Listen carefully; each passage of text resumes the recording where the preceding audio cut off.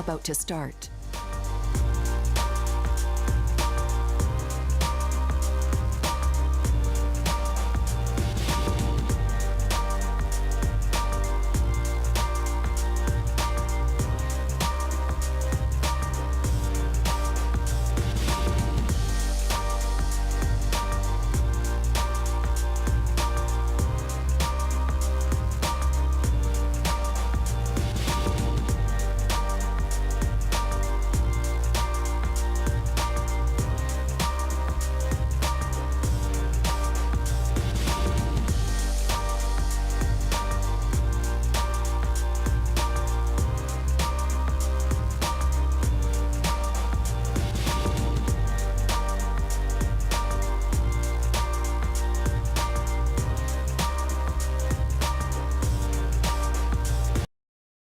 Program about to start.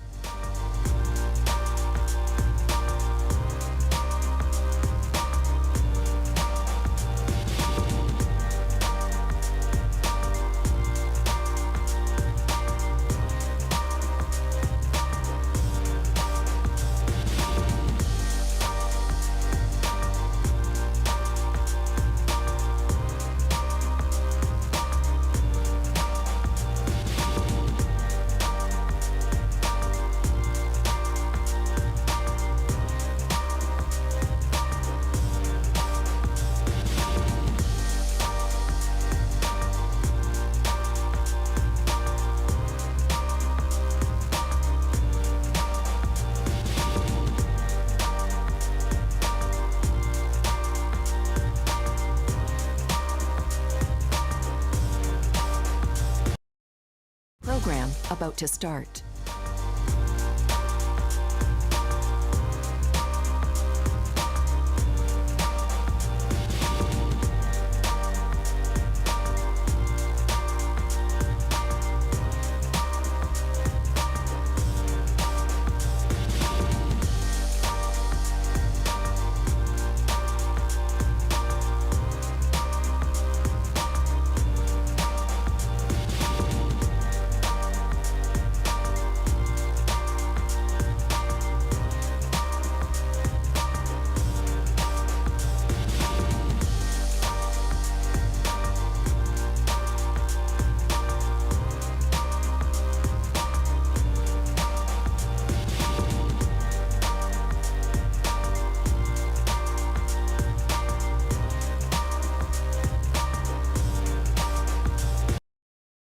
Program about to start.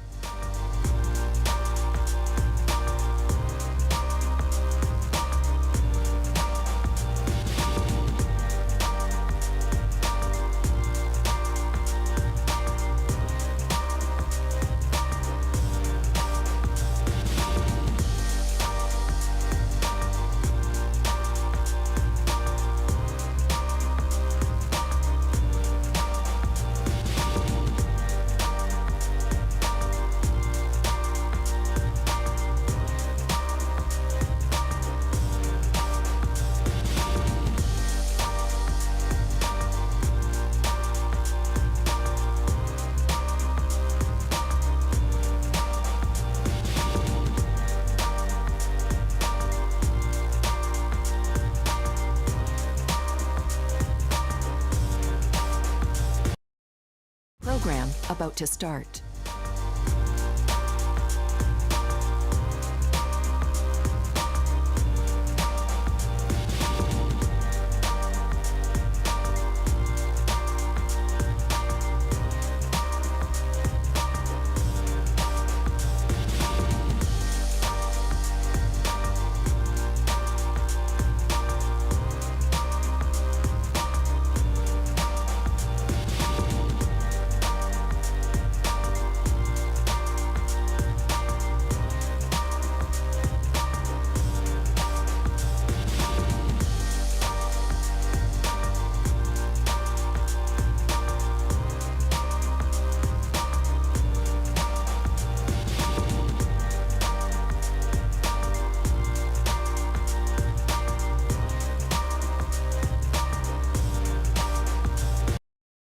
Program about to start.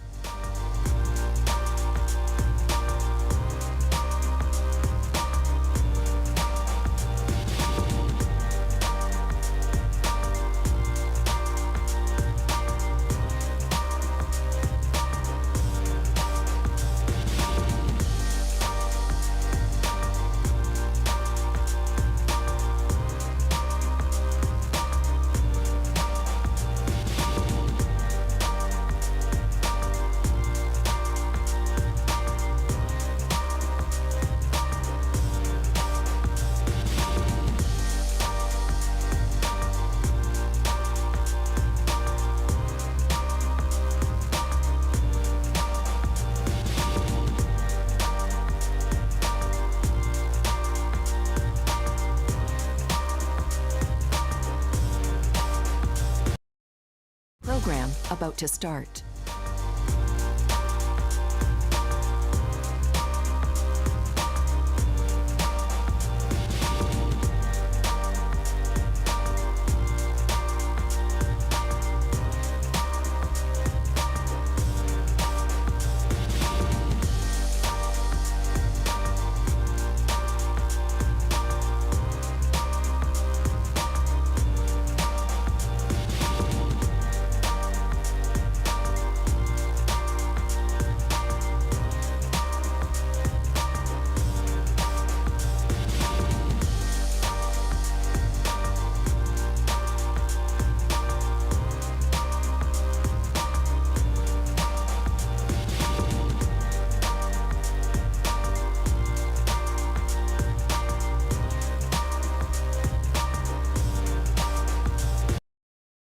Program about to start.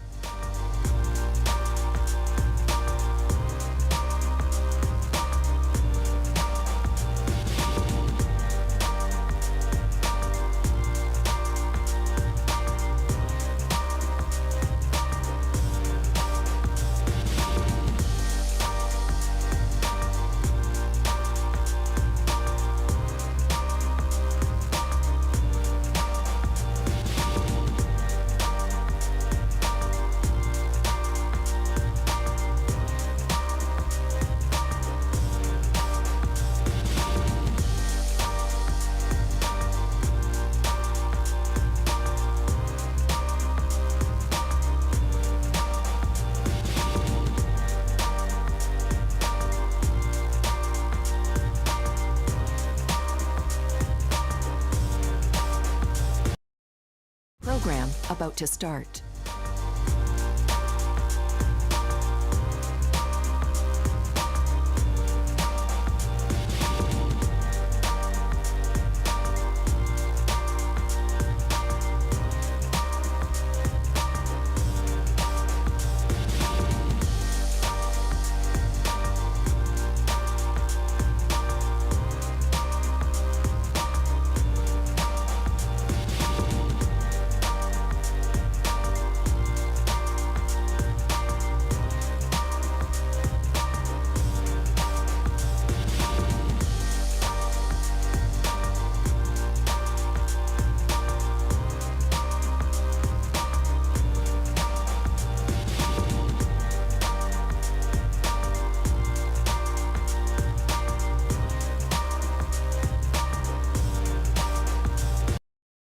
Program about to start.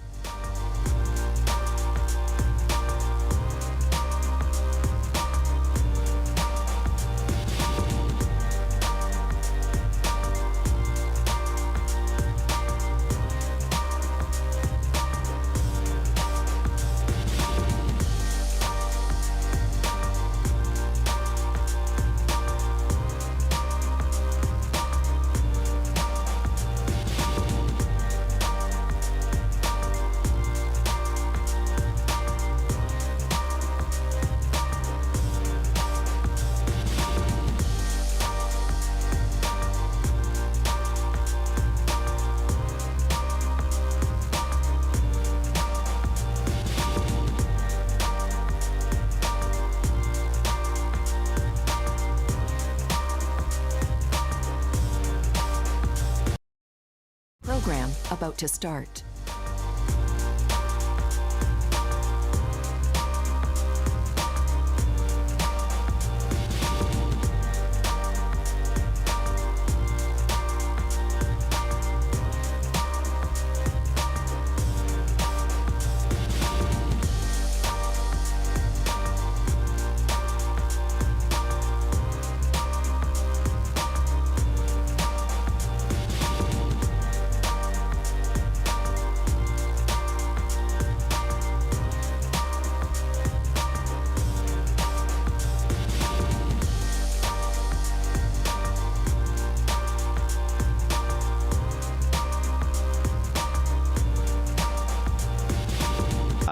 And this is where we made a few differences in the race, where people get dropped, people fade, they go too hard up this tiny little hill, but it's still a hill. And then as we enter back into the finish, you're going to hear the crowd, you're You're going to feel the noise. You're going to see the buildings get taller. And just this turn, this is the big turn. You're turning right, and you're going to see the finish line. It's actually 800 meters, and it's the longest 800 meters. But as soon as you get to this line, you cross, you finish, you see your family, you are now a marathoner. And that's all there is to it. Thank you, Chris. And we were talking about that potential headwind at the moment, and we're checking the forecast right up until we came on air. It's not forecast to be too bad today off the lake. No, it should be good. We always feel like there's a ton of wind, but it really doesn't feel that. It's not going to hold you back too far. And plus the tailwind coming back into the city off the west end, it's gonna bring you up. It's gonna make you feel real good. And then especially coming back in, the buildings block everything. And there's so much crowd support out there, you don't feel anything. But what Reed said, it's advice for every marathoner every time, but it particularly applies here. Save something for the second half, because it is where races are won and lost and where times are won and lost, isn't it? It definitely is. The first half is you're running with the half marathoners as well. So you're going with a stampede, and then they split off, and you've got the second half of the east end. Yeah, it's a little tough. Not as a little more open, and yeah, you've really got to suck it up for that second half. You've raced it. What was that your impression as well? That you've got to hold back. You've got to feel like you're ready to race a half marathon at the halfway point. Oh, I think that's the best strategy with anything, any marathon. You need to start conservative, and it should feel like it's easy in a way, where you feel like, okay, when this is going to get difficult, because when it gets difficult around 33, 35K, and you need to talk to yourself and give you those messages of support in your head. Sometimes you're doing that just to maintain your pace, and that's still good. But any person who starts out trying to run too fast in the first half, usually they're going to pay for it. It's starting to get light outside. There's some key people that we're going to be meeting in a few moments, but we should just take the opportunity to give them not only a name check, but a big thank you, because they are from the title sponsors. Showman Roy, he's a big supporter of the event. TCS has their headquarters barely 200 meters from the start-finish line, so a big local employer and a globally renowned industry. And TCS also sponsor Amsterdam, London, and New York marathons, so they're very big on that app. Mayor Olivia Chow will be one of the other VIPs that we'll hear from, and she, as mayor, partway through her first term, is a big fan of running. She ran the 5K yesterday. She has enabled, through her personal influence, to get the race spread out over 2 days, a festival of running with 5K yesterday, half marathon and marathon today. And we will also be hearing from the shy and retiring figure that is Alan Brooks. The Marathon Bingo has Alan speaking Spanish during this interview, which he inevitably does. There are 600 people that he's got here from Mexico. So he's doing great work twinning this event with Mexico. He, of course, was the man who founded the TCS Toronto Waterfront Marathon all those years ago. And he is a force of nature, and he has done great work for athletics in Canada. Definitely. Alan has been like a father figure to myself, and he just makes everyone feel like $1 million, right? He's just excited for them, and, he can see potential in them and gets them to race at home. And like I said before, he gives so many reasons for Canadians to want to stay here and race when there's other opportunities. But again, I think it's that warm welcome that he is so important to make this race a reason for staying home. The only flaw in his character is he's a Manchester United fan, but nobody's perfect. Okay, I think in a moment we're going to be going down to hear from all three of those individuals. The atmosphere is building down at the start. This is that point of no return moment, isn't it? It seemed like a good idea 6 years ago when you signed up for it, and now it's about to happen. They say the marathon's far away, and it comes real quick. And here you go, guys. This is your time. It's like an exam, a combination of fear, excitement. Be glad to get it all over. Looking forward to doing it. Well, we talked a little bit about the weather. This is probably the best weather forecast that I've encountered in the 7 or 8 years that I've been coming to Toronto. It's very athlete friendly, and it's very spectator friendly. Let's have a look at it. So it feels like 10 degrees now, and so anywhere between 7 and 9 degrees is great racing temperatures. It is going to get warmer later today, but I think that is, mid-afternoon. So most of our races should be in. We're expecting that it's going to be around 14 degrees around 11 to 10:30, 11 o'clock when our top finishers will be coming in. So that is still within the ideal range of temperatures. Wind is right now it's at about 6, and I think at race start it might be about 9 with gusts of 20. And then at again between 10:30 and 11 o'clock, I think we might see that the wind is going to be about 13 with gusts of 27. So during those gusts, if you can tuck behind someone, that will be of an advantage to you. But I wouldn't say that this is significant wind. So it's easy for us to say ideal racing conditions. On paper, it is, and hopefully it proves to be that way. Welcome to the last day of summer. That's what it feels like, doesn't it? It'll be snowing here this time next week. We should enjoy today and make hay. So it's a great forecast. Anybody that has joined us for this year, especially if it's their debut, especially if they're raising money for charity or if they've travelled a long way, they've shaken a 6 because this is as good as it gets for marathon running, especially in this part of the world. Local man. Yeah, it definitely is. I mean, as we say in Toronto, we have 3 seasons, summer, winter, and construction. Right now, actually, we have a very open course. We usually have so many things under construction, just like last year. But it's actually, this is a rare time. And I've been telling a lot of runners, you don't get these streets open to yourself. You get this once a year, and it's sold out in 2 months. Yeah. So this is the hottest ticket, aside from Taylor. You better be out there, otherwise. Taylor who? Taylor, who? I don't know, but yeah, I enjoy. You have to enjoy and appreciate being there because we don't get a city this open like we do today, and you don't get crowd support and people cheering for you and your family. And as when I ran my first one, I thought this was the only one I would ever do. And yeah, to enjoy it. They have to enjoy it.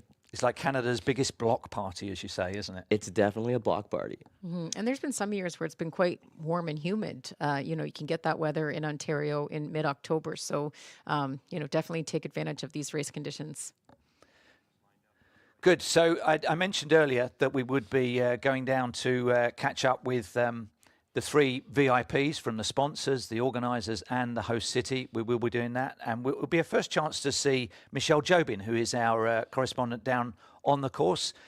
Just mention, because she can't hear me, that she is a 1,500-metre butterfly specialist. Let's go down to the start line where it is now light, meet those VIPs, and let's meet for the first time Michelle Jobin. Hello. This year, a record-sized field. Thank you so much, Jeff. We're live here at the start line. The excitement is definitely starting to build, and we've got some very special people here with us today that can talk about the importance of the race. Of course, we've got Toronto Mayor Olivia Chow. Thank you so much for being here. This has become a total weekend event now with the 5K yesterday. Can you tell us about the importance of a race like this for the city of Toronto? I'm here with my deputy mayor, Mike Cole. He's going to do the whole thing. 30,000 people from 70 countries raising $3 million for 150 charities. I know it's a lot of numbers, but what it is running makes you feel good, and you're also donating money, and it's a sense of community. And we ordered the perfect weather to welcome them. And I think this is the power of working together with Alan, Deputy Cole, Mayor Cole, and it's just phenomenal. I saw 5 World Guinness record breakers holder here. So we're always here in Toronto. It's very exciting. Toronto is definitely showing off for the world today with this event. Alan, can we talk a little bit about the legacy? It's 30 years now. Alan Brooks, of course, race director and, of course, president of Canada Running Series. Can we talk about the legacy of the race with 35 years, 30,000 people here for the race? Talk about it. It's enormous, and thanks to the partnership with the city, the agencies, today we have 3,000 volunteers, 600 area managers, and it really seems like we've arrived this year with the complete weekend, with the 5K yesterday, and runners here from 70 countries. When we started, it was very different. Can you imagine? There was no internet. People used to fax in their entries with a credit card number on it that we couldn't read. And now I think there were 4,000 people the first year.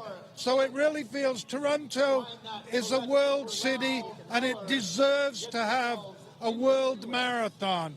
And thanks to partners like TCS, the city, I think we've really arrived this year. So the show is about to begin. Good luck to everybody, and show us your stuff. Today, thanks to the mayor and the deputy mayor, today the city is yours. Congratulations, you must be very proud. Deputy Mayor, it's an exciting day for the city of Toronto, right? Well, yeah, it's part of Toronto's theme, the world in a city. Now we've got people from 70 countries helping our restaurant industry, our hotel industry, our taxi industry. It's an economic boost, one of the biggest in Toronto, the marathon. So we welcome everybody from 70 countries. Enjoy our diverse and welcoming city. We certainly are. Well, it's an exciting start. We're getting ready to go. Thank you all for being here this morning. I'm going to send it back inside to the studio. Thank you very much, Michelle. Can you feel the energy off those people? It takes a lot to get a marathon off the ground and build it to this level. You can see with Alan, the energy is still there, and with Mayor Chow, there's a lot of support, and she gets running and what it does for the community and people's health and everything else. Definitely. And there's so much that we don't see, right? When we run, we expect everything to work right. And the number of volunteers, what he said, 3,600 area managers, and it's beyond what I can kind of comprehend in terms of what goes into the logistics of putting on an event this large. So when everything falls into place, that's exciting, right? And when you ask how things are going, they don't want to jinx it by saying everything's good, because as soon as they say that something will go bad. So it's really exciting to see. Alan, always exciting. Yeah, he's always got a lot of energy. You didn't speak Spanish there. That may be still yet. to come. So we are going to meet somebody else down on the start. It's not the last time we're going to see him, because we're going to be following around his journey. He's got a gimbal and a camera. It's hello on the start line to Bernard Abarcaz. Hello. Good morning. How are things looking down there on the start, Bernard? Tell us your plans. It's a little bit frantic here right now at the start, but the excitement is amazing. I'm just trying to give you a view. I'm on a university. It's a beautiful morning. The temperature is amazing. Everyone's just running around. I'm hoping to dodge all these people, but it's exciting. So what do you do next? Where do you have to go? What time do you have to get in position on the start? And have you got a specific allocated time slot that you're going for? I'm in the corral with all the people. I'm going to find myself the pace bunny for the 4 hour and just wait for just running with everyone and hopefully... How's it going, pal? Ready? Just make it with all these people. Okay, well, we wish you luck. We'll be checking in with you now and again throughout the race. Enjoy being down where the shoes are flying and the elbows are rubbing. Good luck, Bernard. Do you feel proud as a local? Do you feel proud of the way the whole world has descended on your city? 70 different countries? It's the best. This is our city. Sorry, Vancouver. Sorry, Montreal. But this is where you make your mark. And our city is awesome. It's going to be great. Like, having Bernard out there. Everybody knows who Bernard is in the city, if you don't know me already. And yeah, he's going to do great. He's going to have fun. You're going to see a lot of people surround Bernard and try to get on camera.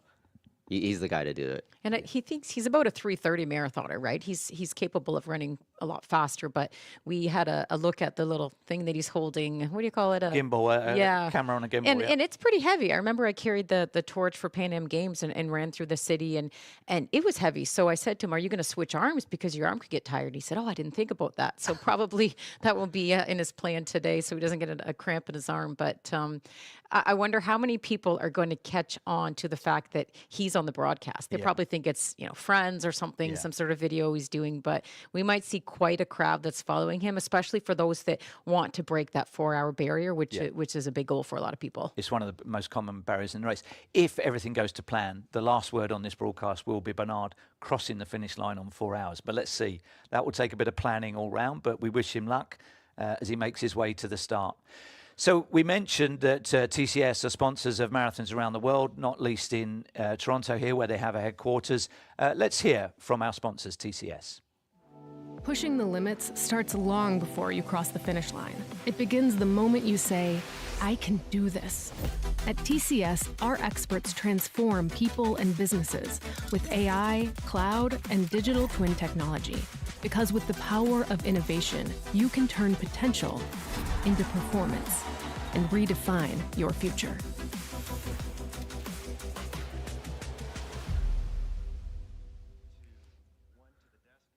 So you're into the last 15 minutes before a major marathon. What would you be doing now? Trying to stay calm. Yeah, a little drink of water, just stay relaxed. Try not to think about a whole lot. And just, yeah, remember your goals and your reason for being there. And, you know, everyone says you have to have fun, and that will help you relax when you can keep that at the, you know, the front of your mind.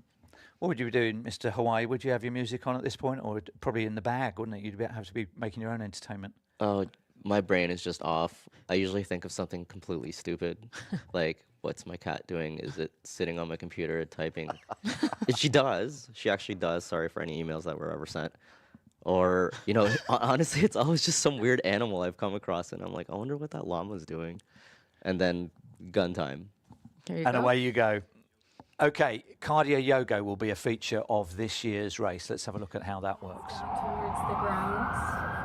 Sit that foot back. 3 vinyasa.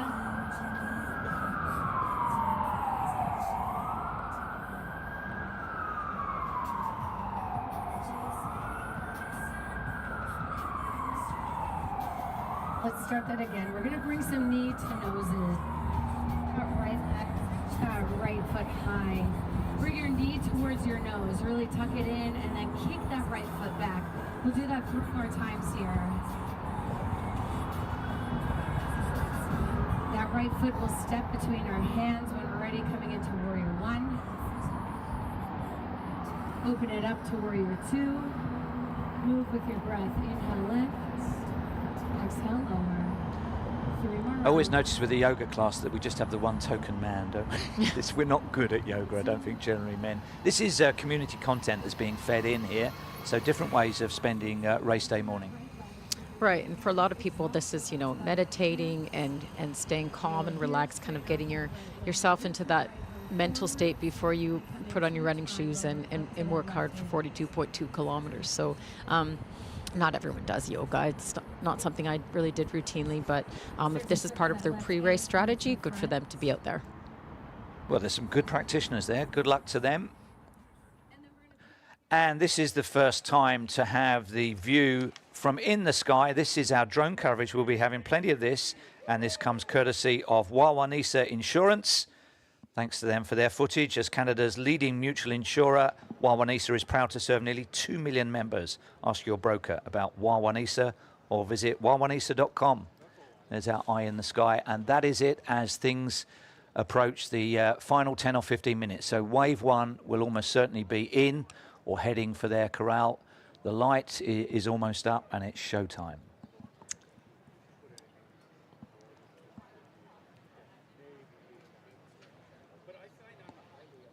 So the numbers across the weekend, 30,000 runners. This is live down at the start. You can see it's still, the sun's still not completely up. It doesn't feel or look like 19, 20 degrees, but it rises very quickly here, doesn't it?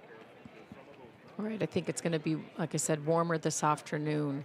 And with the 5K race being yesterday, it certainly set the tone of a race weekend feel, which Ottawa Race Weekend, they do the same thing. They've done that for quite a while, where they have multiple races on the weekend. So you can go as a family, you know, you're there for a couple nights in a hotel and it's fun, and you've got different family members doing different distances. And so I think that was what was pretty exciting about yesterday's event. Yeah, I think Alan remains ambitious. I mean, he's still heavily involved on the day-to-day operational stuff, but also the vision for the sport. And he travels around the world. He sees expos in London and New York, so he has an expo. He sees opening ceremonies. He sees welcome events. He sees supporting 5Ks for communities. And Toronto is in that bracket, so he wants Toronto to well and truly punch its weight. We're just having a look there at the wheelchair racers going out onto their start assembly area. It features Josh Cassidy, who has done great things over the last 4 or 5 years to pioneer this course as an inclusive exercise for wheelchair racers.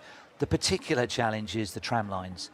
So those carbon fibre front wheels on the three-wheel racers has an issue with the tram lines, so they're just sort of still exploring that as a safety method, and it feels to me like there's more tram lines appearing in Toronto's downtown areas.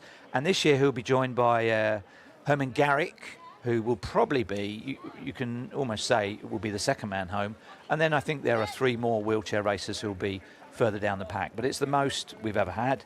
It's 5, it's inclusive, and Josh Cassidy's course record is 1:37.36. He says he's going to have a crack at that. Right, and he had the world's fastest time from the Boston Marathon. I think that was for about 5 years, so that's really a special accolade.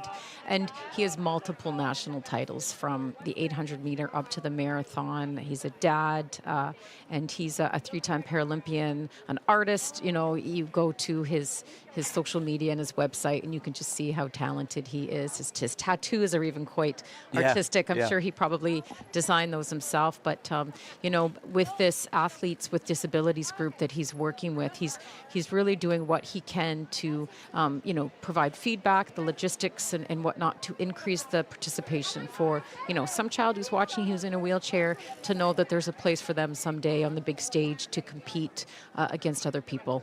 Well, we're right in the heart of wheelchair marathon racing season. He's done 5 in 7 weeks, and they've been in places like Sydney, where he's a former champion.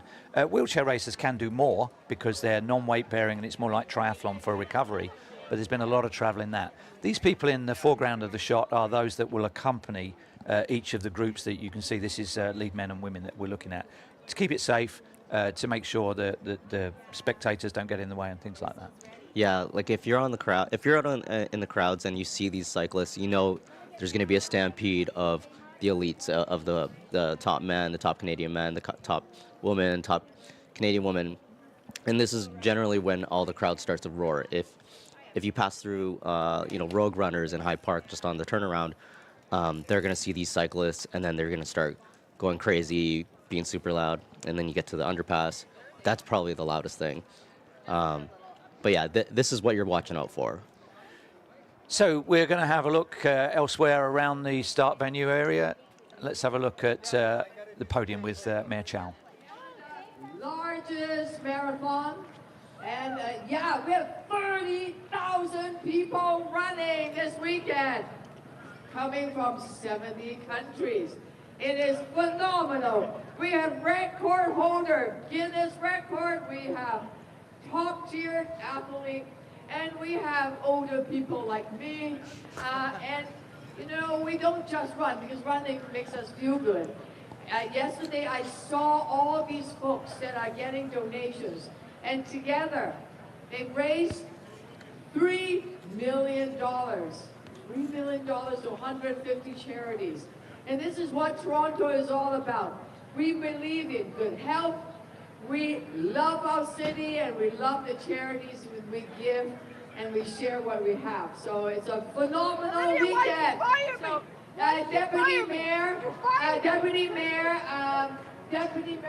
Cole is the runner for many, many years, and say a few words about the economic benefits this is bringing to the city. Yes, this is a great boost to the restaurant industry, the hotels, the taxi cab. We welcome you to Toronto. I know there's people from 70 countries enjoying this city that we call the world in the city. The world in the city. So welcome, and thank God for the donations to our local charities. Over 150 charities benefit, you know, from the food bank to the CAMH. All the donations go to our local charities. Thank you so much, and welcome to the world in the city. Yes, and thank you for TCS in sponsoring this phenomenal race, marathon, running series, and thank you to Alan Brooks, Kevin, and all the 3,000 volunteers that's helping them out, okay? Let's give the volunteers and their organizer a big round of applause, everyone. Yeah. Thank you. Thank you so much, Mayor Olivia Chow, and Deputy Mayor and Councillor of Ward 8, Mike Hawley, who is running our half marathon here today. So thank you so much. I also would like to recognize Peter Fonseca, the MP from Mississauga East, Cooksville, who is supposed to be kicking around here at some point anyway. I would like to now introduce you all to a gentleman.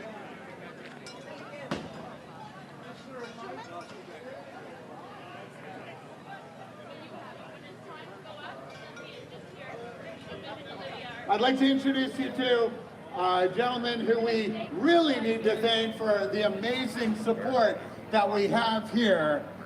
This is Mr. Showman Roy from TCS. Good morning, everyone, and thank you for being here for this incredible event for Toronto.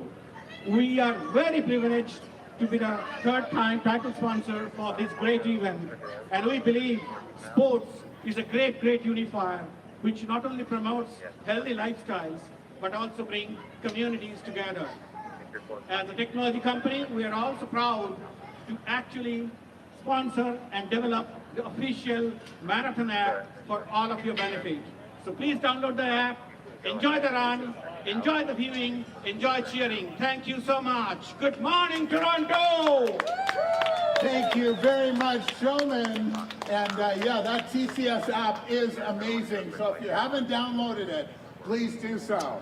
All right, I now get to introduce a gentleman. I love introducing this guy. We get to thank him for the amazing running, racing, and community that we have here in Toronto. He has just single-handedly, it seems, with an amazing team behind him, created this amazing event that we have here and the Canada Running Series. Ladies and gentlemen, please put your hands together for our race director, Alan Brooks. Wow, thank you, Kevin. Good morning, everybody. Buenos dias. Welcome to Toronto. From all across the country, all around the world, wherever you're from, thank you for coming, sharing this amazing, record-setting, historic weekend. The first time we've had the 5K on the Saturday, and of course, the stage is yours today in the half and the full marathon. Enjoy every moment. Thank you for bringing your passion, your determination, your dedication, and a special shout out to all our charity runners who'll be raising $3 million this weekend that will go into every corner of our city and help us have a better city. As our mission says, building community through running. You are the show. You are the people that make it happen. Muchísimas gracias a todos. Mucho éxito esta mañana, mis amigos mexicanos. All right, thank you so much, Alan Brooks. Good grief, pulls out the Spanish on us just to make us announcers look bad. All right, ladies and gentlemen, now to sing the Canadian National Anthem, I would like to introduce Sean Brady. Oh, Canada, our home, our native land, true patriot love in all of us command. With glowing hearts we see the rise, the true north strong and free. From far and wide, oh Canada, we stand on guard for thee. God keep our land glorious and free. Oh Canada, we stand on guard for thee. Oh Canada, we stand on on God for thee. Are you kidding me? Unreal, Sean Brady. Thank you so much. All right, well, we are now. You can't. Can you have Just to be in a seconds pen away though. from You can't. setting I know, but off I'm being our told to be wheelchair That's fine, but you have to be in the front of the fence. I'll correct you. I'll move you. Where can I be? Setting off in 5, Tuck in so you're. 3, 2, 1, and there they go. So the wheelchair races are underway. Josh Cassidy goes to the front immediately, followed by Herman Garich. And these others, including one in the handbike, one in the day chair, will be a little bit further behind. But Cassidy looking to improve potentially, and he went out with intent there on his course record of 1:37.36. He turns 40 next month, but that's not really an issue in marathon racing, is it? He was saying that he did an upper body workout, I think, earlier this week, which isn't something that you would typically do race week. But like you said, with him doing 5 marathons in 7 weeks, he still has to maintain that strength. So hopefully there's no fatigue at his arms today. And I think he was just going to go by feel in terms of what was going to be his goals today. I think that at one point he was talking about this perhaps being a workout, just kind of doing it in intervals, because I think is New York City next. That's his next race, and he just did Chicago. So first weekend in November, so he's got a 2-week break off the back of this. He's won 31 national titles for Canada, Josh Cassidy, and really concerned to give back to the next generation, make wheelchair as accessible for those coming through as it has been for him. So we're just catching up with them in the early stages of this course, and we are now a minute and a half away from race start time for the 8,000 running the full marathon and the, 15,000 doing the half marathon. They'll be together for the first half of the race, and then, as Chris mentioned on the course graphic, the half marathoners peel off to finish back roughly where we are now, and the marathoners go out for that eastern part of the course. Yeah, like right here, there's an uphill. I don't know if you can see that, but as Josh was going up, he's going uphill into Queen's Park, and then you can actually coast into Bathurst. So the start is actually kind of hard. It's not easy, and Josh was alone. At least when you're running with the marathon, you've got a stampede of people to chase. There's a bit of an adrenaline thing goes on as well, though, isn't there, in the opening stages, especially if you've been waiting for a few minutes. Yeah, it's exciting. It's definitely exciting. yeah, and usually in the first 5 kilometers, you want to kind of stay controlled so that you don't run too fast, but that's sometimes easier said than done. Well, we were in the technical meeting yesterday where Natasha Wodak said, which side are the women going to stand? And Reed said, which side would you like to stand? And it's on the left as we look at it, at the right as they see it. We're into the final 30-second countdown. This is a record-breaking year for the TCS Toronto Waterfront Marathon. Huge field. It'll be the elite side that we'll be concentrating on, but hopefully at the end of the transmission we'll keep a picture going on the finish line, and you'll be able to see whoever you're looking out for. Final 10 seconds to race start. And welcome if you're watching on the World Athletics Inside Track feed as well. First time for that, for this event.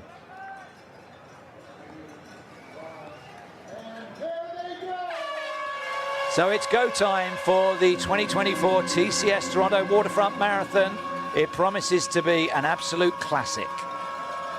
And back to your comment about the women starting on one side, Natasha's point was safety for the women because, they're smaller than a lot of these men, and you've got some 6-foot guy who's doing a half marathon, you can easily get trampled. And she was mentioning that one of her athletes last year, that happened to her, where you can just trip up at the start line, and you want to make sure that you have a safe start. I've told the story before about Dylan Wykes. He was tripped up at the start of the Rotterdam Marathon, which is where he got his Olympic standards. So he was okay, but I remember hopping over him, and tall guy, long arms and legs, but he was okay, just a few scratches. So the runners will be coming through this start area for the next 10, 15, 20 minutes or so in waves. The waves according to the back colour of their bibs on their front. And of course the way that chip timing works, I can see a little restriction back off the start. It means that as runners come across the start line, they fan out. You can see it from that aerial shot there. There's a deliberate restriction created. It's fluid dynamics. It means they cross the start line running, and their net time activates when their sensors cross the start line and when they cross the finish.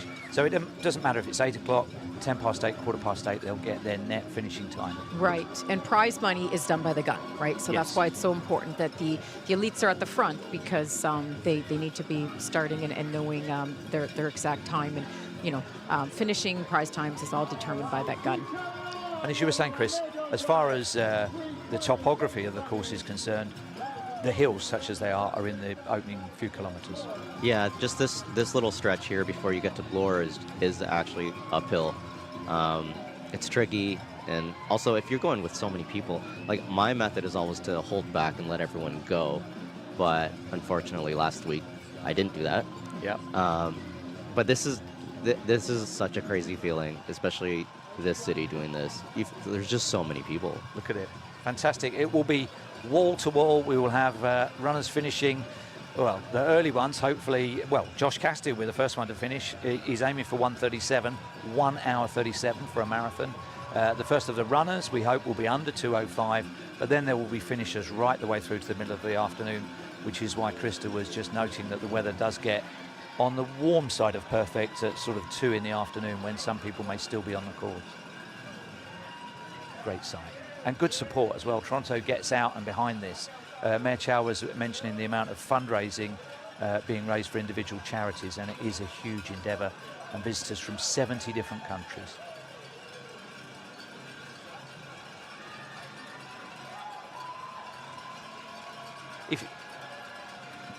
Well, let's check in with what's going on. We'll start with the international men. Their pacemaker is responsible for taking them through at around about 2:05. just on 2:05 pace. There's money at stake there, and the pacemaker, well, they're all strung out in single file at the moment. That's never a particularly good sign early on.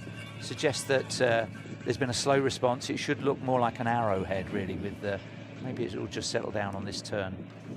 Yeah, sometimes you need to make sure that you identify the right person that's going to be running the pace that you want, but that's the reason for the technical meeting yesterday that Reed led, and he's done a lot of work to organize the pacing. So you need to keep your eye on that person that you want to run with, and sometimes that just gives you that rhythm that you need. And back to the bikes we were talking about, sometimes when your pacer is finished their distance, so the pacers are in their contract, they're paid for a certain distance, and then they drop off the course and finish. So sometimes you're on your own, but when you have that lead person on the bike, that person could almost act like a pacer, which you kind of keep your eye on them when you're running. I've called 2 marathons where the pacer stayed in and won. Right, but specifically they said at the meeting yesterday that they are not allowed to finish. So I think they've been clear about that. And this is a race where some international runners, this is where they're starting to find their way, where they start with pacing, and then they're the ones that are being paced the next year. And we've seen other athletes who've gone on to the world stage and been top in the world from this event. Let's see the Canadian men's situation at this early stage. That's the imagery, and everybody's there. I'm just looking back. We've got Justin Kent, the tall guy there with the blue top. We've talked about him. Ran really well at the World Championships in 2023 with his friend and teammate Ben Preisner. They were, I think, in about 30th place and just ran conservatively and just started to kind of pick people off at the end who were getting affected by the heat. So he's up there, and I think we're going to see a great race from him. His wife ran yesterday, and they have a baby who's to turn 5 months. I think it's tomorrow. So a new dad, but I think I was talking to Ben about how his training has gone, and he said it's gone well. I think they're pretty relaxed parents and just kind of go with the flow, and definitely exciting for him to be running to that finish line to see his wife and baby. And I should mention his wife is an Olympian in the 800 meter, Lindsay Butterworth, who did the 5K yesterday, and it went quite well. This is the secondary pacemaker. This is Felix Koech taking these men through what should be 3:05 per kilometre, and that would give a net time of 2:10. And almost all of the Canadian men, whether they're debutants or experienced athletes, were talking about 2:10 as being the challenge of the day. And let's have a quick look at the wheelchair. Josh Cassidy, way clear. Still early days, but remember, he'll go round the course in just over 90 minutes. So we'll keep checking in at this early stage, and we'll go next to the international women's lineup. And they've got, not surprisingly, a few male runners who aren't designated pacemakers running, pretending to be helping them, but actually trying to get on the camera. Yeah, that's always a tricky one because, I guess there can be some advantage to running in a group and maintaining that pace. But the key is when these half marathoners are running with the lead international women is they need to know when to step away. When it comes to the aid stations, you shouldn't be blocking an athlete from getting their bottle. Yeah. And as for the camera, well, I guess that can happen in any race where you find your opportunity to be on the screen. But, if their fitness is where it's to be with these lead women, they, have a right to be there. But again, I think they just need to know their place and when they need to step aside. Men know your place. Well, this is the women's A group pacers. They're aiming for 2:21. That's 3 minutes 21 per kilometre. And it's Sostan Kipchirchir, just on the right-hand edge of the shot there in the white singlet and the white shoes. He's the pacemaker, you can tell because he's looking at his watch already. Right, the last group we haven't checked in with is the Canadian women. Let's go to them and see how that is shaping up. So we've got a pretty big group of guys. Well, there's Leslie Sexton in there. And that's Rachel Hanna at the back in the black. Emery Colbon that we see.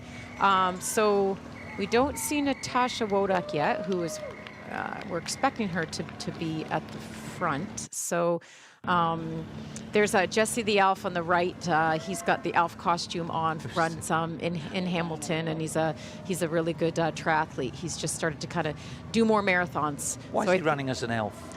He's actually got a Christmas tattoo on his chest. That's his legal name, and he's just a unique character, really nice guy. Wow. And very, very talented athlete. Several years ago, he's from Brantford, my city where I live. Yeah. We used to do some workouts together. So he was in high school, and he would skip class and come out to the track and work out with me. But identifies as an elf. That's his legal name. Right. So where is Natasha Wodak? Is she ahead of the camera here? Is she tucked away in that group?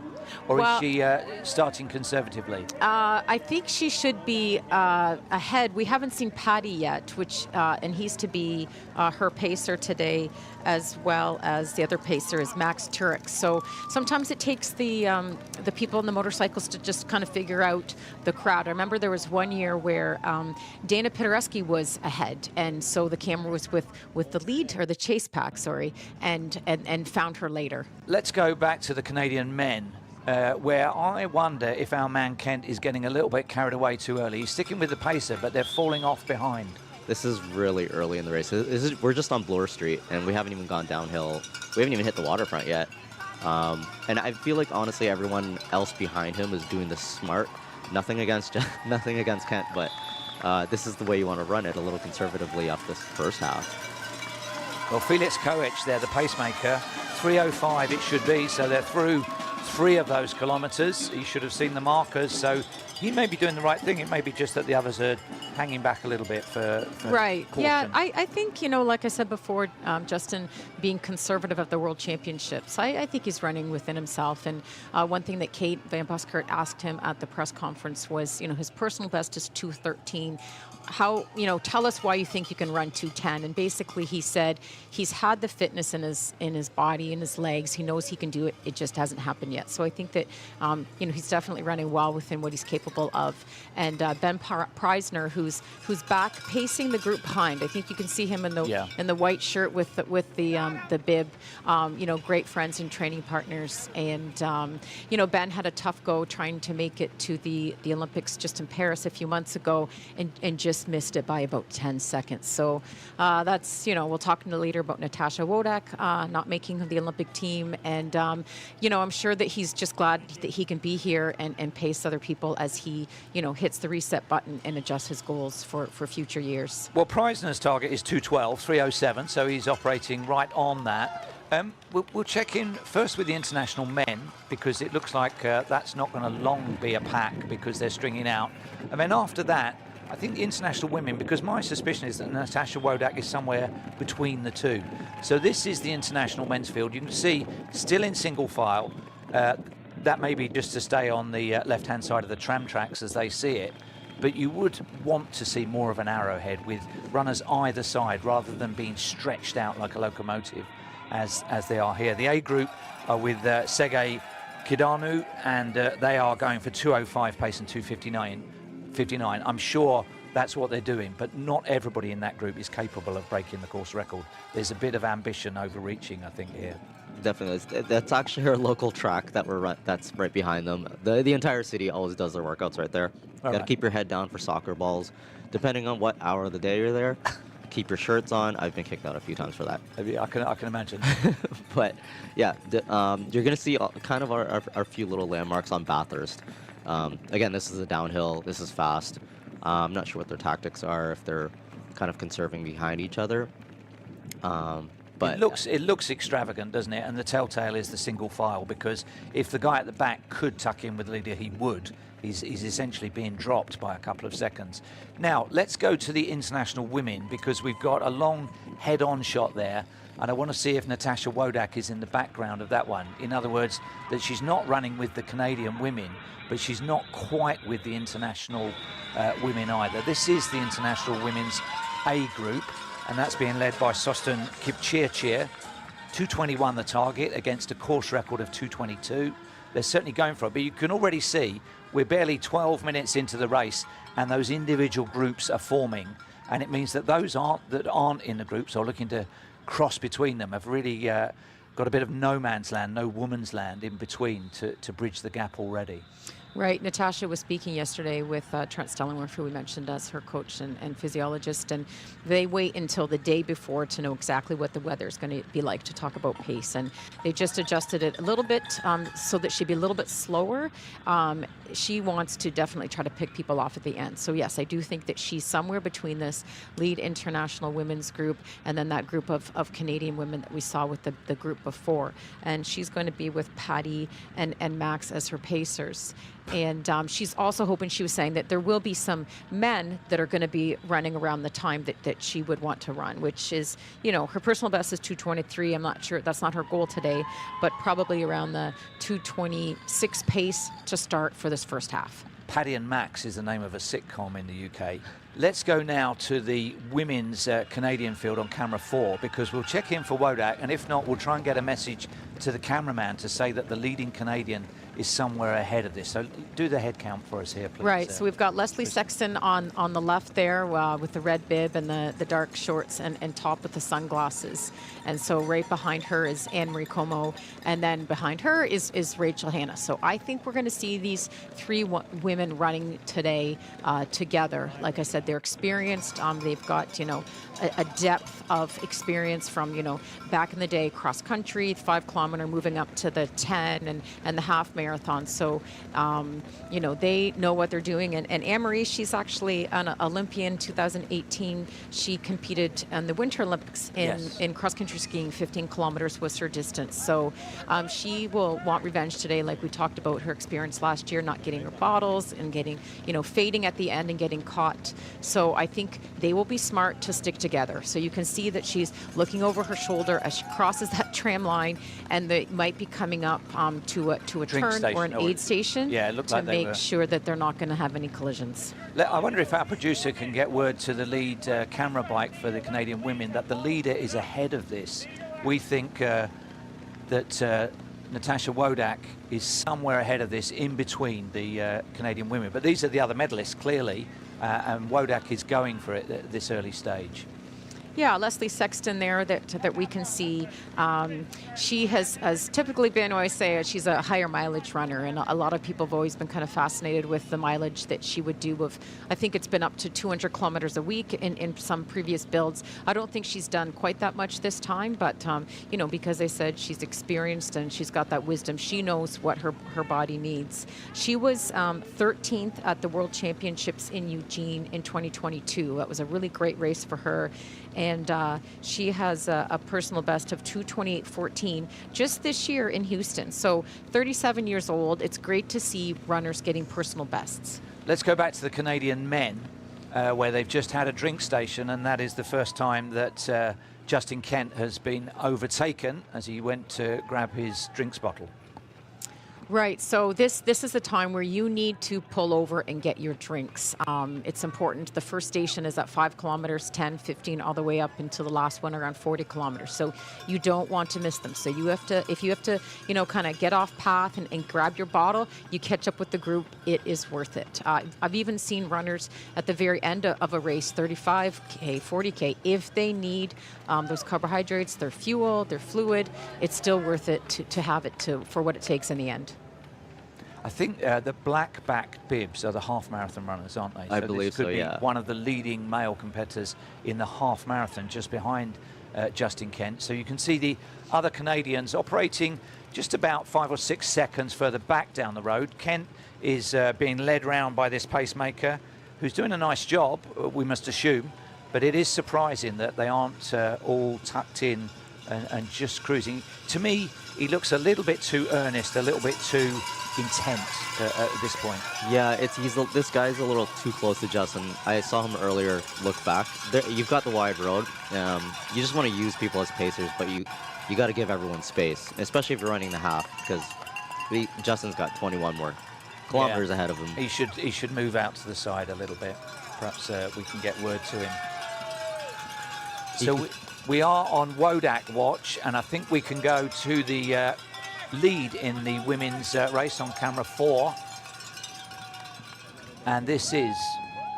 That's not that's a half marathon runner. That's a half marathon. That's a half marathon runner. Natasha does have long blonde hair, but we will find her at some point. It's a tough job to be on the motorcycle and to be out there. We came here yesterday for the rehearsal and the logistics that goes behind a race. I can't imagine. But let's see if her bottle has gone on the left-hand side. If it has, it means that Wodak is further on still than this. Well, Wawanisa are one of our sponsors here and supporting the drone coverage that we're going to be getting. Let's hear from them.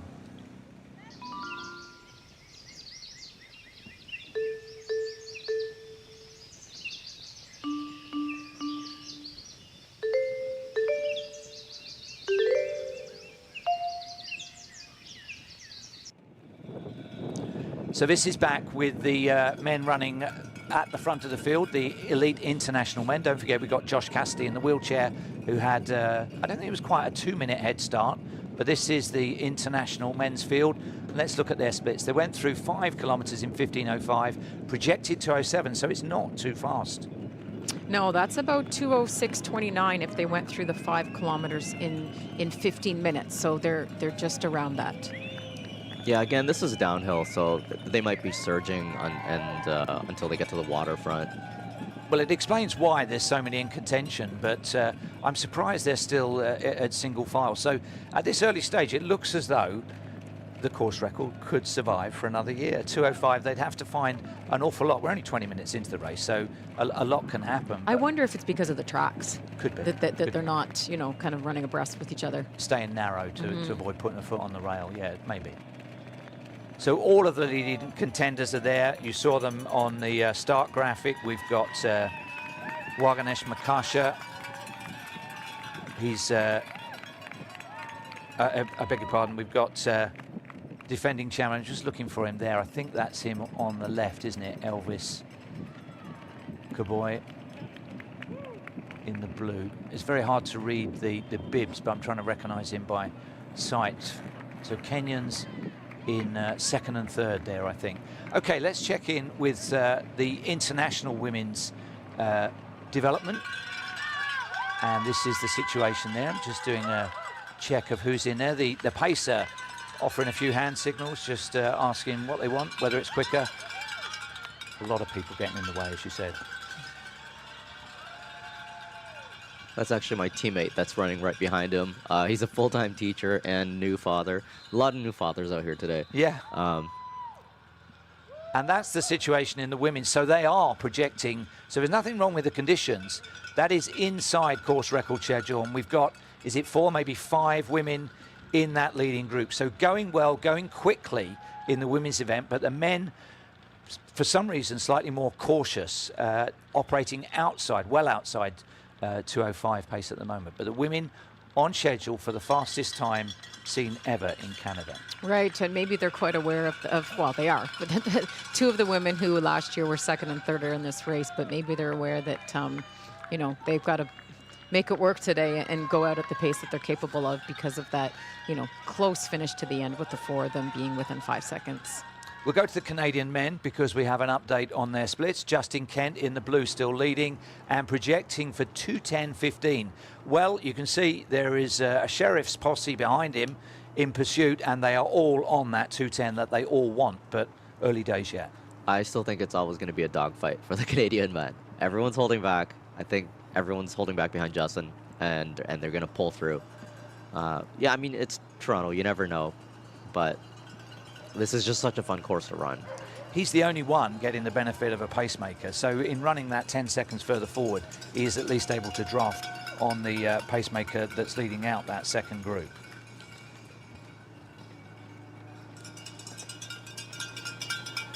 This is actually one of our busiest intersections. And like I said, for people that live here or come visit, you have to enjoy being here because you never get a chance like this.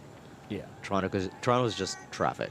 It's a city on the move, isn't it? I mean, I'm here once a year, and every year I notice something different. And it's not just expanding horizontally, it's expanding vertically as well. It's exciting. It is a expensive city because of that. But it definitely changes year on year, and that must be very difficult for using highways. Yeah, especially this area. This is the Fort York, Liberty Village area. Everything's like, you know, when family comes to visit, they don't even notice it because so many buildings keep coming up. Yeah. So we're approaching Coronation Park. This is kind of the central for the West Enders. You see every runner out here. And now you're going to see all the running crews and everyone cheering. Let's go to the Canadian women's lead group. I wonder if we've caught Natasha Wodak yet. I'm not sure we have. So this may be the group that are in second, third, and fourth position. What have we got there, Kristen? There's Natasha. There okay, she is. we found her. Found her. Well done. Good work. She's right behind Patty Birch, who's in the bright yellow, and she's behind him with the yellow on her top. So there she is, and Patty's just a wonderful person. He just had a baby, he and his wife, a few weeks ago, so he hasn't had much sleep, and he's going to try to go as far as he can with her today, as well as the pacer with the Max Turek. So we have. Is that a half marathon runner with the black back bib? Yeah, with the sunglasses on. So that may be the leader in the women's half marathon, and Wodak there on schedule for 2:25. If she could win this in 2:25, she would be in good shape for World Championship selection almost immediately. Right. I think that she was planning to go out at about 2:25, 2:26 pace. So she's right within that. And Patty's just the most encouraging. And I know she was talking to Max at dinner last night, kind of asking him, how far are you able to go? And then we had this interesting conversation. I said, well, pay him. Like, and you know, these are personal choices for her, but you know, the race hires the pacers. They have an agreement for how far they're going to run and what pace and what amount, but she could pay him privately a certain amount. I said, well, if he can move you up one spot in the prize money from, I don't know, 5th to 4th, you know, that's something to think about. So it was just a funny conversation we had. Steve Wheeler, who's Leslie Sexton's partner, he kind of came up with a dollar figure, which I agreed with. So we'll have to ask them after if there was any discussion. But, you know, if you have a pacer that can take you right until that finish line, that is a huge advantage. And she did have that when she set the Canadian record in Berlin of 2:23 2 years ago. Well, on your commentator sweepstake, two of us had Natasha Wodak winning the Canadian title. It looks, when you look at it, given that there are such big gaps in the race, this looks like Lady Gaga arriving at a concert with a security detail, doesn't it? All these big men around her. We have the leading woman, who unfortunately we can't read her bib at this range, but going well, presumably on 72-minute pace in the women's half marathon. But Wodak, in between the international women and the Canadian women. Let's go to the international women and see how that race is progressing. Well, we've got a bit of interference on that. I'm just seeing which we've got best shots of at the moment. And that is the international women in that group in vision now. And we're down to, just trying to count, four in there now.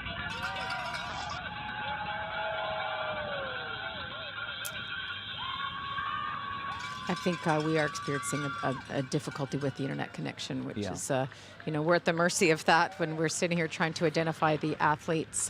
Let's see who we've got in there. That looks like, I think, Rosa de Regi.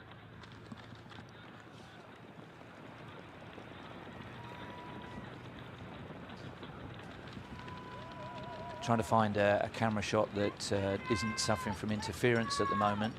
Let's just see if we can pick out, I think 3 Ethiopian women in there I can see, but there could be a 4th. We're on 26 minutes into the race.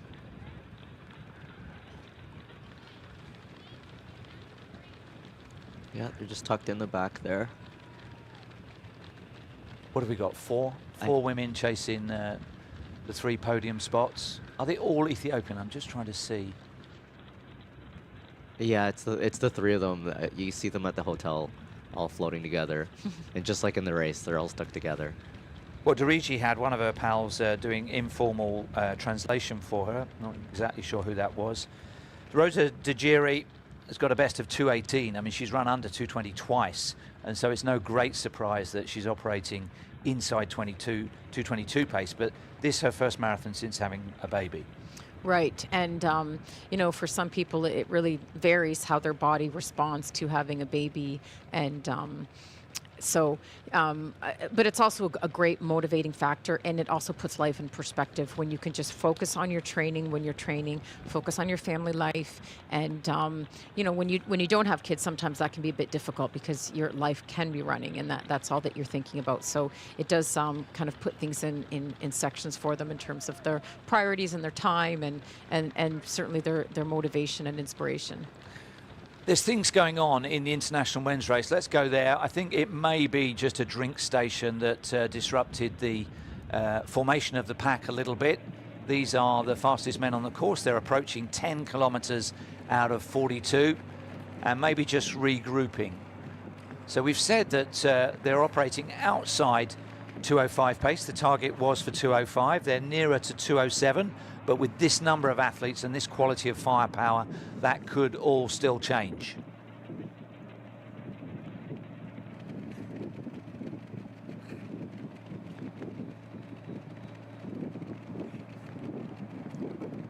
So there they are with the sun. We're now up to about, I guess, what are we on, 14 degrees, 15 degrees now? As we approach, the real time here is 8:30. It's about 8 degrees. 8, so it does climb steeply from here towards lunchtime. So getting nice bright sunshine, not that hot yet. They will all take on board fluids as a matter of course, because that's part of the energy release process, not just for thirst and for heat. Yeah, the weird thing about our waterfront is if the sun's out, it just feels a little hotter.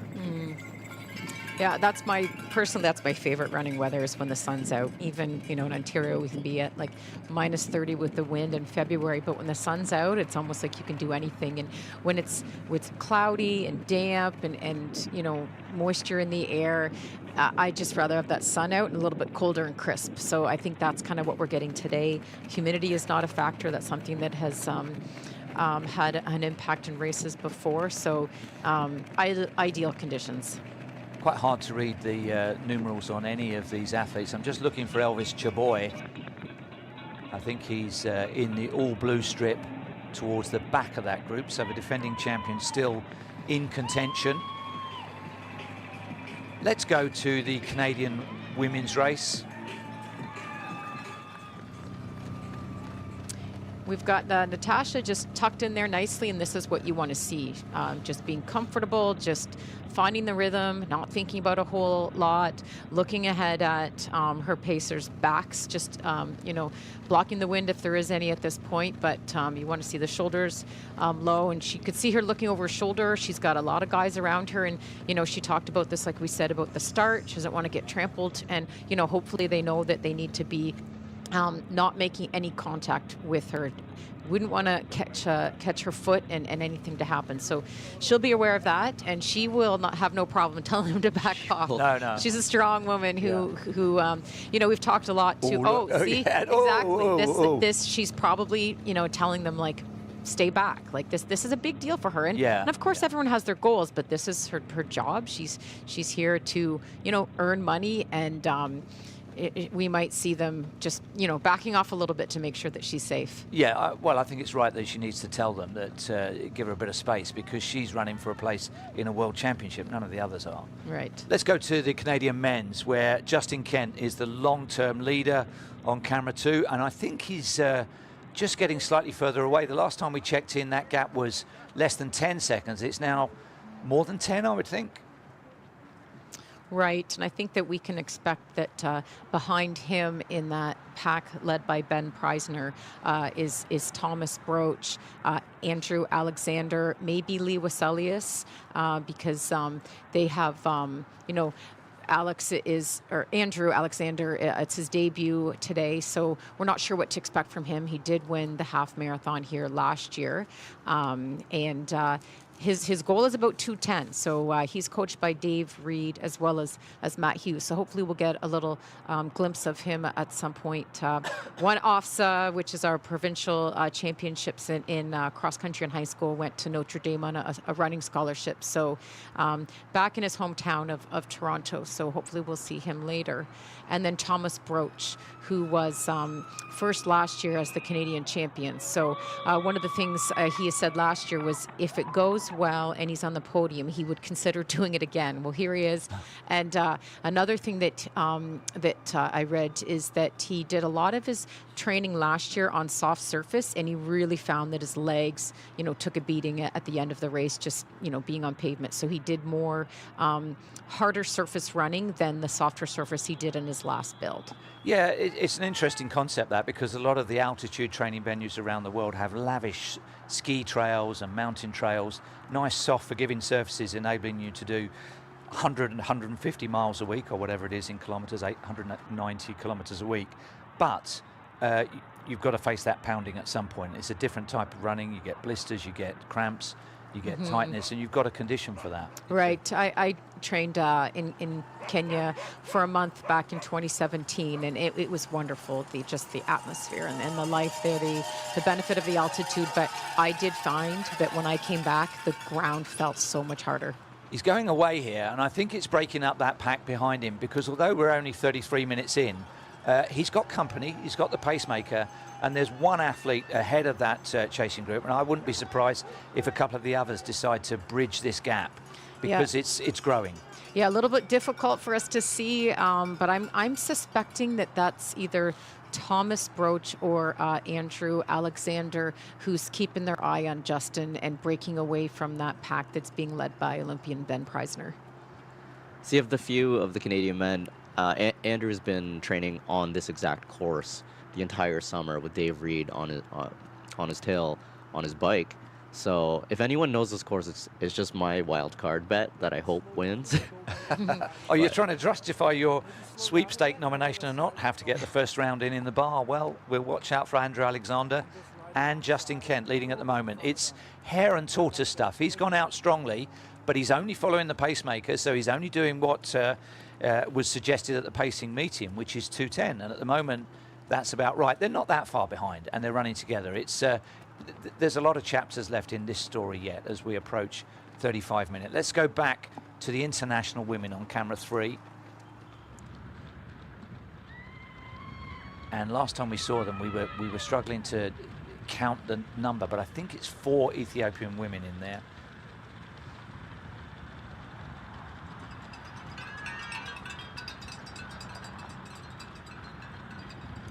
Yes, there's the 3 women in the middle, and then we can see one on the far left behind the man in the yellow top. So it's likely to be, and we don't know them all by sight, but Jiri is a taller figure. I think that may be her right in the center in the black singlet, just looking at her watch. In fact, at the back of that group is Rosa Dejire, but also in there is Waganesh Makasha, who's run 2:22:45, Meseret Gebre, a 2:23 runner, and a Firik Godfrey.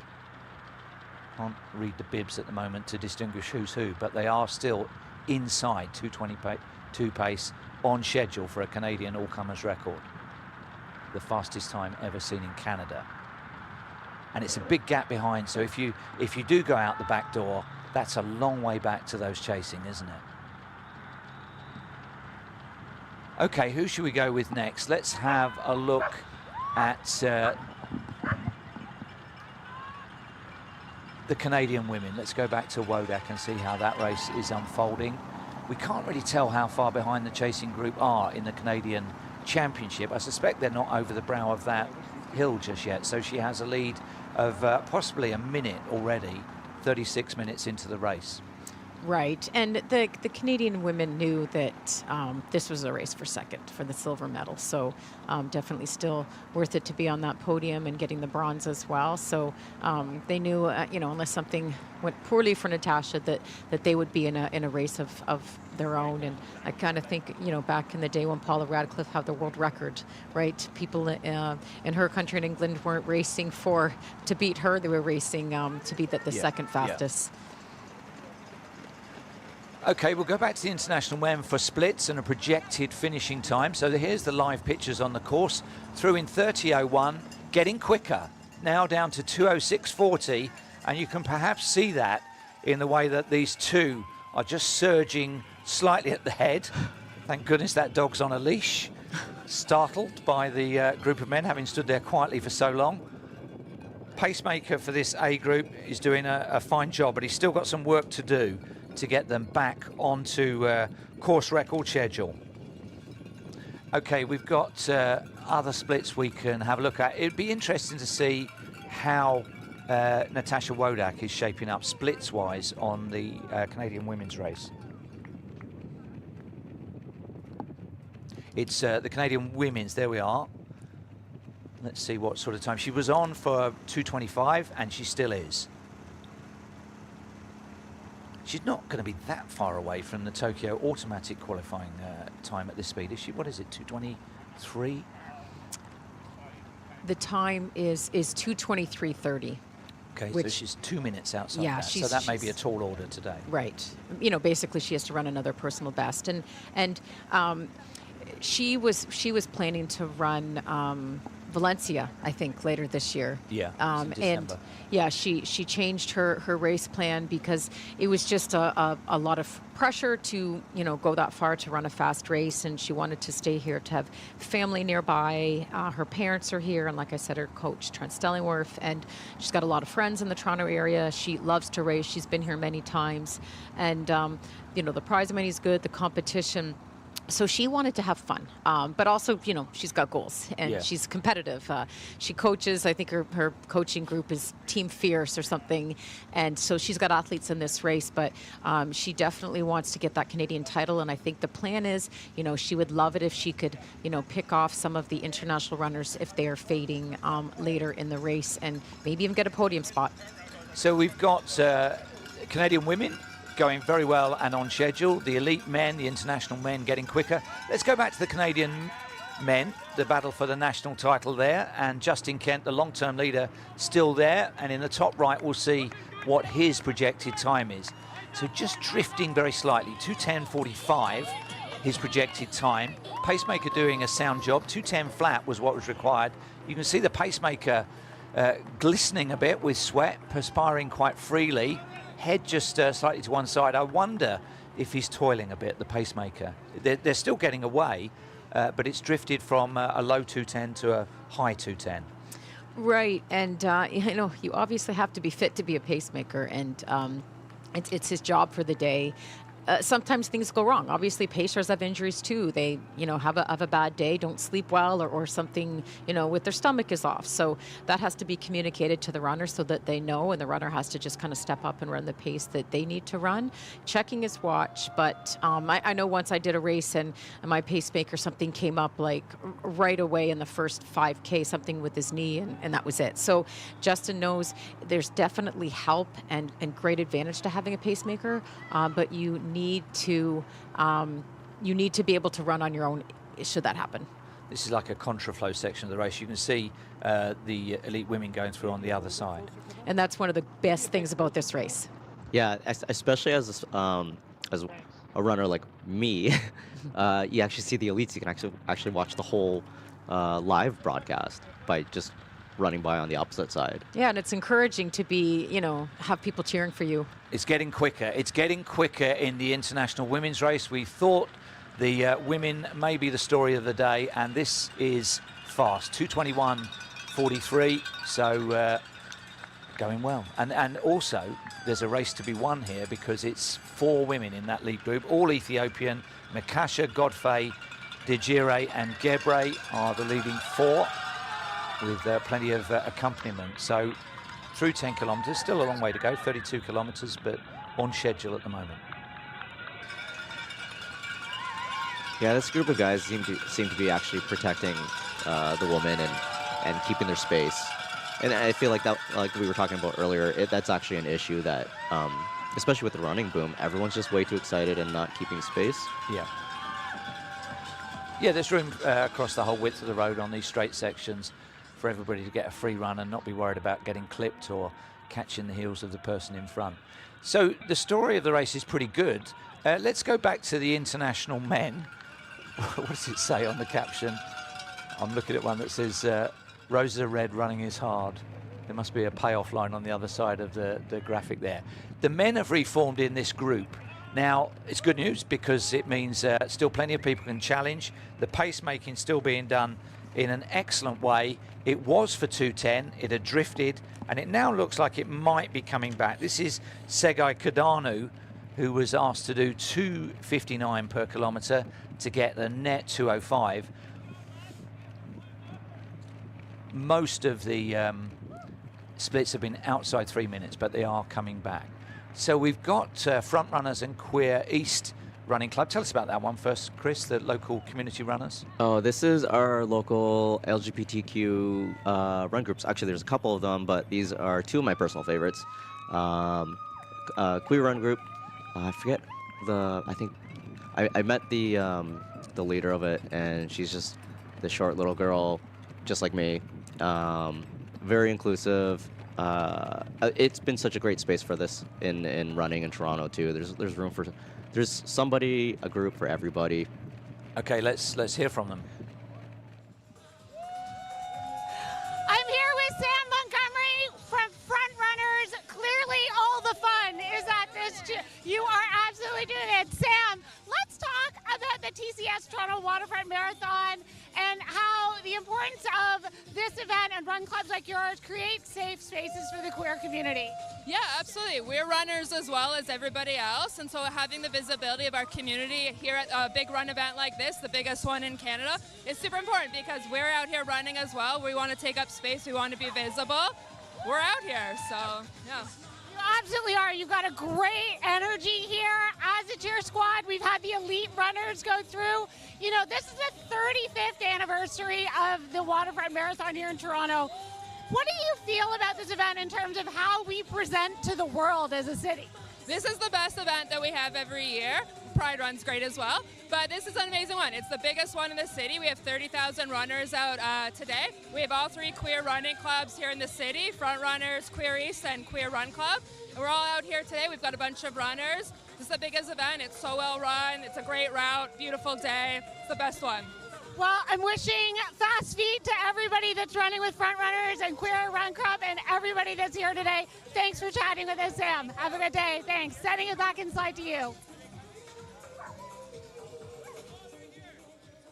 Groups, there are cheer groups all the way around the course. Is it something like 30 at different points on the course? Gives the runners a real lift. I think it's 35 for 35 years. Yeah, and they're all carefully placed, not necessarily in even their home spots. They've kind of placed them in spots they've never been. So like we've even got the East End people in the middle, in our hood. Where runners need the lift. Yes. Well, they're spreading out across the road, which suggests there's an aid station, a drink station coming up, or a turn. Here comes the drink station. Could be carnage. Right, so the drink stations are done where the men's bottles are at the front, and there's tables A to D. So you look on the chart to see where your bottle's going to be. So you may be table B, position 3 at the front, and you should expect that your bottle will be there each time. And so by the time the women come through, the men should be cleared at the front. You know, there have been problems before where someone grabs the wrong bottle or bottles get knocked over, but they also stagger it so that not all of the lead men are going to be on the same table, right? So you would probably see them getting their bottles at table A, B, C, D, based on the times that we're expected to run today to avoid any collisions. The designated pacemaker is the athlete on the left with the beard. That is Sergei Kidanu, 2:59. He just throttled back a little bit to enable people to get across, get their bottles. It's not just about hydration. There's carbohydrate in there and fueling. Also the whole glycogen release process. Right, so it's important that athletes would carb load in the days leading up to the race for about 2 days, and that's really what is going to, fill up your fuel tank, as well as what you're taking in during the day, which is carbohydrates, often in the form of gels, and then your fluid that would be in the liquid you consume. So I used to tape my gel to my bottle, stick it in my top, stagger it, and so that I would be drinking and taking the gel every other time. So at that same drink station, let's go to the Canadian men's race on camera 2, because Justin Kent has just taken his bottle at that aid station, and he is a little bit detached now from the pacemaker and that other half marathon runner. You would normally choose to be much closer to the pacemaker. Well, I think, like I said before, you need to veer off, get your drink, not have any collisions, and then get back up with the pace, the person that's pacing you. So that's what he's done today. And you don't want to miss any bottles because, like we said with Anne-Marie last year, Como, she faded in the end having missed her bottles. So, everyone has a different design. It's like a thing now. You come to your race and they've got all these stickers and things that you can decorate your bottle. And I said, you might be the bottle that's easiest seen might be the one that's plain with nothing on it, because all of the other ones are decorated. Natasha was excited to have like pink pom-poms, and some people just they see one color easier than another. But Erin Mawhinney had the brown, the wood paneling, fake wood paneling on the station wagons. She had that on hers, which was pretty unique. So maybe we'll see that bottle out there today. I think she's representing Hamilton. So this is the moment where I think Justin Kent must be just praying that Sergei Kidanu stays in the race, because in 10 or 15 minutes or so, that half marathon runner will disappear. And I'm looking at Kidanu, and he is really working hard, isn't he? You can see he has that slightly lolling head gait, but he's looking at his watch. You can see spittle. He is not comfortable. Justin Kent does look comfortable, but he needs help, because otherwise he'll be on his own. Yeah, we talk about this in other broadcasts, how you can be an ugly runner, where basically you look like you're suffering and struggling, and sometimes that's just the way you look. Paula Radcliffe had the world record for so long, and she kind of had that head bob, and clearly it didn't slow her down. So that could be something that we look at, that may be a factor, maybe not. Let's go to Canadian women for an update on what's happening there. The last time we checked in with Natasha Wodak, she was on schedule for a really strong time. She, boy, how many is in that? There's just a dozen people in there with her. She's just tucked in. She's in there. I can hardly even This is see her. definitely Natasha Wodak's group, but you can see the issue. There'll be no headwind that she needs to worry about. It'll just be the contact that may be an issue. Mm-hmm. I think that drink station will be coming up in the next 5 or 6 minutes or so for her. And then, of course, we're going to see this group get smaller when the half marathon makes their turn to the finish and the marathon group keeps going. Let's go back to the international men and get an update on their projected finish times. We are hoping they're closing in. Well, they are. They're under 2:07. It's down to 2:06. And the good news is it's still a large group, albeit with a couple of pacemakers.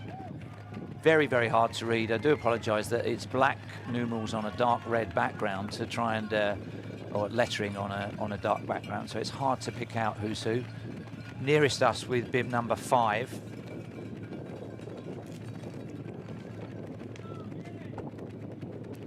So 50 minutes into the race, still an hour and 15 minutes. And having seen the international men, let's go back to the Canadian men and just see what their projected finish time is.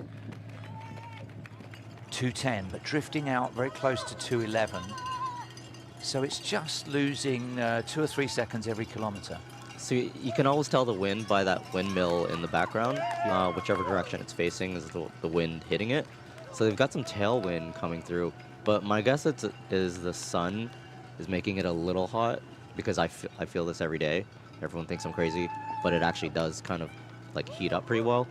I think once they get into the underpass by the Gardner, around halfway when this half marathoner leaves, the pacemaker, hopefully if he stays on, it'll cool off. The third lot of splits that we can check in with is, we don't yet have the international women's splits, but let's go to the race because, as so often happens, the grabbing of drinks bottles has brought them to single file. It's the 4 Ethiopian women there still together, Makasha, Godfrey, Dejire and Gebre, and they are still on schedule for the fastest time ever seen in Canada, under 2:22, and the race is on. Somebody there is not going to get in the podium. What's the 4th place prize money? It goes $20,000, $10,000, and then I think it continues to dip quite So for sharply. 3rd place is 7,000, 4th place is 4,000, and then it goes 3,000, 2,000, 1,500, and $1,000 for 8th. And 2:21.45 is still the projected split. They may have that male pacemaker in there for most of the race, just stepping aside in the closing stages. That is Soston Kipchirchir, and he looks much more comfortable than his equivalent pacemaker for the Canadian men. The gaps are stringing out in the international men's race. Let's have a look at that. They're not that far beyond an aid station, but they are just back to single file once again. Subaru, one of the partners of the TCS Toronto Waterfront Marathon. Let's hear from them. Welcome to an electric car commercial. Wait, that is a Subaru. Where are you taking me? Electric vehicles belong in the city. They are quiet, pristine, but this is exceptionally capable. This is good, clean fun. The all-electric Subaru Solterra.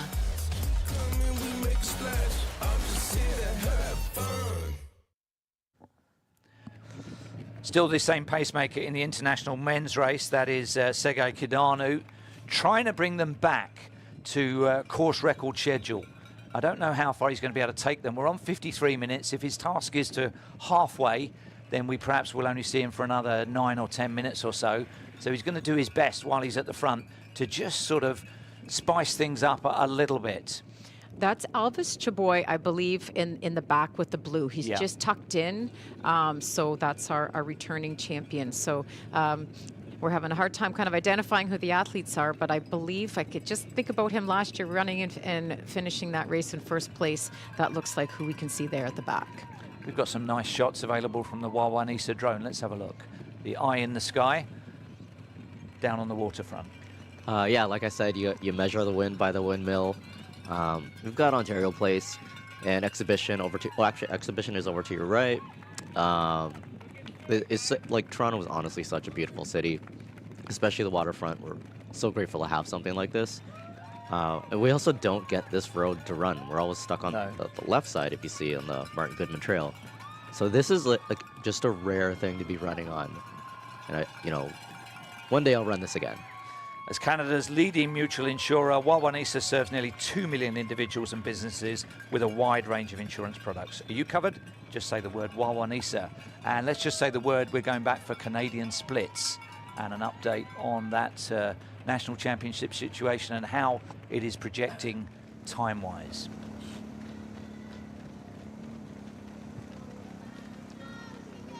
So 2:26.01. That's there she is, just behind the leader, and I think in fact Natasha Wodak is starting to pick off some of the runners that have drifted off the international women's group. So Wodak running well, just outside 2:26, and she'll be getting a cheer from the runners on the contraflow on the opposite side. She's tucked in, so they may not see her till the last minute, but they'll all know who she is. Yeah, for sure. She's really good friends with Lindsay Tessier, who placed really well at the World Championships in Doha back in 2019, but I believe, and went for a walk yesterday with Lindsay's dog, and so Lindsay's going to be out there I think Natasha said like 3 or 4 spots that she will plan to cheer for her. So that's, you know, something that spectators plan for, is where they can see the runners the most time. So, you know, taking a look at the map and finding those cheer stations, as well as Natasha's parents that will be there as well. Big up Lindsay's dog. So Wodak just moving slightly outside 2:26 schedule, but the half marathon runner that was with her for so long is out the back door of that group. Oh, Bernard is out on the course. We haven't seen him since he was lined up at the start, and now he's well into his journey. How is it going down on the course, Bernard? Just past two. Sorry. Am I on? You're on. Oh, sorry. Just went through a station, got really loud, so I couldn't hear you guys. That was the Runners Academy stop. We're almost 10K in, doing great. It was amazing to see all the elite athletes passing on the out and back. Beautiful day. And on a scale of 1 to 10, how much are you enjoying it so far, bearing in mind you're only a quarter of the way through?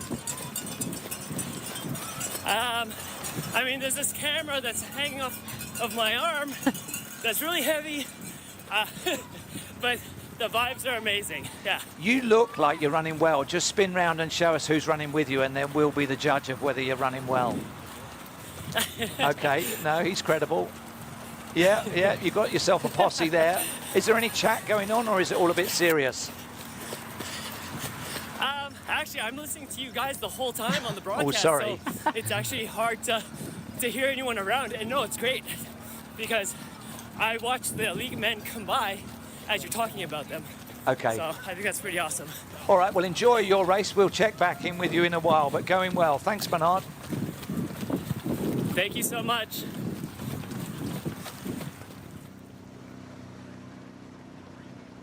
So this is Natasha Wodak. She has dropped the leader in the half marathon contest. She's operating around 2:26 pace.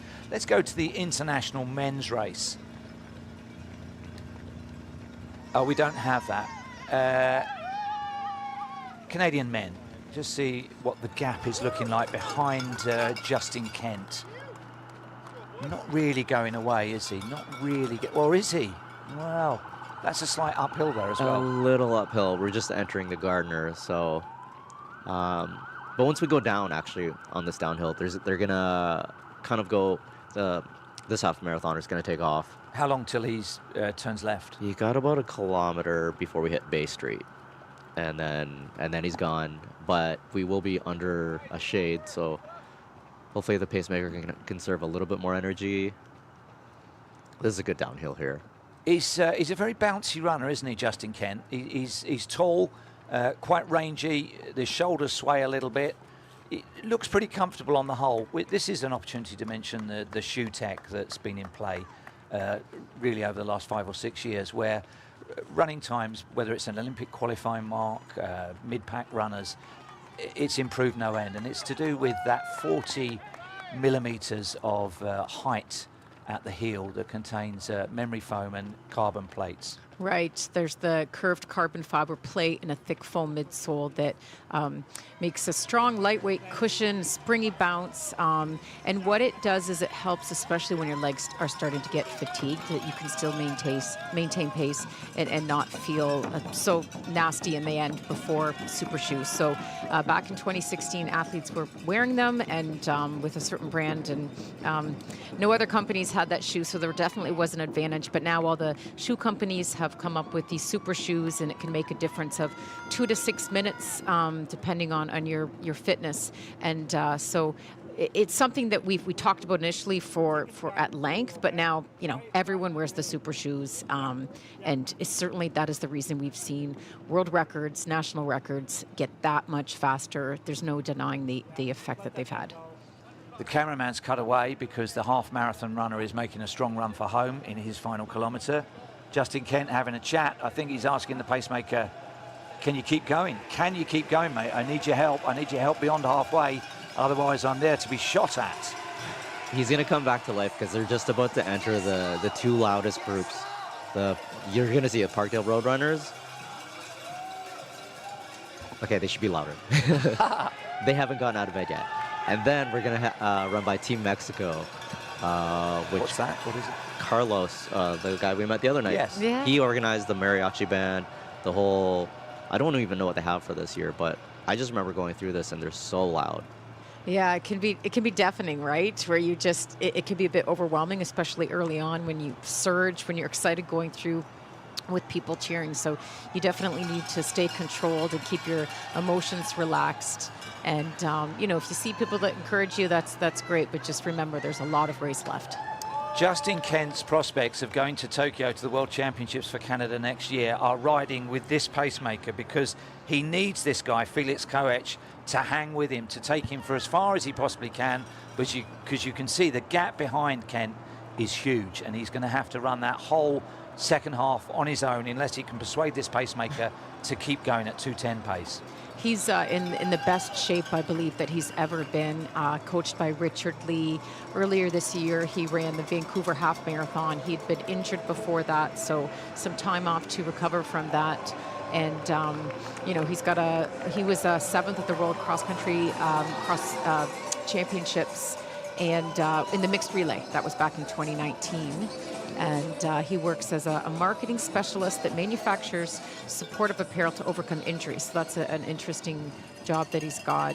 And definitely he will want to see himself on that top of the podium for Canadian runners today. He's clicked his watch. I think that's the halfway point or the 20-kilometer point that has just been passed. Oops. So let's see in the international men's race how far the pacemaker is going to go in that competition. He's done an excellent job, Sergei Kadanu. He's still there on the international men's race, camera 1, as another drink station approaches and the athletes swerve across. And he's taken a drink, which must mean that you don't take a drink if you're about to step off. So they've both got drinks, and they're both hopefully going to hang in there for a little bit longer and help this race get back on maybe 2:06 terms.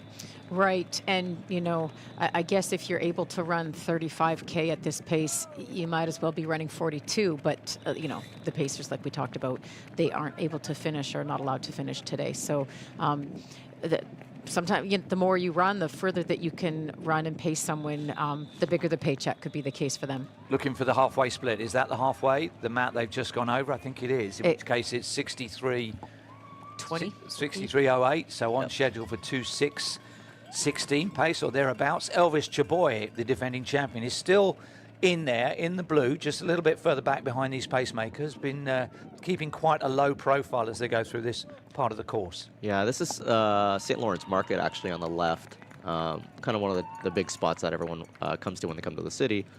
We're entering the East End. Actually, in the running scene, the East End is kind of booming with culture athletics. Everyone's actually going from the West End to the East End to go run with them. Shout outs to Nigel and all of them who do it so well. So everyone's been doing their long run training with these guys. As a West End snob, I've gone out there as well to buy my things and run with these guys. But yeah, the running has kind of always been West End, and now it's kind of everywhere around the city. You'll see we're just going down Front Street, and we're about to enter the Corktown Common Loop. So this is a relatively new area. And I'll actually just right here on the right are like the offices of the CRS. So the Race Hotel used to be just down there on the left, didn't it? Yeah, it did. So I know this area.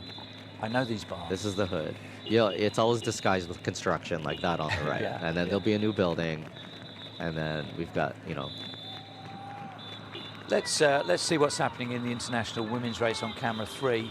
It was 4 Ethiopian women the last time we checked in with them.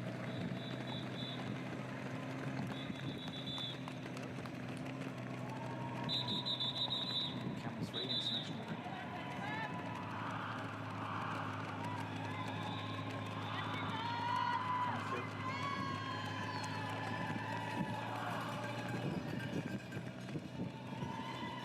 So we're into the second half of the race. Most pacemakers just go to halfway, 21 kilometers or 13.1 miles. Anything beyond that is a bonus. They have to just pace. They can't complete the race, so they're giving at this stage, and maybe giving a little bit extra because they feel okay. Okay, so that is 2:06, so it is getting quicker. Course record is still a minute faster. They've got to find a minute, which is tough to do on this course. My guess is that, see how it's a little shaded? Everyone's just, it's got a little more comfort coming out this way.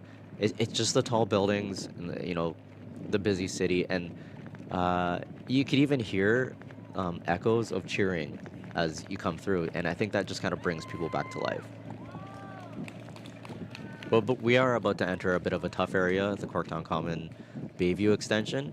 And I think they're aware of that. This is actually the little uphill going up to Queen Street. This is almost the last uphill on the course, is it? Yeah. Well, actually, there's technically the tricky overpass at 39. Oh, yeah. Let's see the international women's race. 4 Ethiopian women. Last time we looked, this is Natasha Wodak in the Canadian women's race, and there's still the same 4 in there. Just looking to see if it's in fact 5. It's 5 women in that group. So somebody's either rejoined or we missed them the previous time.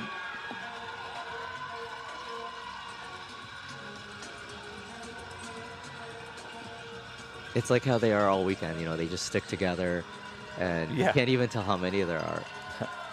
And if you talk to one, you talk to all 5 of them.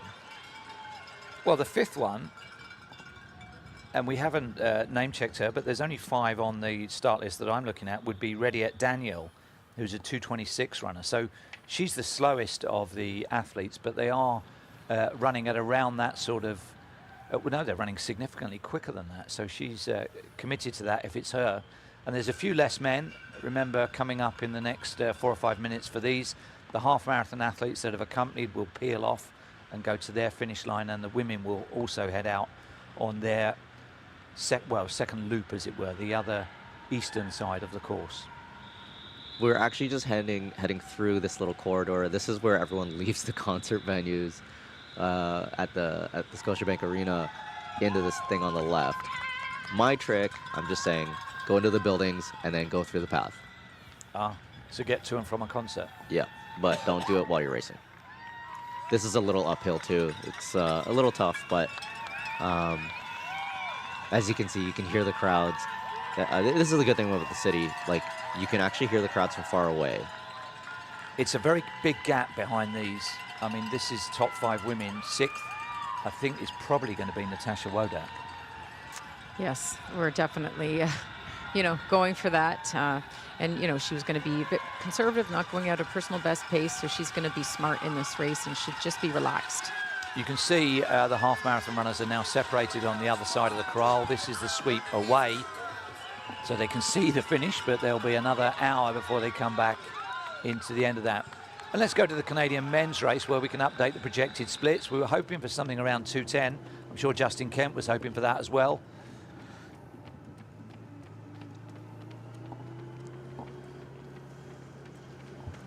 No, 2:06 can't be right for the Canadian men. That must be the international split.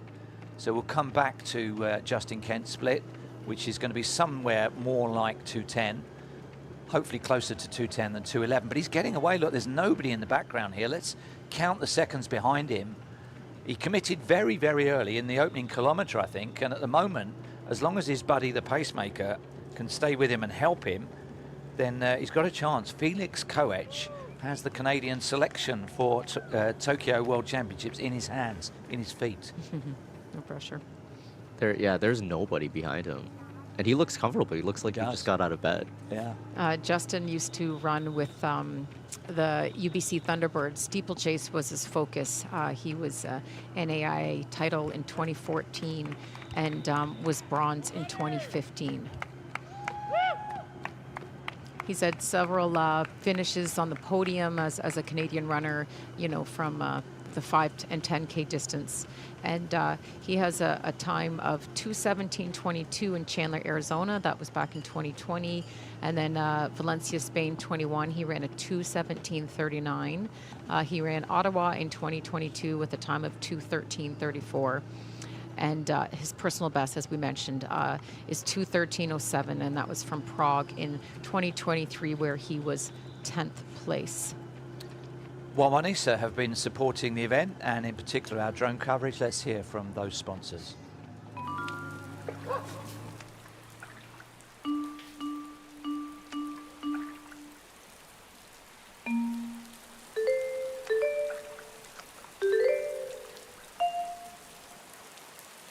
Ethiopian women together, we've got to find a way of working out who's wearing what kit.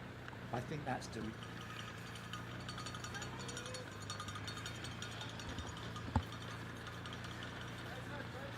So we're back with the international women.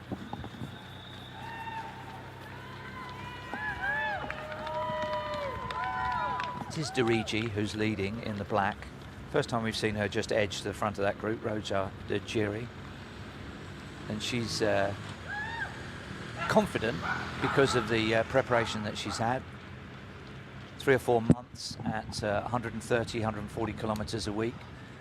But her teammates and her buddies are all still there. Remember last year we saw 4 Ethiopian women come down the finishing straight together and only 5 seconds separated them at the end. And it includes Makasha, who's in that group. Surely she will not allow that to happen again. That's her in second place.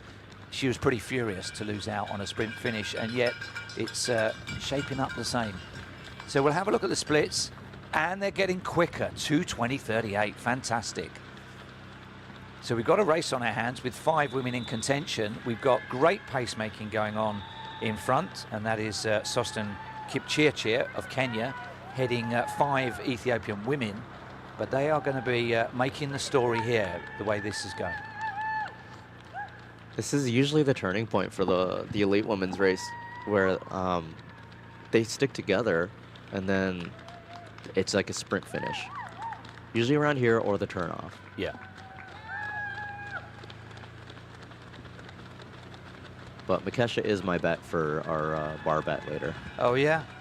Well... Because I'm going to lose everything else. Yeah, I think you might, but it's this is shaping up. There's a little sense of deja vu here, isn't there, where last year they said, oh, the pacemaking didn't sort of separate us out, but we're back with Natasha Wodak in the Canadian women's.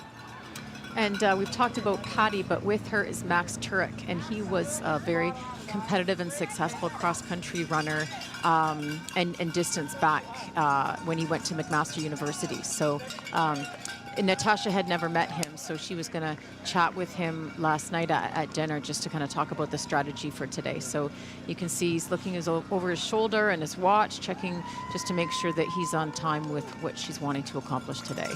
And I think the redback numbers, which we're finding so hard to read, are all going the full marathon distance. That guy with the white back bib will turn away very shortly to finish the half marathon. So there's a lot less company around her than there was previously. The one thing that everyone was talking to Patty about yesterday is a bunch of the dads grouped up on him and said he didn't look tired enough.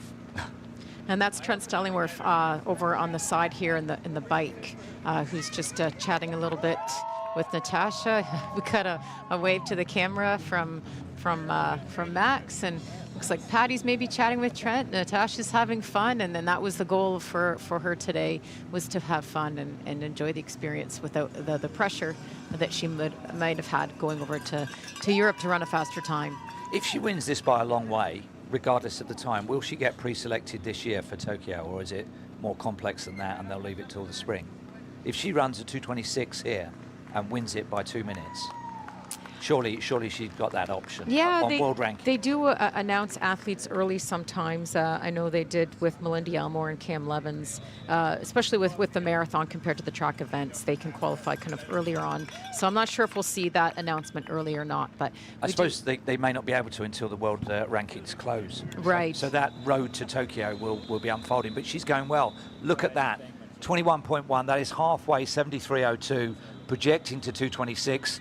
And we've seen the chats that's going on with Trent Stellingworth on the left-hand side on the bike with her training partners. She's feeling comfortable, looking good, and may be able to go quicker, who knows. In her first appearance in Toronto for 11 years.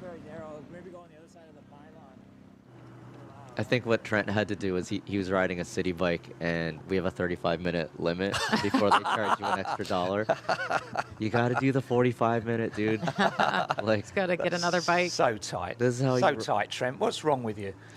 I'll let friends use my card, and then I got all these charges because they don't redock the bike. Local knowledge there. But then you know where they are, so you know we you got were time. we were chatting at dinner. Natasha and her partner Alan wasn't able to come this year. He's an orthopedic surgeon, but also an avid golfer. And she was talking about his kits and everything matches. And he wasn't able to come. I'm not sure if he'll want us to share this, but he had a special event where he was going to be recognized, I think, for some sort of golf accomplishment. But she has her parents here today, and they traveled over to Berlin 2 years ago when she got the world record. Her dad, I believe, has got a German background, so that's very special. Is that Trent on his redocked bike, having recharged on the inside of the cones, her coach trying to now regain? He's put some more money on the meter, and he's trying to catch up now on the bike, and he's not doing that well, let the record show. Physiologist and coach Trent Stellingworth, and he's having to dodge the cars as well. Yeah, he's quite experienced on the bike with pacing people. His wife Hillary Stellingworth, two-time Olympian, she's retired now. She ran the 1500 meter, but he's coached other people. Melissa Bishop, 800 meter runner, who was fourth place at the Rio Olympics in 2016. So he's definitely a very experienced person in terms of coaching, and he used to run himself. We actually grew up in the same area. Our high schools ran against each other, and so it's nice to see him here. Came into Toronto for the weekend, lives in Victoria with his wife Hillary and their two little boys. Let's go back to the international men's feed, because we're furthest into the race on that one. We're also keeping a lookout for our wheelchair racer, Josh Cassidy, hoping that he will finish in 1:36. Remember, he had a 2-minute or maybe slightly less than 2-minute head start on the field, but we'll keep a lookout for Josh. In the international men's race, it's just starting to string out a little bit. Just looking to see whether the defending champion, Elvis Kemboy, is... Well, nobody's detached completely, but I suspect he's that athlete in second place in the blue. The pacemakers have all gone, so these are the ones going the full distance, so the racing is now kicking off. I think Elvis Chaboy he's back in the right, more on the inside near the cones. Yeah. That's him with the bright blue. Yeah, this is the Corktown Commons. It's like a relatively new neighborhood.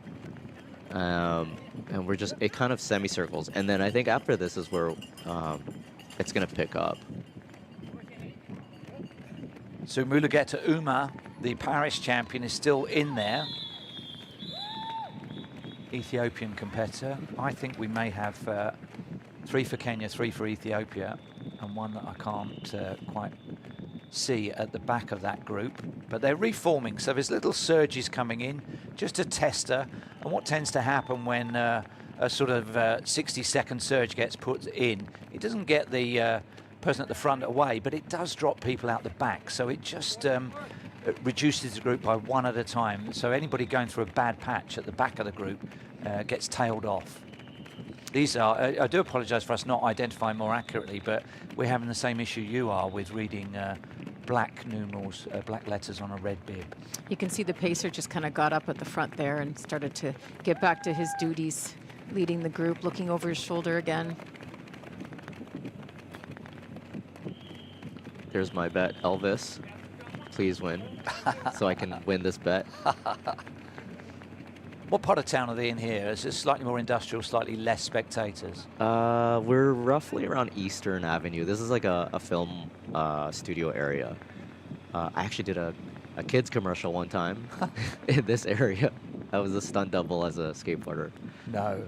Yeah. How old were you? I wasn't even young. I was like 25. Playing the part of a kid aged? Yeah. What? I think it was for a Buzz Lightyear toy. On the topic of recool set, him and I actually know each other from skateboarding. Okay. So is this the last uphill we would say out on the course? It looks like it's a gradual incline on a ramp, basically. Oh, this is the Don Valley overpass. So we're gonna have to come back across this on the way back. Yeah, it's just like a little up and over, but it's gonna be harder on the way back because it's at 39. And we are entering construction season. Well, and this is the point where we have seen the men's race won. So last year, Elvis Chaboy just put in a tester and got away and just kept going.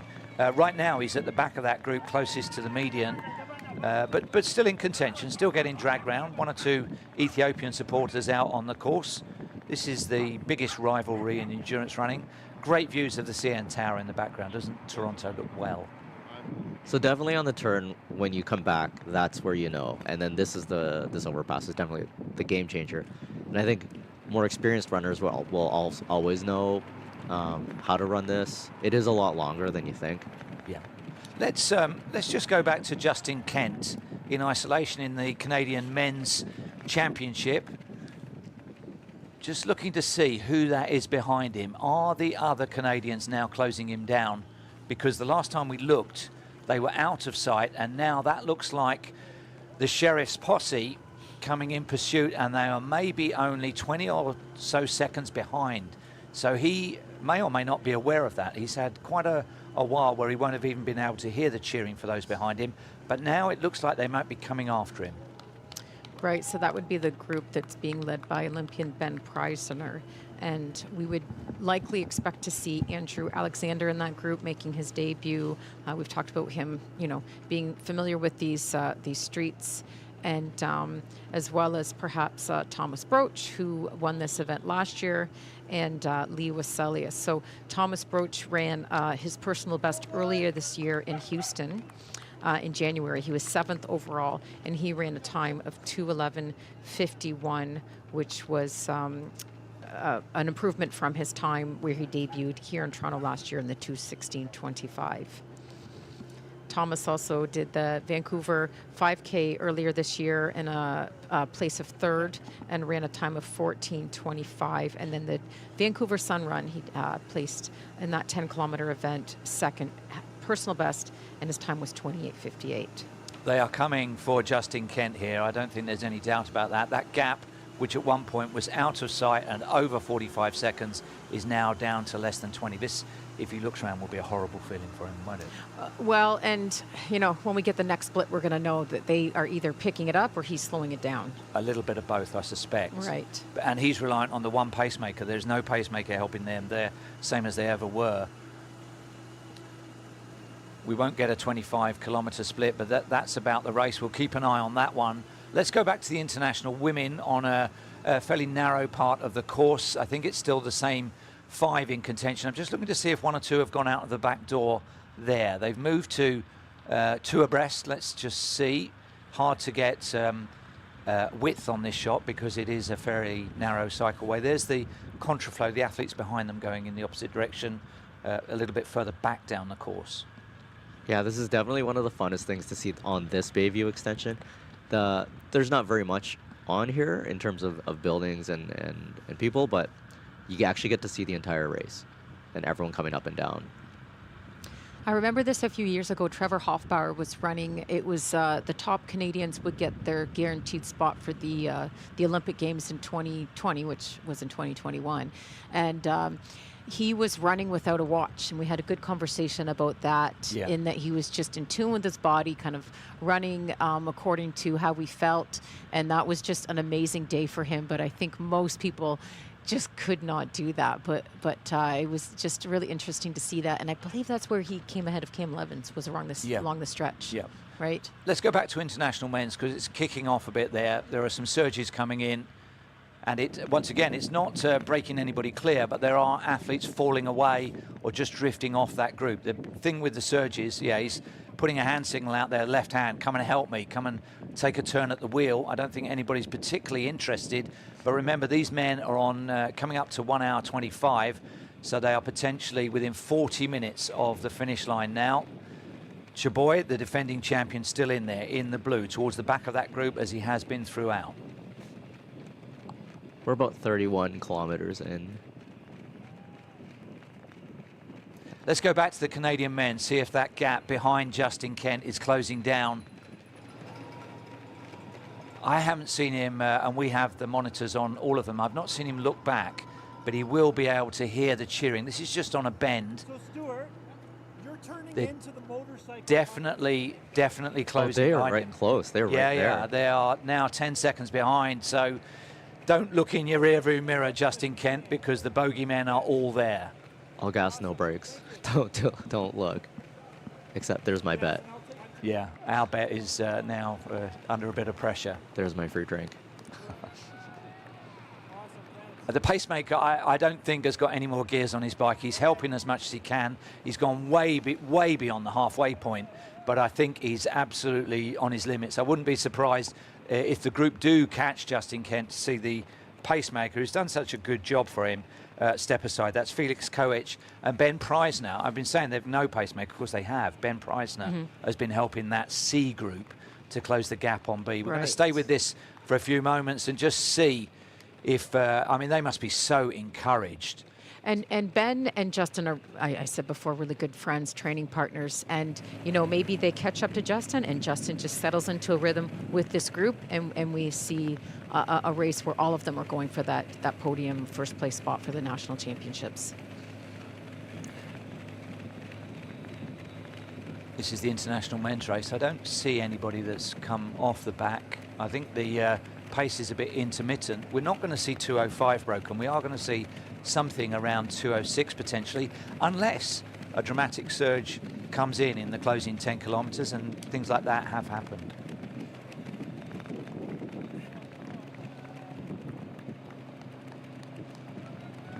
Let's go back and check in on Natasha Wodak in the Canadian women's race. She's running with two friends and pacers through a narrow and quiet section of the course. Still going well. When we checked, she was on 2:26 schedule. This is that Trent Stellingworth? No, there's somebody else. I can't tell who's on the bike, but clearly the person on the right has a half marathon bib who's running the marathon route, correct? Yes, we thought that earlier on, but he didn't turn off. So no, so he's choosing to go the full run distance. the full I don't marathon. know how that I'm works. not sure how that works with timing, but hey, you feel good, right? Well, she's got one designated pacemaker. Oh, so it looks like Patty has stepped off. So she is with Max. And like we said, Patty hadn't run a lot in the last couple of weeks, just having a new baby, not a lot of sleep. But Natasha is with him, and we'll see how long he's able to go with her today. I think, he just stepped back to let us see her bottle. Okay, good thinking. Look for the pink pom-poms. Yeah, there pink it is. pom-poms, we saw them. There was a danger that everybody's bottle would have a pink pom-pom on it at one point, in which case she wouldn't have been able to spot it. She's got her drink safely. Let's go to a drone shot, courtesy of Wawanesa. Look at that. What a beautiful sight. People power. What a nice city to live in. This is our city. Yep. Yeah, on the right, there's the TFC Arena, which I went to my first game, I think a year ago. I was just hanging out outside and someone gave me a ticket. Like Leafs game? Soccer game. Oh, sorry, football game. I recommend if you're in the city, go there, catch a game, it's wild, and then catch a concert on the left at the Budweiser stage, and then call me, I'm on the other side, I just live around the corner. I'll take you out for a beer. Well, you'll be taking us out for a beer with your predictions in the sweepstake. I still have a chance. Wawanesa is Canada's leading mutual insurer, serving nearly 2 million members from coast to coast. For all your insurance needs, just say the word, Wawanesa. Thanks to them for their support for this drone footage. Look at that. If you're a runner and you're watching this and you've not been to Toronto, doesn't it make you want to be here next year? Fantastic. Very friendly city. And look at the colours of the trees as well. Yeah. They've got their game face on as well, haven't they? Beautiful. I always said, you know, I did 22 marathons in my career, and Toronto is still at the top for my favorite. Just nothing beats it. Good time of year, and beautiful streets and people, and Alan Brooks, and it's just the package deal. You say tomato, we say tomato. You say Toronto, we say Toronto. Toronto. Alan says Toronto. He does. He's British originally. Actually, in Toronto, we don't pronounce the two T's. It's happening in the men's race. Let's go to the international men. That surge that we saw the start of is happening, and we have a runaway. And this is good news for the course record possibilities. He's got a lot to do in the second half of the race, or the last quarter of the race, to bring it back to 2:05 schedule. But this is a long run for home. We'll bring you the update. We're on exactly an hour and a half. And let's stay with the Canadian men, because they are closing down like a train on the long-term leader, Justin Kent. something that I'm not sure he's aware of. Hasn't been looking back, but he must almost be able to hear the footfall behind him now. Yeah, we're not even on the way back. The second he turns, he's going to see this, assuming he hasn't seen this already. And who's in that leading group? Would you know them by sight? Yes, the pacer. so that's Leah Waselius is on the right, and then in the middle with the sunglasses, that's Andrew Alexander making his debut. That's my guy. That's my free drink today. In the sweepstake. Well, it's the best feeling in marathon running to be closing down on somebody like that, especially if you're in company and you've got a bit of a rhythm going, and it's the worst feeling in the world for Justin Kent coming up. He may just have enough in the tank to be able to tuck in and stay with him, but it's a difficult way to run it, isn't it? And I think that's Matt Hughes on the right there. So he, with Dave Reed, is coaching Andrew Alexander. So he's the official person on the bike that's leading that group. So he'll be giving some encouragement to them. He is record holder in the steeplechase, an Olympian, and makes a really good team with Dave Reed. And they told Andrew Alexander that they thought that he would be a good marathoner. So he's got a background of, the 1,500, the 3,000. He won national gold in those events in the indoor in 23, as well as the 10,000 meters. So he moved up in distance. And earlier this year, Andrew did about 6 weeks of training in Flagstaff. That helped him. Okay, that's definitely not Matt Hughes on the left there, but I think he maybe is ahead of Justin Kent. So definitely Andrew has increased his distance and training to tackle this 42 kilometers. Let's go back to the international men's race. This leader, completely unheralded, he's got an elite bib and he's here, so anybody could win, and it's still not won. But this is Dominic Ngano of Kenya, lifetime best of 2:07.26 set last year, and this attack has brought him well inside that schedule. Leading the chase is the defending champion Elvis Chaboy with the honour of bib number 1. Looks like he's just gone back into a chasing group. So is this for real from Ngano, or will he get reeled in by the peloton who've regrouped about 10 or 11 seconds behind him? Let's go back to the Canadian men, because I think Justin Kent got his first glimpse of those chasing and he's rallied. It needs the pacer, and he's the only pacer left in the whole race. He's on double overtime. You can see his right ear is almost touching his right shoulder. He is working hard for the Canadian number 1, and I think Kent may not have realised how close they'd got. Yeah, this pacer is he's working overtime. I thought he was tired 10, 15 kilometers ago. Well, I thought they were going to catch him within the last couple of kilometres, and they didn't. Very difficult to accelerate, especially when you're with a pacemaker.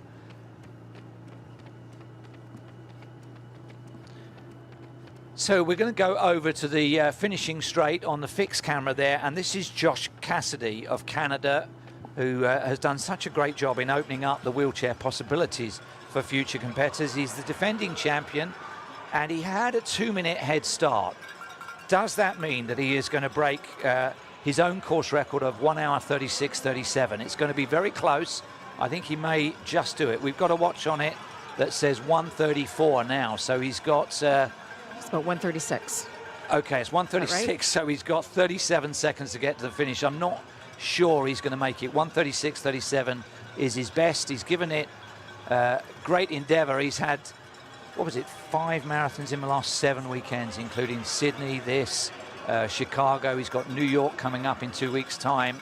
So he's had a heavy travel schedule, but Josh Cassidy of Canada is going to be our first finisher of the day.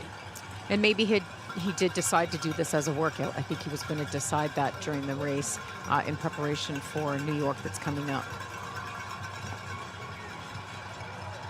Important decisions to be made, right? Because things like prize money in the different races, appearance, he wants to be at his best to keep this going as a career for him.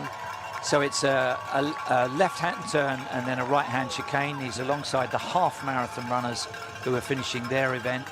But there is money to be made in the Abbott World Marathon Majors, but he does this for love, because he's Canadian, because he wants to open it up to more wheelchair races.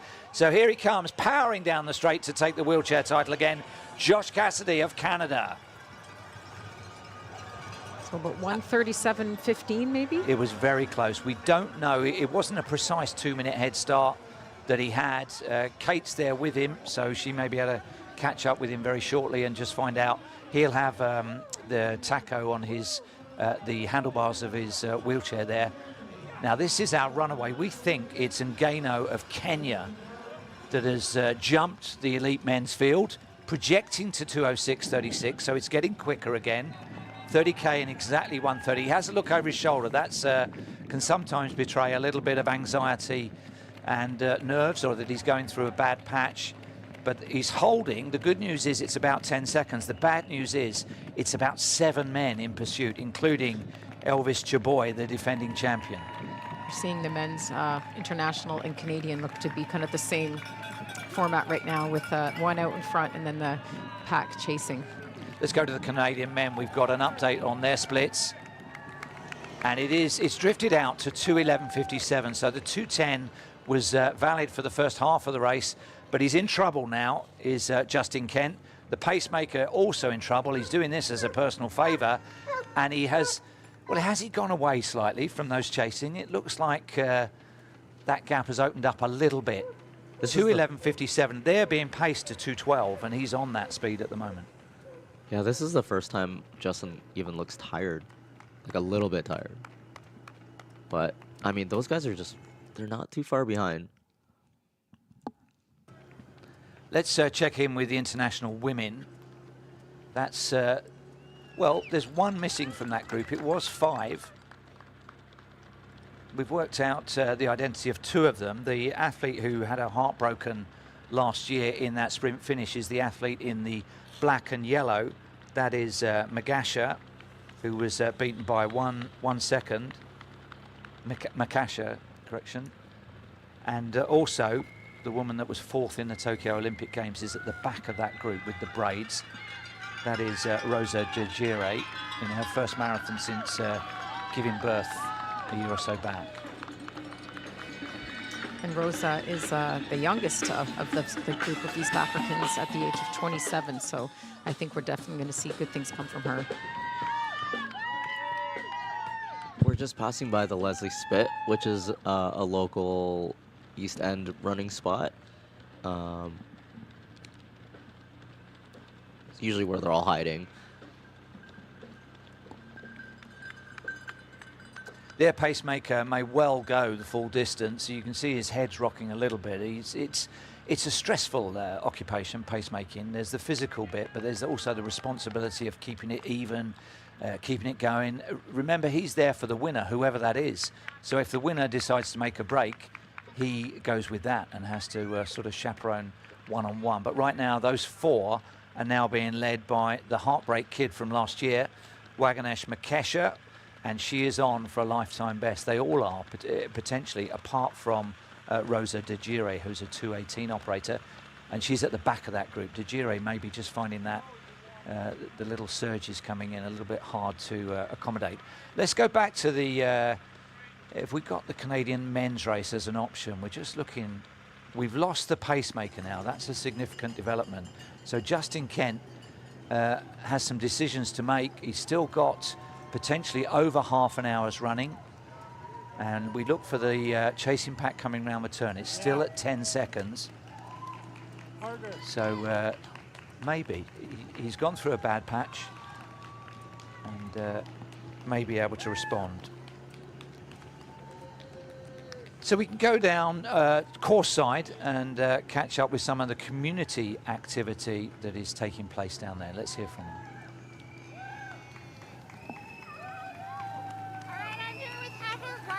She's the founder of Cardia, and this is your cheer squad here today. We're at about 19 kilometers. So the half marathon folks, they're almost done. The full marathon folks, well, they're halfway there. So almost halfway there. And so we have just been out here cheering everybody on. It's such great energy down here at Dan Leckie and Lakeshore. So we're just trying to keep everybody's energy up as they head to the last hill and then bring it home for the half. You're doing a great job doing that. Now let's talk about the legacy of the TCS Toronto Waterfront Marathon. in this city. I know that you've been involved for quite some time. How do you feel about how we are now at the 35th anniversary? Sure. So this is our 11th year cheering at the Waterfront Marathon. And I don't know if I can say this or not, but I actually received word that this is, this year, Canada's largest marathon. So hopefully you're not hearing it here first, and I just didn't spoil it, but if you are hearing it first, right now we are observing cheering Canada's largest marathon, which is so exciting. It's absolutely history, and women are a big part of the legacy of the event. So let's talk about the women's training program. Sure, so this was the first year for the Toronto Waterfront Marathon Women's Training Program, where we offered a free program to women to try and increase registration for the marathon. And this year we actually saw a 9% increase of women running the marathon distance at the race. So we're only going to build from here.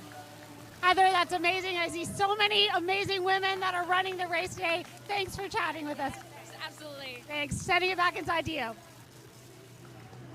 Well, we're coming to the boil in a number of the races, but none more so than this. There is only 26, 27 minutes to run. This is Ngano of Kenya, Dominic Ngano, running a minute quicker than he's ever run before. And he has a slightly similar situation to Justin Kent in the Canadian men's race, where he's away, but only a margin of less than 10 seconds. Let's see if he takes drinks. He is a man on a mission. If he could pull this off, it would be the biggest win of his career. But behind him, if he looks in his rearview mirror, he has got the athlete with bib 1, Elvis Chaboy, still in the chasing group. Let's go to the Canadian men on camera 2, because it's a similar scenario for Justin Kent. But is he going away? I think he is. They closed down on him. It was almost as if he had no awareness there and he thought, I'm off. And the stepping aside of the pacemaker, who he'd been locked with, has almost re-energized him here. This is a surprising development in the Canadian men's championship title. Maybe that's just what he needed, was just a bit of a scare, knowing that other people were not too far behind him, and he was able to just get back on pace for that 2:10 that he was hoping to run today. He's also a coach with the Mile to Marathon group with Dylan Wykes out in BC, and so you can see that that's what he's wearing today. So he likely has some runners today that are in this event that he'll be able to catch up with after and see how they did. Let's go to the international women's race, where we are down to the 4 from Ethiopia, and it is the top 4 seeds. It's Makasha, hip 1, Godfrey, hip 2, Dejire and Gebre. They are together, and we are getting quicker and quicker. We're now under 2:21. The course record is 2:22. That's going to get smashed, but we've got a real race on our hands. And the news is that the athlete's been dropped. The 4th of the Ethiopians is the fastest in the lineup. The 4th placer in the Olympic Games, Dejire. So we are down to Makasha in the green and black, closest to us, and Godfrey and Gebre. And this pacemaker is doing an excellent job. You can see he's got a weary look about him, hasn't he? They've still got 37 minutes to run in this women's race, but that looks like it may be our podium taking shape. Let's go back to Natasha Wodak. We've not seen her for a little while. Cruising along, looking good, still with those same 2 pacers, 1 deliberate, 1 accidental, it would appear. Right, Max Turek is there, and he was going to run as far as he could. We talked about this before, so he's still looking pretty comfortable, and as she is, she's just looking over here to see what's next on the course. Is she shouting out to people? What's wrong with her? What does she want? What does she need? What do you want, Natasha? Natasha's she's done a lot in her community with volunteering for Vokra, so for animals and you know, taking care of them in a shelter. She loves her cats, and she's been a great advocate for that group, supporting them out in Vancouver. Let's go back to the international men's, because this is crunch time. We are just barely 20 minutes away from the finish, and he's not coming back, is he, the leader, Ngano? So they've had to take a decision behind him on the international men's race. Let's see that.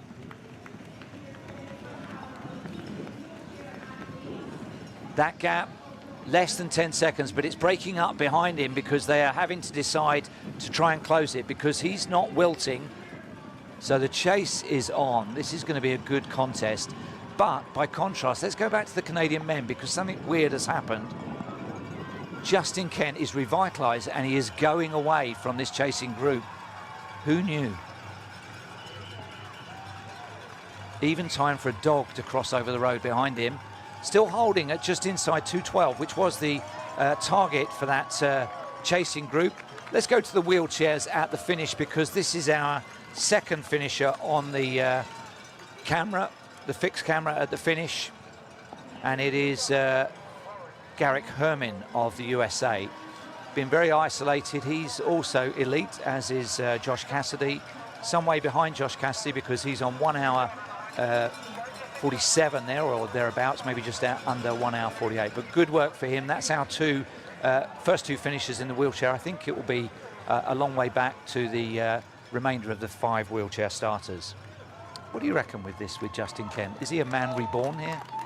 Hey, like I said, you know, World Championships, he was patient, he waited, he fought the heat and maintained a pace that was appropriate for his fitness. And he knows what he's doing as a coach. He's maybe listening to the advice he'd be giving his athletes, which is to stay patient, to not get, you know, too excited if you're slowing. And maybe he's picked it up and all is well now. Well, it's back out to 15 or 20 seconds, isn't it, behind? So it's done the job, and if he has a look back, he might be feeling good about this last 5 kilometre segment because he's done well. Let's have a quick spin through the other races, check in again with that international men's race where the gap was 10 seconds, but the chase is on behind him. You can see, like cycling, here comes the peloton, but there are men going out the back. We're just looking at, we're still on 2:06.5. Chaboy is one of the athletes in the all blue, the defending champion. Is he the one at the back of that group, or is he the one back in 5th or 6th place that's starting to lose touch a little bit? We've just heard that apparently there was a raccoon on the course and they had to deal with that. And, how very Canadian. We saw when Olivia Mayer Choi was speaking, someone was upset and they had to be kind of taken to the side. So definitely something that race organizers need to anticipate is unexpected things to happen. The men's leader is wearing Asics. Asics are one of the official partners of the race. Let's hear from them. Oh, workers, another long day at the office. Boss being a meanie. Too bad. Shut up. Listen, I've got some important news. It turns out that I'm not the deadliest thing in the office. This is. It's a killer. Science has shown it can be bad for your mental health. But I don't see you running away from it. No, your boss has you locked to it for 8, 9, 10 hours a day. Look at you, trading your own mental health for free fruit and a wellness Wednesday? Banana, anyone? The fruit. Wake up, geniuses. I'm giving you the truth. It's a trap. You need to get away from your desk. Run, jump, roller skate. Whatever, I don't care. Just move for your mind.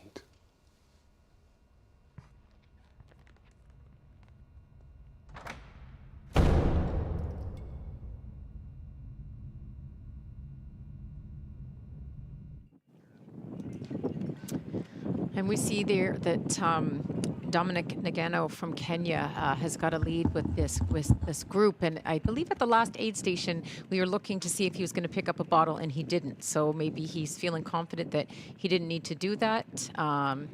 But he's got a pretty good stride here going ahead. But there is that group behind him.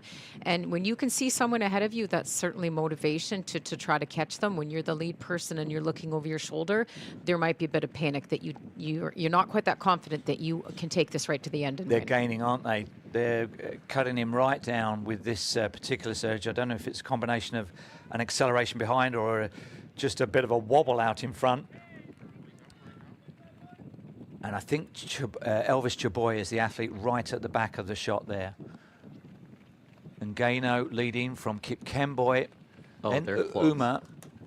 going well. The Uma is the athlete in the second of the yellow and black A6 strips, the Paris Marathon champion. Very poised running action. Just has a look at his watch. Oh, is he called out yoo-hoo to him there? There's a bit of a smile as he approached. Guess who's behind you? Don't look now, it's Halloween. Oh, this is a chase. This is a fight. This is what we wanted. Well, it's making them get quicker towards the projected finishing time. I think the course record is going to be safe in the men's event. Let's just check in with the international women quickly. They've gone to single file. And the gaps, that was a 5-woman group not so long ago. We've got Makasha, Dariji. Well, Dariji is the one that's been dropped, so it's Godfrey there and Gebre.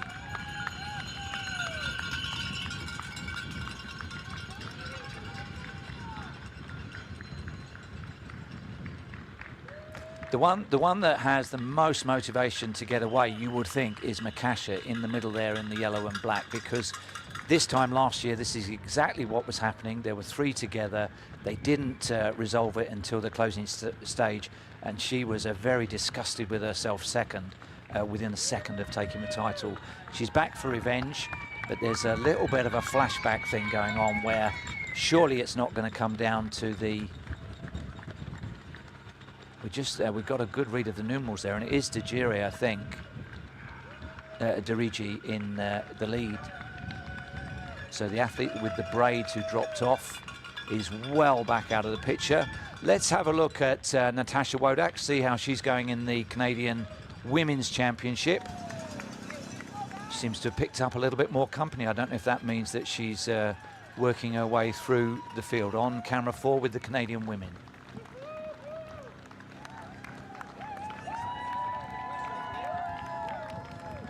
Have we got camera 4?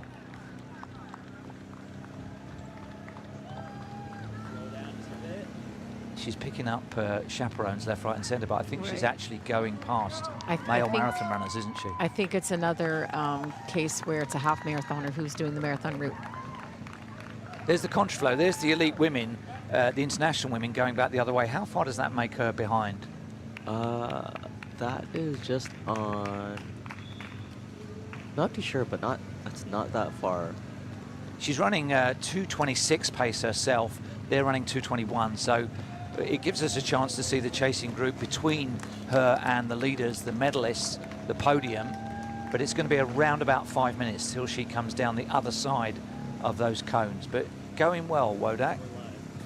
And then we have with the Canadians behind her, Leslie Sexton, Rachel Hanna, Anne-Marie, and Erin Mawhinney, who's making her debut from Hamilton. She's a nurse, works for full-time, specializes in IV and medicine, and does some night shifts. So she's working, kind of a 9-to-5, Monday to Friday job now, which has made it much easier for her training. And like some of the others in the race, she's come from a track cross-country background, and her coach Reed's cool set. They've increased her mileage, obviously necessary to run the marathon. She's just, she doesn't know what to expect, but she's looking on her success from last year, winning the half marathon, and just hoping to have a good experience with her debut here today. Let's go back and see how Justin Kent is doing in the Canadian men's event, because he is definitely going away and it's fragmenting behind him. He's operating just inside 2:12 pace. So the only thing you can say is he had a bad patch, didn't he, over a few kilometres, and he's revived. Hasn't necessarily brought him back in any quicker time projected state, but it has got him away from that chasing group, and it's breaking up behind him. Yeah, it looks like he's got a second wind here. It's like maybe I feel like it was almost at that turnaround where he saw the chase pack. Yes. And my guess is that words were exchanged, and then he told the kids, like, I'm here first, and I'm going to show you how to win this race. Well, he did hit the front in the first kilometre, didn't he? He didn't hang about early on, and it looked like he might blow up. He's gone through a bad patch, but he's still holding.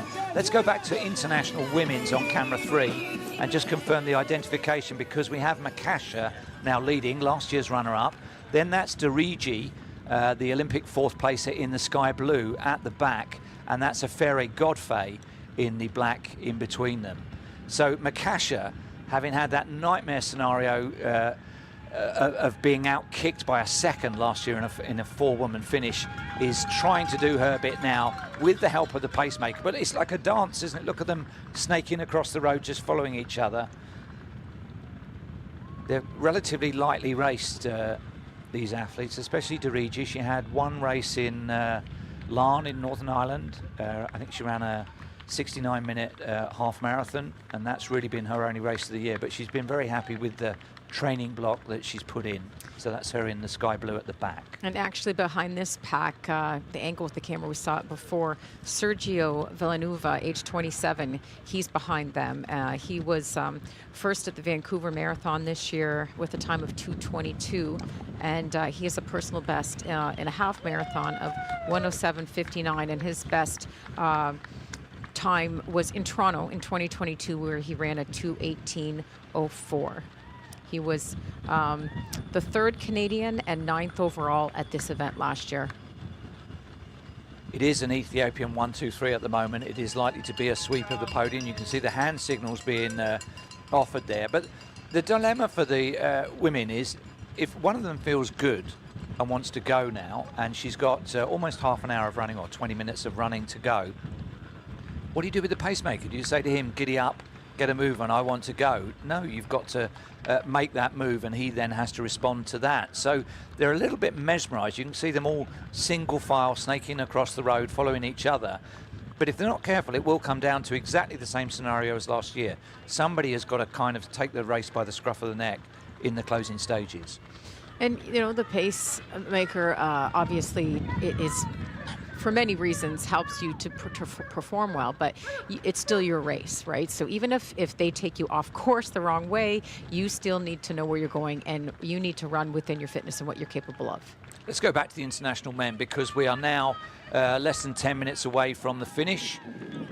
Engano, having been caught, has re-established himself. Umar, the other athlete at the back of that trio, is the Paris Marathon champion, and the athlete that's joined them is Noah Kipkemboy in the red and white outfit. So he's just daring on this uphill section to push on a little bit.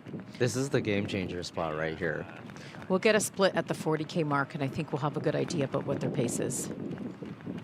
I think this is where Elvis made his move last year. Everyone dropped. But yeah, this is definitely going to be the spot. I mentioned at the start that Umar had this dilemma at the Paris Marathon, where he felt so unwell the night before the race that he was all for pulling out and regrouping and going in another spring marathon. And after a conflab with coaching and management, they decided, well, give it a go, see how it works, and he won the race. Let's go to the elite women, because we've got an update on the splits there in what is turning out to be an exciting race. Let's see what they're looking for. 2:20, wow. And we have a racing prospect. We could go under 2:20. It's a big ask. And Dirigi is now struggling a little bit. It may be to do with having grabbed that bottle. She's got the bottle, but she's lost contact just momentarily. It's a gel that she's taken out of the waistband of her trousers. It's a high concentrate gel that she'll mix with the water so that it sits better in the stomach. But while she's doing all that, the race may be going away from her. Well, and sometimes, like we've said before, when you miss your bottle, if your gels are taped to your bottle, that's a bit of a risk. So some athletes will have backups, which is having a gel in a pocket or in your bra top. So if you need that fuel, you need to take it, and you'll be glad that you came up with a backup plan.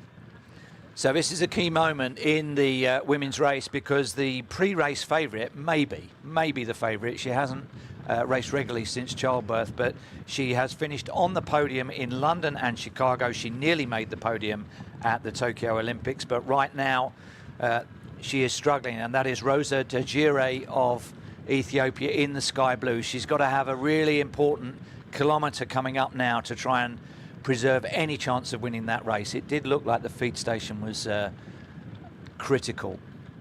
Well, we'll come back to that, because the first man across the line in any division was Josh Cassidy of Canada in the men's wheelchair.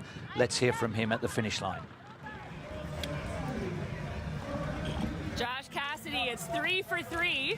You started things off in 2022 with the very first wheelchair racing here at Toronto Waterfront Marathon. Of course, you won that race. You won last year, bettering your own course record, and came just shy of it today, but another win, my friend. Congratulations. How did it feel? Oh, good, thanks. Yeah, it was a little bit stiff this week because I've got a busy fall schedule. I did Chicago last weekend, New York coming up, and I felt great after Chicago, so I would hit the gym, and I'm more just stiff today, so it felt better as I went, but it was a lot of fun and great weather. Great weather, absolutely. And you said you felt a little stiff. You've been always very humble about how much racing you do in a very short time period. So we know that you had Chicago last week, you have New York in 2 weeks, and so this is going to be 5 marathons in 7 weeks. That's a lot of racing and a lot of traveling. Yes, yeah, and they had been going better as I went, so I kind of upped the training this week because, there's not really a field here. It's really just, they're getting the event started. I want to be a part of it to help build it, draw eyes on it, bring awareness so that we can bring in more elite field in years to come. Love that. You've been such a huge advocate and done so much work in the adaptive racing space, and I know that athletes with disability is a big cause of yours. Tell us a little bit about what it means to be here representing the future of what I'm sure will be more of this racing. Yeah, well, there's so many people that have trailblazed before me and Canadians, and it's my part. People don't know about the sport unless they see it. So the more opportunities that you can showcase the event and wheelchair racing, that there's someone else out there that wants to try. So absolutely. Well, a lot of people want to be like Josh Cassidy. So congratulations on your 3rd consecutive win. Best of luck in New York in 2 weeks, and we can't wait to see you next year. Thanks, Kate. Well, congratulations to him. There's confirmation of his winning time, and Herman Garrich in 2nd in 1:48. The course record 1:36.37, so that's for another day. Let's go back to the international men, where we have 3 men challenging for the title. We're now through 2:02, so maybe only 3 or 4 minutes still left to go. It's Noah Kipkemboi of Kenya in the red and white, and then behind him Dominic Ngano on the far right, and the Paris champion Mulugeta Uma of Ethiopia just obscured from view at the moment. It's accelerating because they are very close to the finish.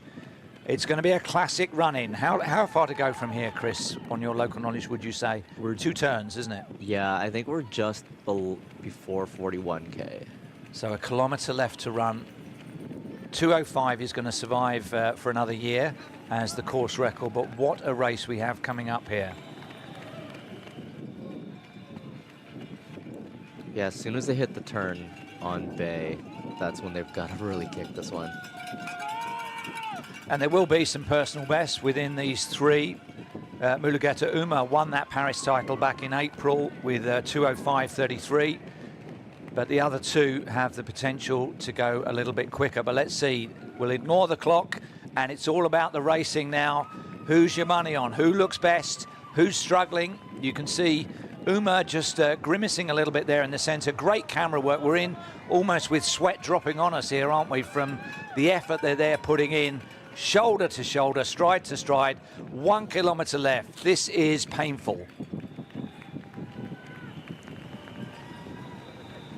Oh yeah, you can see them all wincing.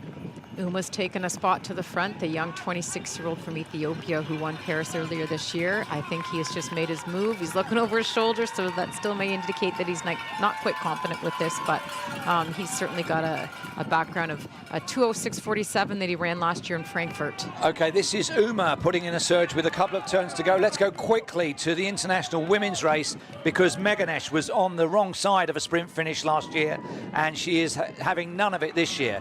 So last year's runner-up has headed for home early. Waganesh Makasha is clear. Let's go back to the men, because we're in the closing stages of this race. Strong run for home by Uma. He wanted to prove that Paris was not a flash in the pan. Yeah, a little glimpse over the left shoulder, because it's not done yet. That's right. He ran a 2:06.07 in Seville in 23 and a 2:07.56 in Amsterdam in 22. So just being young at the age of 26, definitely showing that he's going to win or might win this race today. He's still looking over his shoulder, but he's made that confident move ahead of that group that he was with so that he can get this victory today. Well, they're encouraging on the contraflow as they make their way out onto the course. You can see the applause above their heads for the race leader. I think they'll be singing in Scotland as well, because his agent Malcolm Anderson is based in Edinburgh, and he'll be watching the live stream with his heart pounding, because his athlete has now got just about a minute and a half to run on this fantastically well supported route. Here comes the penultimate turn. This is the big turn. This is where 800 meters, you just have to kick. It's uphill. You can see it, but it's so far away. Uma was second place at the World U18 Championships in the 1500. That was in 2015. Time was 3:41, so he's hopefully going to have some of that speed from then. And as well at the Youth Olympic Games, he was second place in the 1500 in 2014. Well, it's a foreshortening angle. It's certainly not over yet. This head-on camera is extending over 400 or 500 meters. Uma still leading, looking for his second marathon victory of the year.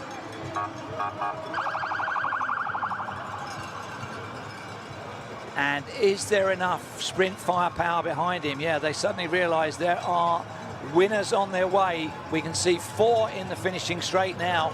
There is 1 chicane to go for Uma. Just saw Ngano look back to see what he had over Noah Kipkemboi in third. These may be the positions now. We're just outside 2:06. And there is barely 30 seconds left to run in the 2024 TCS Toronto Waterfront Marathon. It was a bold move in these closing stages by Uma, but it needed to be. Listen to the noise. This is absolutely deafening. These are the best crowds we've ever had in Toronto. Here comes the penultimate turn. Looks at his watch. He knows it's 2:07. It doesn't matter. It's all about the win. Stays the right side of the barrier. Now, when he rounds the next turn, he will see the finish line and he will know he's safe and he can enjoy it. Here he comes now. There's the sash. He can enjoy these moments. The Paris champion becomes the TCS Toronto Waterfront Marathon. Our winner is Mulugeta Uma of Ethiopia.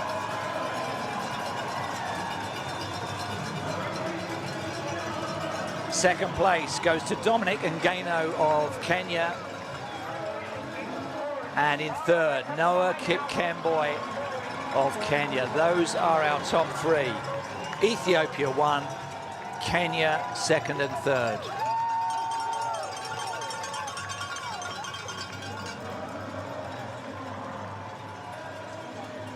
Let's go back to the women's race briefly, the international women's race.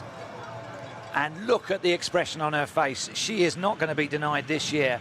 Waganesh Makasha, you could see the absolute bitter disappointment when she was out-sprinted last year. And she is taking no chances, no prisoners this year. Makasha now well in the lead from Aferi Godfrey of Ethiopia, and Rosa Derije was in third when last we checked. Let's go to the Canadian men because they are not too far away. And it is still the revived Justin Kent. The chasing group of Canadians came within maybe 5 seconds of him. They must have thought they were going to sail by, and suddenly he hit the afterburners and he went away. This has been a hard way to do it, hasn't it? Well, you know, when you're in the lead, then it's your race to lose. So he has to maintain that respect for the other athletes he's competing against, and to run within himself. So maybe he saw his little baby, I think her name is Willow, who's going to be 5 months, and maybe that inspired him to kind of jump ahead there when they were getting too close to him. 2 turns to go. 2 turns. I think this is what you call dad strength. It's kicking in now. Picture in picture, we're looking at the top 3, but we're with the leading Canadian. I'm not sure. This isn't going to be conclusive enough to secure World Championship selection for him. I think he may need to race again in the spring. What do you think?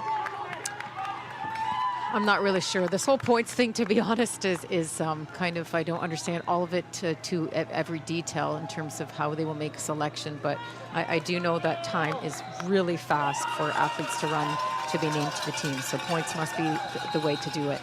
Well, courtesy of Wawanisa, we have a drone shot showing the athletes making their way down the underpass. Where's that? This is just where Lakeshore and the Gardner meet. Yeah, it's just a little downhill heading out to the east end. As you can see, Toronto never understands traffic. Don't drive your car on the day of a race. You knew about it for a week. As Canada's leading mutual insurer, Wawanesa is proud to serve nearly 2 million members. Ask your broker about Wawanesa or visit wawanesa.com.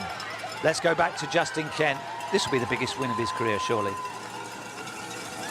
Right, definitely winning a national championship will definitely be a highlight of his career. That's culture in the background blasting Sandstorm, of course. So not quite that 2:10 that he was hoping to run today, but I think he'll definitely be pleased with the gold medal around his neck. The way it works is that there is a very, very hard individual standard to qualify for the World Championships and Olympic Games. And beyond that, World Athletics goes to its rankings, so top 80 competitors. I think that might be Elvis, our winner from last year there. But yeah, back to the times to run for the World Championships in Tokyo next year.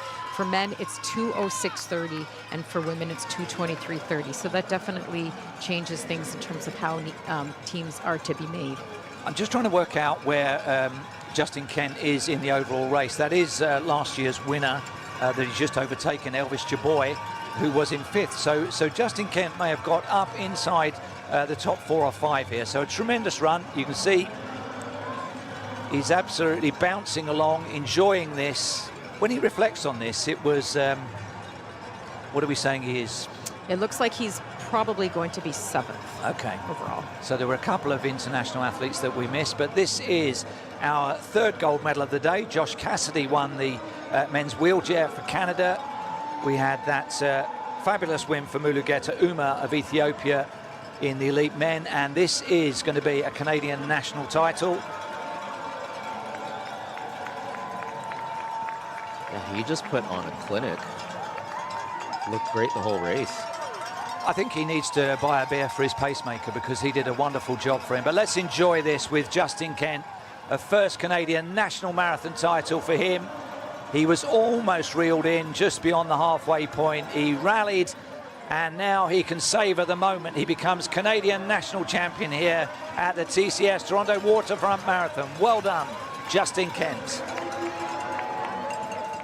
2:12:17 looks to be his time for today, and a 7th overall placing, which will get him prize money of $1,500 for that 7th place, and for the Canadian, $8,000. So he can buy a beer for his pacemaker. I'm glad to hear it. And this is the next finish that we're going to be seeing, and it is last year's runner-up in the women's race, Waganesh Makasha of Ethiopia. Still with a little way to run. She's projecting to something around low 220s, but she's certainly shot away from the other two in these last few kilometres. So when we get a split, it could be quite close to 220. The pacemaker who's been there throughout is trying to urge her on to a even quicker time. That's Sostin Kipchirchir, who's done a wonderful job. And he steps off there, says, you go ahead. She says, thanks for your work. The Milky Bars are on me. And that was at the 40K. We're looking back at the finishing straight for the 2nd Canadian man. And that looks to be Lee Waselius that is coming in, our large animal vet. Great to see him having a great race today. He's, I would say, more experienced at the marathon now, and his personal best is 2:14:39 from Valley Cottage,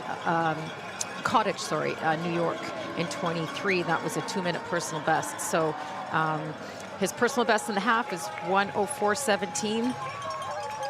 Well, he's put it all out there to take silver in the Canadian Championship. Yeah, a right shake of the head. Doesn't matter, he'll be on the podium. We will see him later. They all count. Decent time. He was the first Canadian last year at the Ottawa Marathon with a time of 2:18:27, and has a demanding job with being a large animal vet for him. Large kittens and large puppies. So Makasha, you can see, still full of intent. I think she wants the time as well. The win is there. Quick look back. Yep, you're okay. There's nobody, no pacemakers. He's stepped off. So this is the loneliest part of the race, but she's got lots of support on the contraflow. You can see them hands clapping above their head. And we think we're just looking to see whether we missed Andrew Alexander across the line there, and maybe he was the 2nd Canadian. and Lee Vesalius in third. But anyway, this is going to be our next gold medalist, with only Natasha Wodak still in the gold medal position for the Canadian national honours. What a different scenario for her. She's had to engineer that because nobody likes to lose a marathon on a sprint finish, and she particularly didn't. We saw her face at the end of the race last time. In the picture-in-picture, we've still got Canadian men finishing. Makesha looks fierce.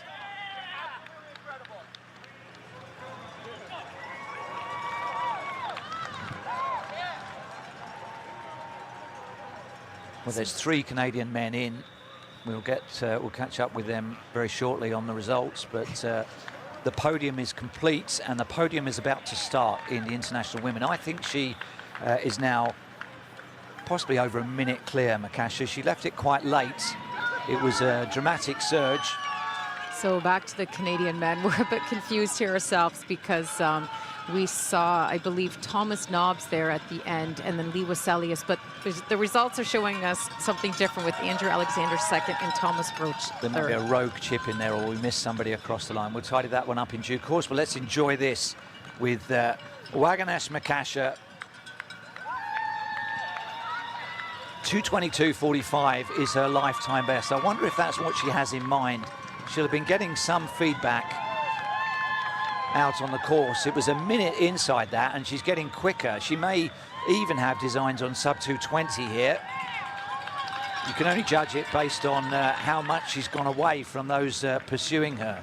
How far to run for her from here? I think we're just about 2 kilometers. Just approaching the 41-kilometer mark, so I'd say about a mile. There's somebody giving her very specific instructions. How far to go, what sort of time she's projecting to.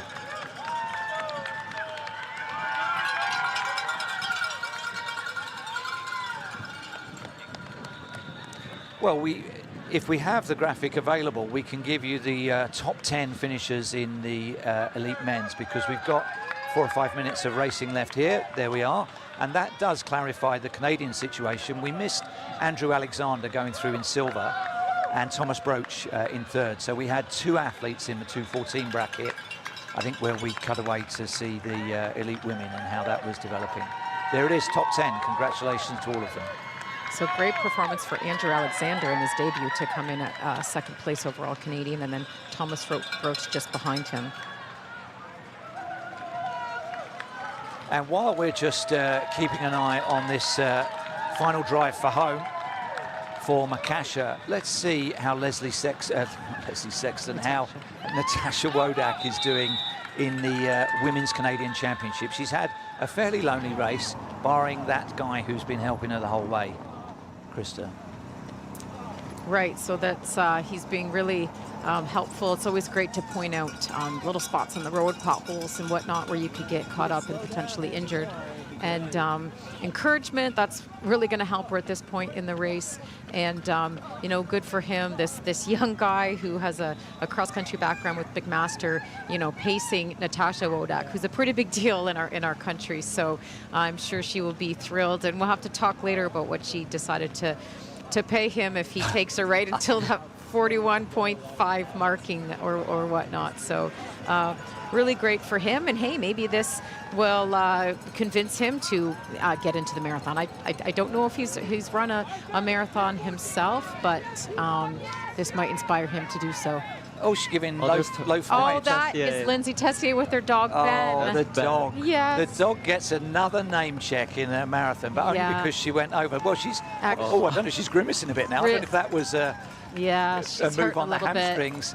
But meanwhile, back up the front, we are into the closing stages. 2 turns left for the athlete in glorious isolation. She's going to upgrade from silver to gold. It is Waganesh Makasha, looking good. Yeah, I think she's having flashbacks of last year, and you can see it in her face. She just wanted to prove her point. Can she do this in 30 seconds? Can she get to the finish in under 2:20 here? It's a very foreshortened angle. It's going to be close, though. She ran the Ottawa Marathon in 23 and got first place, and she was paced by Cam Levins, our record holder. And I believe her time then was 2:24. And She was first in Osaka this year in 2:24 as well. So this would be a great day for her, knowing that her personal best is 2:22.45, but she will not go under the 2:20. She's a mom of two, ages 8 and 5. She was 5th at the Chicago Marathon in 2022, where she ran a 2:23.41, and back in 2011 at the African Championships U20, she was 3rd in the 3,000 meters. So good day for her today. Well, her personal best was in need of renewal. It goes back to 2019. She just gestured to her marshal. Is it this way? She should know from last year. Deja vu, but this time she is away and clear. Last year's silver medalist at the TCS Toronto Waterfront Marathon is about to become this year's champion. Here she comes around the turn. The glory that was denied her by 1 second last year is all hers this year. Our champion in the women's event is Waganesh Makasha of Ethiopia, and it is a course record by over a minute.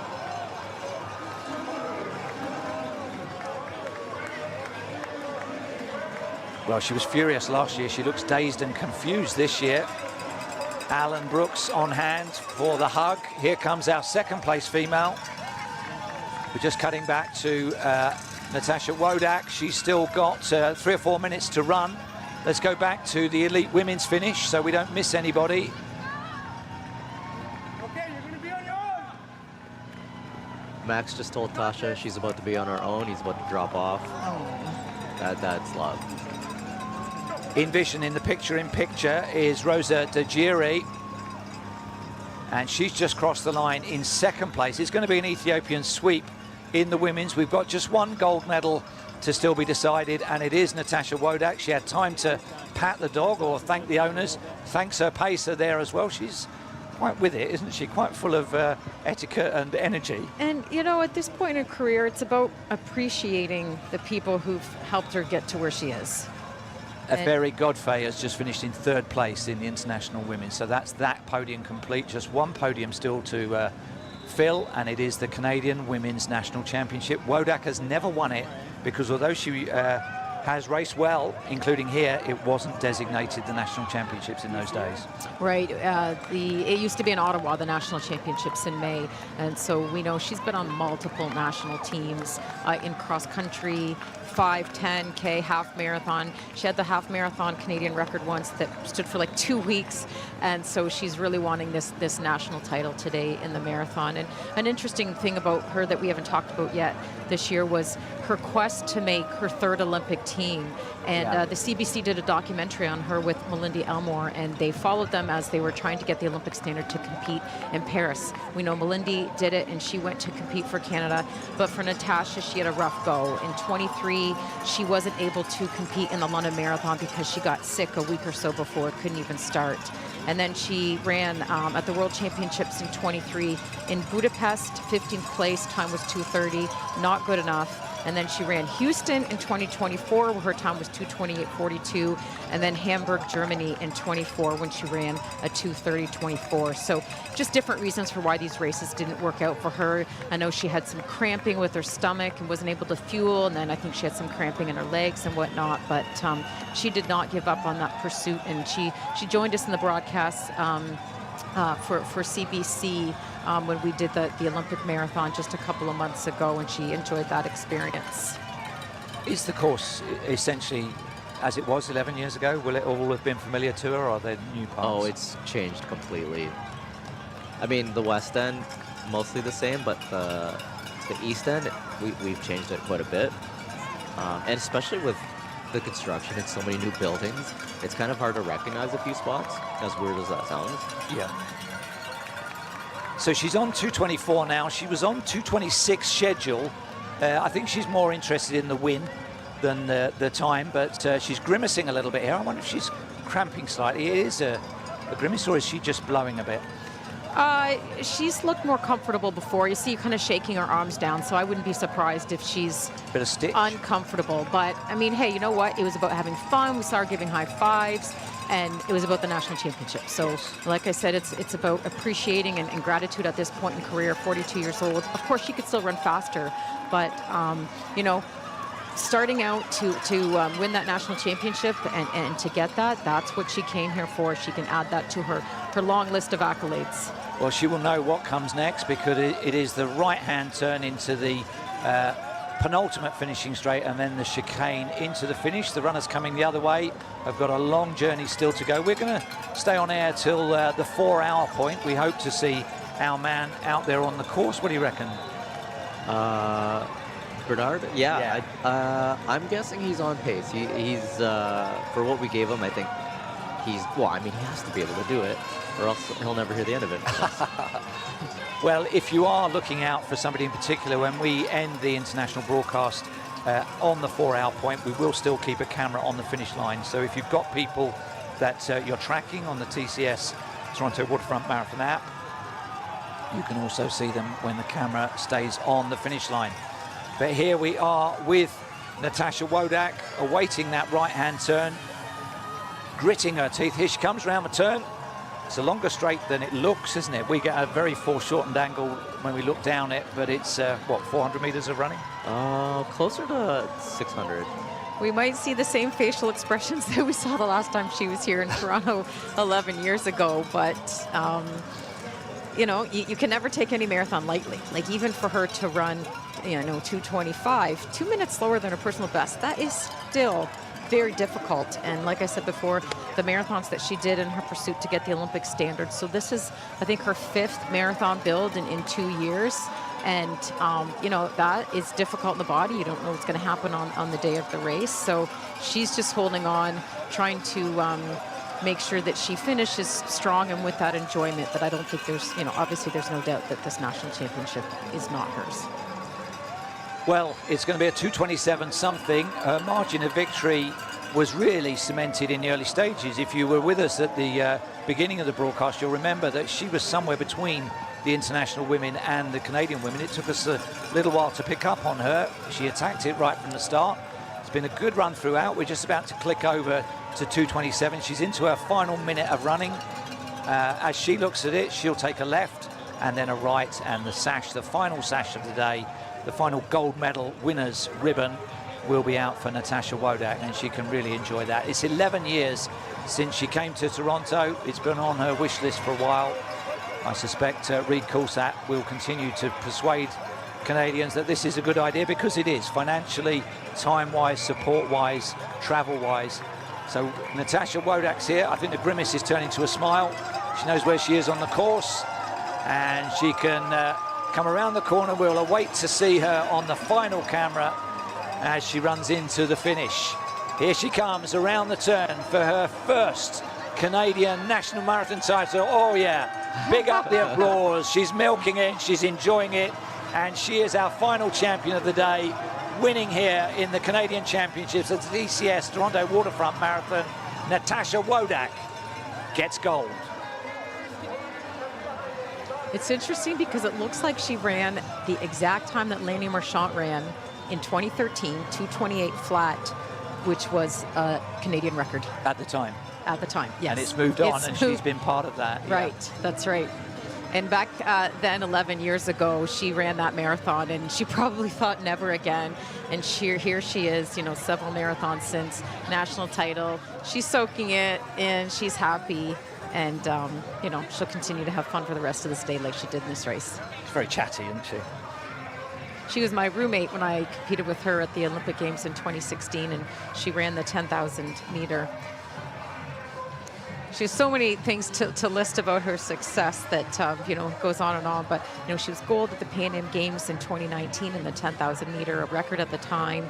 And she was 7th in 2015. Commonwealth Games she's been to, and she's competed in the World Championships in the 10,000 in 2015, 2017, 2019. And she's not done yet. I think that, she's still looking ahead. She's not ruling out the chance of going for another Olympic team, but I think she's going from season to season. So we'll see what's next for her, but a well-deserved break. We see the two national champions hugging each other, Justin Kent, Natasha Wodak, both from BC. And I would like to say that I got 4 out of the 5 winners correct. Chris takes the bronze for his wild card prediction, so it therefore comes down to who was closest on the winning women's right, time 'cause we between picked the me same and people. Krista. We picked exactly the same people. What was the women's winning time? The women's winning time. 2:20.44. Jeffrey takes You it win. within Good 15 job. seconds. Get the Guinness in there, Chris. He's leaving. I've He's got your leaving now. drink. I've got your drink. Kent and Wodak. Those are the surnames of the two Canadian national champions. Will we see them in Tokyo? We'll have to wait and see when the road to Tokyo closes. If you're watching us on the Inside Track World Athletics coverage, we will keep it going. We've got plenty of action still to come. We've got our man Bernard Abarcaz out on the course in amongst the atmosphere, and we will have the presentation of awards for our top 3 in all of those championships. Natasha's happy. She's no idea the camera's still on her, but you know, clearly she's still kind of hurting, right? There's something probably that made her a bit uncomfortable, but she certainly was able to get the crowds excited when she finished at the end. We still have second and third Canadian women, and it's a long, long time since we saw them because the designated camera for the Canadian women was with Natasha Wodak for so long. But when we saw them in the early stages, it was a tight cluster of 4 or 5 athletes. How's it looking now, Crystal? So it looks like we might be seeing Leslie Sexton in second place. Is that her now? There she is around the corner. I think that is her there with the sunglasses. Yeah. And the black top. The black top, right. Now, she's got someone ahead to catch from the international field, but this is always deceiving, this angle of the camera. It looks like they they're look like they're closer, but they're not. So time maybe for a stretcher to go across. Look. Right, she knows that person's not within reach, but she'll be happy with a second place finish today. So she's coached by her partner Steve Wheeler, and she moved out to Vancouver a couple of years ago. Originally, she's from Markham, Ontario, lived in London for quite a while, and again, like we said before, she placed 13th at the World Championships in 2022, which is in Eugene. And she won't be getting a personal best time today. She did that earlier this year in Houston, where she ran 2:28.14. And she's been on multiple teams as well for Team Canada, from cross country to 5, 10K distance half marathon. She's competed in various teams. And Rob Brulé is on the right there. So he's a great pacer. He paced me to my 50K record a few years ago. So it's good to see him. I would imagine. Is that him that looks like Super Mario on the He's right on the side? far right. Yeah. So he runs with some with the Bayfront Endurance group with Reed in Hamilton, and I'm sure Reed recruited him today to do this pacing job. And so his job was to pace that group. He's hyping up the crowd. I'm sure he'll finish right to the end and keep encouraging Leslie. He's clapping, and he's just such a positive guy. So we've still got one podium place to come after this, but Toronto has been a very happy hunting ground over the years for Leslie Sexton. She's had podium success in the past. I don't think she'll be too concerned about the time. This has been a really controlled and successful outing for her in good conditions. Around the turn for the final 60 metres comes Leslie Sexton in second place in the Canadian National Championships. So we will see her in a little while, and 2:33 is a good day's work and good prize money for Leslie Sexton, second in the Canadian National Championships. And it looks like she placed 7th overall. Her time with 2:33.15. So that's a good payday for her as well, right? She gets that prize money for 7th is $1,500, and then for second place Canadian, $4,000. And who was in third place? Rachel here we go. Hanna. Here There she she comes. is. Here she comes. Yeah, so Rachel Hanna, a good friend. She is also a registered dietitian, just recently married. Joe, who's also racing today, I guess they had a bet. If she won around the Bay, he had to do a marathon, and so he's further behind her, obviously, today. But Rachel's got a great list of accolades, and she was in really great shape. She's really pushing this finish here, which is great to see that she's got a little bit more in the end. So her personal best is from Houston in 2016, where she ran 2:32.09. So she's not going to be getting that today, but we'll see her turn around that corner and have a solid finish. She ran the Toledo Marathon in 23, set a course record, and then set a course record again in Indianapolis in 23, and was third at this year's Ottawa Marathon. So here is Rachel Hanna coming through, all smiles, sort of, a little bit of grimacing, and it looks like she ran about 2:34. So that's only 2 minutes off her personal best. So that's really good because you know, some of them were a little bit further off of their personal best today. Well, we've Anne-Marie Comeau, there she is coming in. So she will be our 4th Canadian today. So we've completed all of our podiums. It's time to start hearing from some of the people that filled the top step. And let's start with a catch-up with the men's Canadian champion, Justin Kent. There's Anne-Marie Mawhinney. I just wanted to point her out what there. What a performance. First time in Toronto, and you came away with the Canadian championship win and a big new PB, almost a minute. How did it feel out there being all by yourself for most of that race? It felt great until we hit some windy stretches. 33 onward is quite the battle, and I knew they were right on my tail, and it was just a big mental game of like taking it 1K at a time and just focusing on my form and staying as calm as I could. And it's tough when you're being hunted out there, so it's nice to have a bit of peace of mind when I had a bit more of a cushion after 35K. But I'm ecstatic, stoked. It's amazing to be here, and yeah, very elated.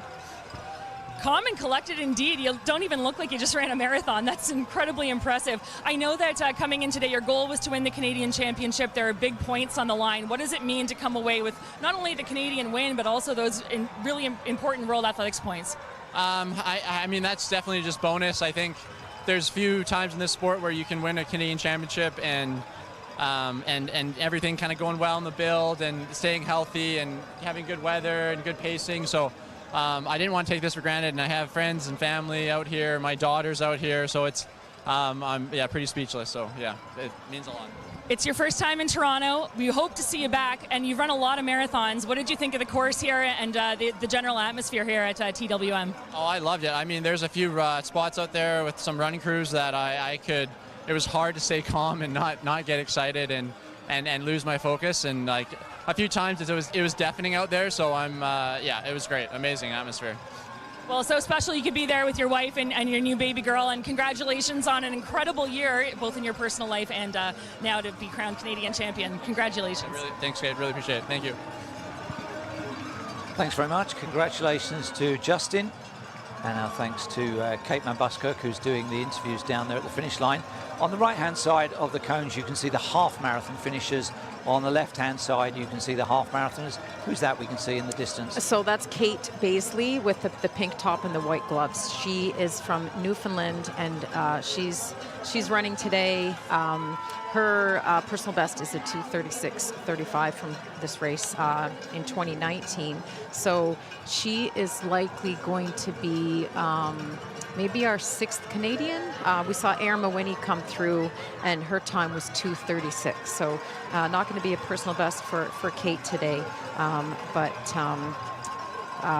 you know, certainly I'm sure she'll be pleased and be able to have thoughts about today's race. She's 40 years old now. Even Natasha, who's the winner, she's 42. So we talked the other night at dinner about how the Masters category is getting more competitive, and Natasha said it could almost be 45. Yeah. But you know, definitely good to see women running in their 40s, and you know, some people work full-time jobs and have a family. Kate has 3 kids. Her husband's a doctor, and she's able to juggle it. And it looks as though she has a part-time job as a snooker referee, doesn't it, with those gloves? Let's catch up with some results. We can bring you the official standings on the graphic. And that was tremendous. That was the fastest ever time seen in Canada for Makasha, and it really laid to rest the ghost from last year where she was out-sprinted by 1 second. And look at the Canadians populating that top 10. Good work. Yep, Natasha Wodak with the 5th place. We thought maybe she may be able to sneak onto the podium overall, but she was just a few minutes behind those leaders. And then Leslie Sexton, 7th place, 2nd Canadian overall, and then Rachel Hanna and Anne-Marie rounding it out with 3rd and 4th Canadians and 9th and 10th overall in this race. Good. It was the whole series of Canada running was intended to raise domestic standards, and you can see right there it is. Let's go back to the race. I mentioned before that if you are looking out for somebody in particular in the marathon, we will keep a camera. Mexico have 650 competitors taking part here. Alan Brooks has made it a personal mission to twin with Mexico. Sub 240 for her. So Kate Baisley coming in. I'm sure her daughters are watching from home. One of her friends, an athlete I coach, we were chatting last night, and I said, okay, who's got the kids? And it was, my mother-in-law or my mother, and those arrangements had to be made. So I'm sure they'll be thrilled to see their mom cross the line. Well, coming up, we will have the presentation of awards, but remember, we're still in the elite part of the race here. Out of 8,000 finishers, we've probably only had less than 200. We're on 2 hours 40. So these are athletes who train every day. So we're a long way from seeing the charity singlets and the fundraising endeavors and the Guinness World Record costumes. Those are all still to come. We saw there's the TTC streetcar Guinness record. I'm not exactly sure what they're going for. But there's 5 guys dressed up as a streetcar, and our friend Deco is leading this thing. Last year they did the half, and they have to do the full. Best of luck, guys. I wouldn't want to do that. Well, the problem is if you're tied together with people, and we get it in marathons around the world, either as a millipede or inside of a bus, your pace is dictated by the slowest person. Who's coming in here? We don't know. Too sure. One thing I wanted to point out with Tasha's win was back to the animal thing. When she passed Ben and Lindsay Tessier, when she saw Ben, Lindsay's dog, you saw her kind of tear up a little bit, and I think that kind of broke her emotionally. And well, and Lindsay's dog has cancer. I think it's okay for us to speak about that, but just really tragic. Ben is his name, and he has, I think, a form of leukemia. So Natasha was talking about that the other day. So I'm sure that did kind of drive her emotionally to see Lindsay out on the course with her dog and cheering on one of her best friends. This is a local event with an international flavor. We've got 70 countries represented here, but let's hear a little bit more about the local.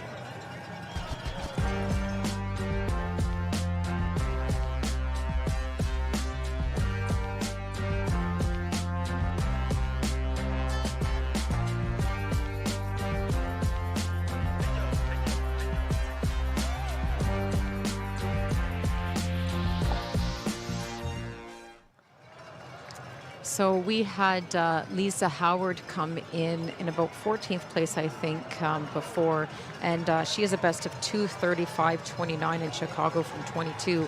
And one of the interesting stories that we saw about her was that she does like an over distance in her training. So I believe she did 2 runs of 50 kilometers and did them quite fast.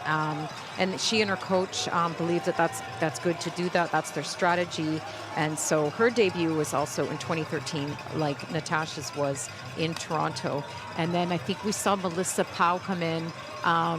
Her time was just under 2:42, and so she looks like she's about 15th Canadian today, or overall, sorry. The real time locally is 10:43, so we are at 2 hours and 43 since the gun went off. There will be finishers coming in right the way through the afternoon. Our transmission will end at the 4-hour point. We'll have the presentation of awards prior to that. We'll hopefully see some of the Guinness records. We'll meet some of the cheer squads, and we may even close out with Bernard Abarcaz finishing. He's run the whole distance with that camera and the gimbal, giving us a flavour of the atmosphere at different points before, during, and hopefully after the race. That's one of our local runners. I forget his name, but he's from Blacktoe. Blacktoe is one of the main stores downtown. They're just a block away from me, so I'm kind of spoiled with. And everyone loves the name Blacktoe because we know exactly what that means. We know what they're saying. What a festival of running. It will get warmer. The temperature is predicted to rise over the next hour or two, and there will be finishers coming in. So it looks like, to me, these 5 of them here have half marathon bibs and ran the full course. The atmosphere out there is very, very lively, and part of that is the music, the sounds, as well as the sights of Toronto. Let's hear from the Taiko drummers. I'm here with the rest from Arashiro Taiko. Hi, how are you doing today? Doing great. You guys are bringing so much energy to this cheer squad. Tell us why you're here today. Well, you know, this is a great event. We're here to support. We love this. We love the city. We love what people are doing. They're pushing their bodies to the extreme, and that's what we want to do as well. It must be such a boost to the runners to be coming by and see this site and hear the rhythm of the drums. Do you get a lot of good feedback from them? We feed off that feedback. It energizes us as well as them. So it's a mutual symbiotic relationship I think we have here. It's great. So this is the 35th anniversary of the TCS Toronto Waterfront Marathon. We have 30,000 runners here from all over the world. What do you think that this says about the city of Toronto? Well, it's one of the greatest cities in the world. I've traveled all over the world and lived many places. I'm from Toronto, born and raised. This is a great city. Look at the weather. We're right by the waterfront. It's amazing. And we have this incredible event to showcase the city of Toronto as well. And it's just amazing. Where else can we find the Arashida Taiko? Well, we played all sorts of events, from weddings to private events. We opened up stores, and we do the running series events like the marathon and other running series events all over the city. All right, you guys are keeping the energy up. You're keeping us going. Thank you so much, RS, for chatting with us today. Back inside to you in the studio. Well done, the taiko drummers. You'd love to have that as the soundtrack when you race here next year in the 2025 TCS Toronto Waterfront Marathon. Don't tell me you haven't been motivated by these sights and sounds, the weather that has been laid on. And by the way, our ground level reporter is Michelle Jobin, who is going around getting a flavour of the event for you. We're still on sub 2 hours 50. You can see personal bests all round, a lot of joy, a lot of celebration for those finishing the full marathon, and also the half marathon on the right hand side with arms aloft. Yeah, you just saw a runner pass through and just burst into tears. This is definitely the city that's gonna get you. It's an emotional race. Like, coming from my experience, just being a dude, my first race I cried here. I think I got stuck on the overpass at the DVP. I was just walking back. I pulled a chocolate bar out of my pocket and I called my mom. And then my mom was like, "What's taking you so long?" So, get going. Same year that Ed Whitlock did sub 3, she said this old guy was already done an hour and a half. What's wrong with you? Yeah, like, why are you doing this? This is so long. Well, and it's a sport where you have recreational athletes at the back, and then you've got the world's best at the front, right? You don't see any like professional sport, basketball, hockey, where everyone's on the ice or on the field or on the court at the same time. So, you know, you are in the race with these other people, which makes it so unique, and that's why we love this running community that we have. Well, and somewhere in between will be the various Guinness World Records. The Guinness are here to ratify them. It's part of the numbers that have shown just how much this event is coming on in leaps and bounds. So the total number of attempts is the biggest since 2019. Somewhere out there is the fastest in a 5-person costume. Chris just mentioned them. We've got an attempt on joggling. That's juggling 3 objects. It's a 2:50 best, a Guinness World Record. So if they're going to break that, they'll be coming through very soon. And we've also got those dressed in hockey kits. 23 record attempts in all taking place. So we hope to see 1 or 2 of those. I think with the joggling, if you drop the balls, you have to go back to where they landed. You can't just That's right. pretend it didn't happen and carry on. So this is, what's the temperature now? It must be up around 19 degrees. Quite nice. It's about 13 degrees now. 13, so it's creeping up, but that's pretty much ideal, isn't it? No wind, no... See someone going off to the side there, stretching out a hamstring. We saw someone crossing the line and grabbing his leg, and sometimes you can run through it and sometimes you can't. Kate Van Busker down at the finish has caught up with all 3 medalists in the Canadian National Championship. So let's hear what they had to say.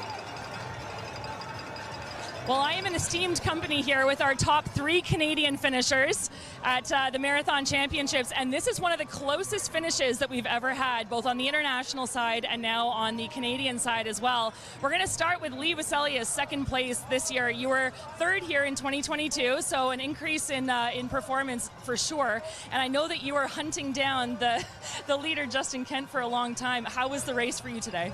Yeah, I was feeling pretty good. Ben did an unreal job pacing. We got to 30K, and I've run enough now that I kind of know how to judge the effort and stuff. In the 30, I was like, okay, I'm feeling good. Like, I think I had a big one in me, and I knew the last part was tough. And like, I knew Justin, we were gaining on him, but so I had no idea how he was feeling. But he ended up picking up quite a bit, and like, I kind of went for it a little bit. I figured it might as well. Like, I tried to get in the mindset that I could do it, but that last 5K really hurt when I just watched Justin pull away, and I just tried to stay positive and hope that nobody was reeling me in. And yeah, like PB, went for it. Can't be too disappointed. So. Well, you told me afterwards, no regrets, and that's a great way to finish a marathon. So congratulations on your second place finish. That's awesome, Lee. Yeah, thank you very much. All right, Andrew Alexander, this is your debut, and we talked about, you know, big goals. You came in wanting the W. You came away with a podium finish. That's an awesome spot. How was your first? Yeah, it was a really good experience. Obviously, it was fun competing with these boys, and obviously it was fun looking back that Justin's had the whole way in the far, far distance. But yeah, it was good. It felt super good up until like 33K. Lee made a move as soon as we made the turn. I was like, oh, this is a little bit of a hot pace. And then around 35K, I tried taking some of my liquids and didn't really stay down. And so I kind of stopped for a little bit and then tried to get the legs moving after that. But as we said, the last 3K felt longer than the 39K before. So yeah, it was good. I was happy with it. And yeah, obviously room for improvement. So. That's when they say the marathon starts, right? Is at 33K, and that the last 3K is basically the other half. So, yeah, well done. Congrats on your debutante. And so, Justin, I know we already spoke with you, but we talked about how close the finish was. Did you know that these guys were hot on your tail? Oh, yeah. I could hear them breathing down my neck a bit. I knew we kind of zoned out maybe, I think, from half to 30K and let them kind of get a bit more of a gap on me. And then I was just trying to bide my time. I knew after the turnaround, the 33 to 35, 37K was tough and grueling, so I just wanted to make sure I had a bit of cushion there. And but I was feeling good until hitting that wind, and yeah, just trying to pull through the finish.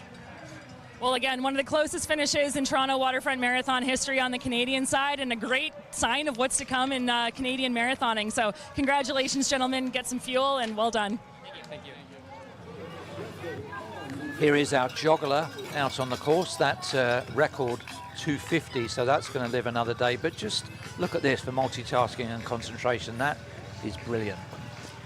So there are strict rules about this. I think you have to have it taped the whole time.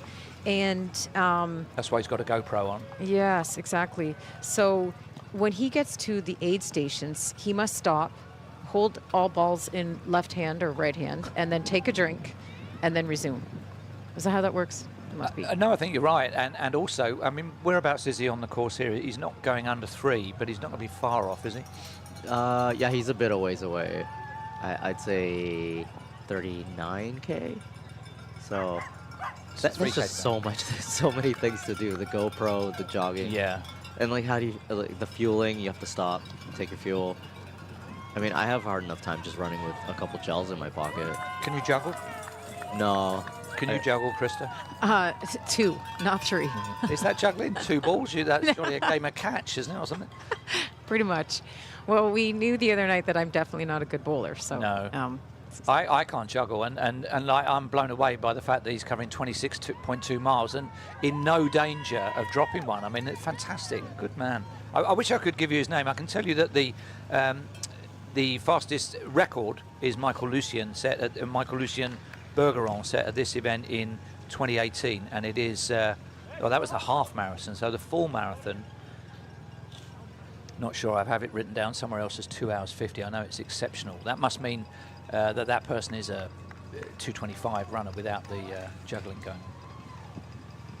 I'm sure you have to make a choice, either run the race without the juggling to get a personal best, or go for the Guinness record juggling. Yeah. He has a rhythm there, you can see it, and legs and hands follow, don't they? I suppose they have to.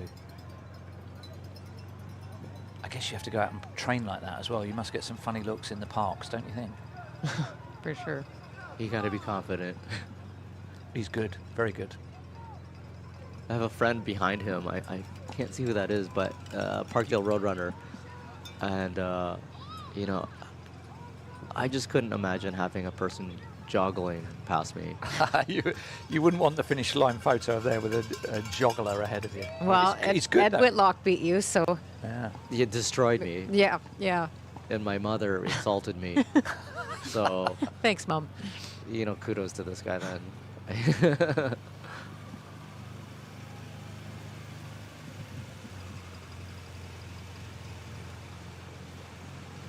Yeah, he's still going. Like, he's actually, like, what do you do when you want to pick it up? Do you joggle faster? Just got to find a rhythm and stick to it, hasn't he? But he is doing. Do you throw the balls higher in the air? What if somebody nudges him? Or what if he catches his toe or something? It's intense concentration, isn't it?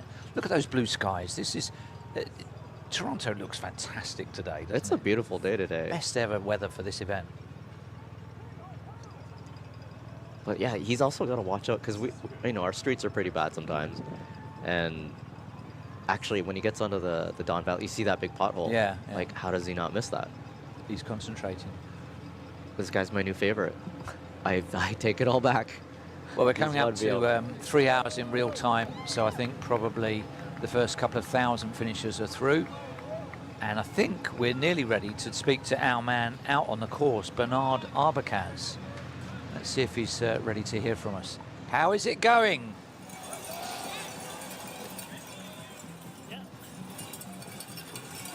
Yeah, we're out here.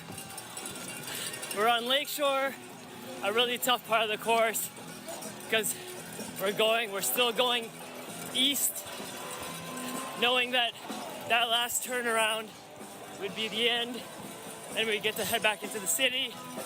But I'm about to hit a cheer station. We got the music blasting. Still got the people going. And how is the gimbal going? You're having to carry that gimbal. Is it working okay, or is it dragging you down? It's super tough. I won't lie.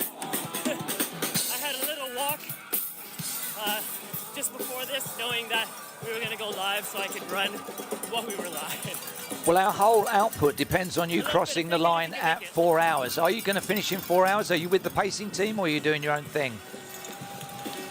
I'm still ahead of the 4-hour bunny, but I have a feeling the 4-hour bunny is creeping up on me.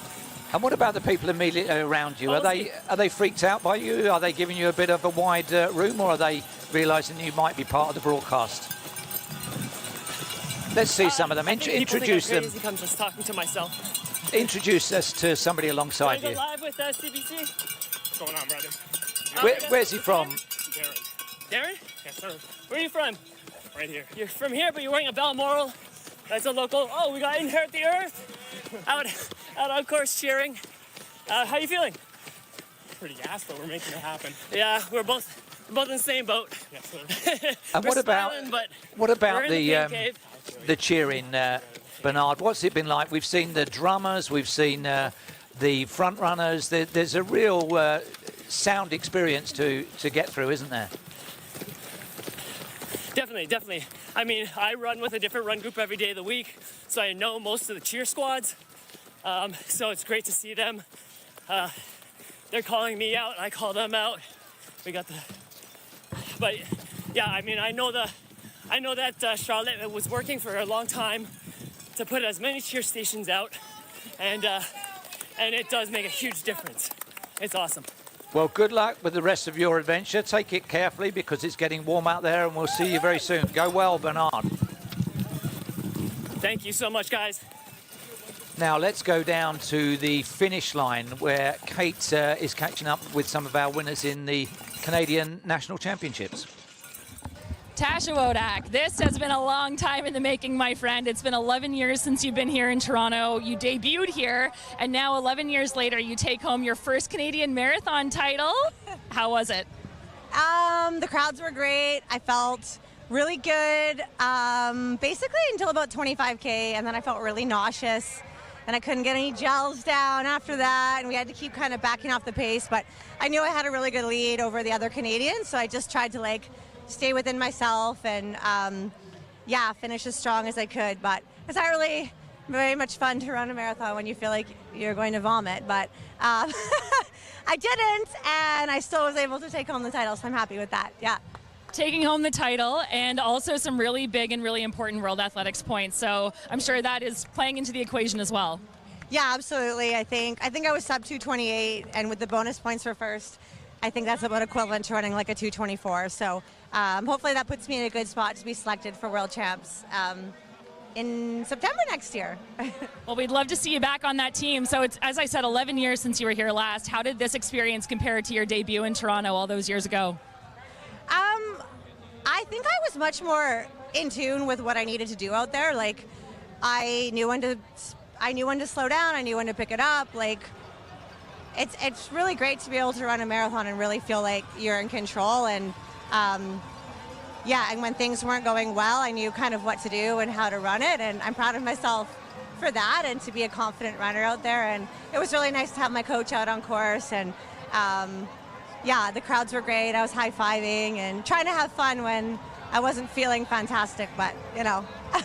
Well, you hit it well. You came across that finish line, and I know how much this means to you. So another feather in your cap. Congratulations on your win, Natasha. Thanks, Kate. Thanks for watching, everybody. Yay! Well, thank you. And from one gold medalist in the marathon, we go to another gold medalist, the fastest tree in the half marathon. And you know everybody in the race. Do you know this tree, Chris? I don't know. I'm scared if I know this person. We've got a guy taping the tree man in front of him because that's making his race that much more exciting. I would just follow and draft the tree. Yeah. Windbreak. And like I think with these rules too, you have to have a specific diameter and circumference of these objects. So this person probably can't go any wider and get their legs through. Yeah. We're just on 3 hours on the gun time. Of course, most of these finishers will be going sub 3. Do you know them? This is actually one of my best friends, my training partner, Sean Davies. He was representing Crossing Lines. Proud of you, Sean. Love you, buddy. With the red headband? Yeah. Well, he will be sub 3 because the way chip timing works is it probably took him 30 seconds or so or more to get across the start line, and he gets that back on the net time from sensor pad to sensor pad, start to finish. Good work for him. So this is the first big landmark of the race. And 4 hours, in an hour's time, will be when we end our transmission. We'll be looking to see how Bernard does, whether he can get through in under 4 hours to close us out. We'll have our medal ceremonies for all 4 podium events, and we will have a few more Guinness World Records as well. This is the rush hour coming up now, isn't it? You can see it across the finish line in the half marathon. It's 5 or 6 every second, thinning out a little bit. Back with the joggler.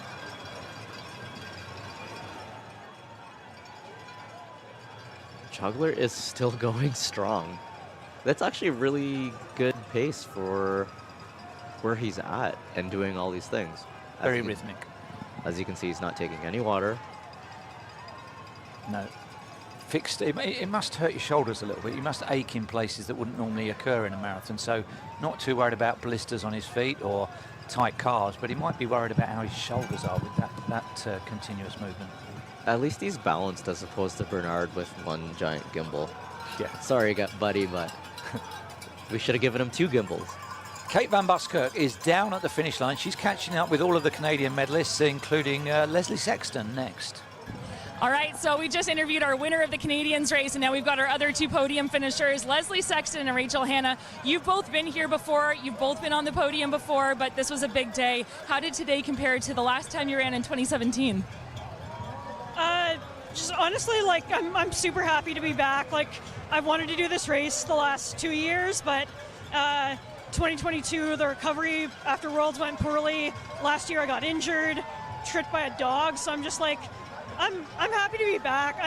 I need to race hard. I need to finish this thing, and that's what I had today. It's not my best time, but I'm happy with the effort. And a second place finish, that's amazing. And I know that you had a short build, so that's great. And Rachel, this was your 3rd fastest time ever. You haven't been here since 2018. What were the streets of Toronto like today for you? Yeah, it was awesome to be back. The energy of the city, it's just amazing to be running somewhere that I used to live, all the cheer stations, family, friends on course. Saw my face in the last K on a poster board that made me smile. I don't think I've ever smiled in the last kilometer of a marathon, so that's just what being at home is about. I felt really strong. I felt better than when I ran around the same time in here 2016 when I was on the podium. So my goal was, PB, try to get on the podium. Not a personal best, but a great day. So happy to be here. Congratulations to you both on another amazing Toronto Waterfront Marathon. Thanks, Kate. Well done to both of them. We can tidy up what happened with that Canadian men's podium. Lee Veselius, we understand, didn't have chip timing on, so he crept through but didn't appear initially on the results. So it was initially a permutation of Kent, Alexander, Veselius and Broach, but the medals have now been resolved, so we'll see them very shortly. And it's quite significant in prize money as well. It's not just a clerical error, is it? That's a big check that would go missing. Right, if so it wasn't corrected.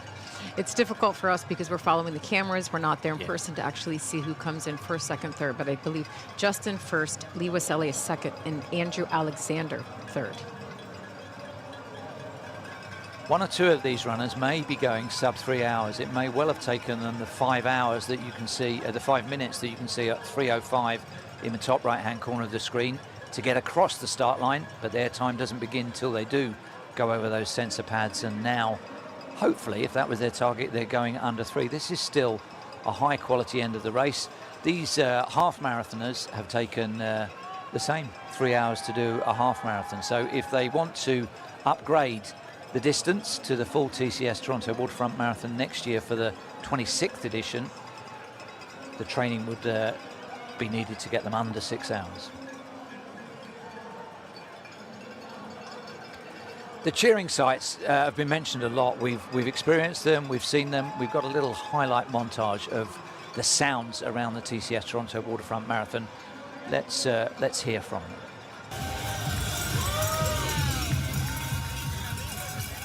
This is Queer East Run Crew. This is the group we saw in Bathurst earlier. They are out and about. This is the thing about the city. Like, everyone actually gets out and cheers. There's other cities where people just don't really have run groups, and it's not that. It's just not a thing. They're upset that the roads are closed, and that's just it's going to stay at that. Yeah, like we used to call it the beaches, but they actually love this now. It used to be a kind of a thing where people weren't really into running, but now that running's so big, everyone's kind of found a click. People are jumping into it. People are here cheering, and like I said, there's a group for everybody, and it's very, very diverse. This is community-generated content, so people have been out filming this and then submitting it online, and that's how we've been able to make this montage that I hope, as well as the sites that we saw during the race, just give you a feel for what the runners experience out there in terms of support. We hear so much about the support, but look at it, listen to it. Some of these signs are very creative. Over the years, I've seen a variety of different ones, and sometimes you can't really read them, but other times that makes you laugh. I don't know who these are, but I mean, this is the thing about the marathon. You always have something new. Well, 35 stations? It's a lot. And people are always trying to one-up each other. Yeah. We don't mind if there's people in the race you don't know. It'd be a lot to expect you to know 8,000 people plus 35 cheer stations. But I have to know everybody. Everyone has to know each other. They know you.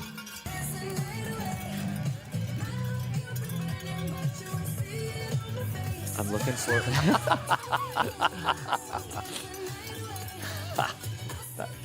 Well, that's my favourite placard of the day. And still they come, and they will keep coming for at least another 3 or 4 more hours. We've got 50-odd minutes left on the broadcast. After that, we will keep a fixed camera on the finish line, and you can look out for people. And it includes our ever-presence, Krista.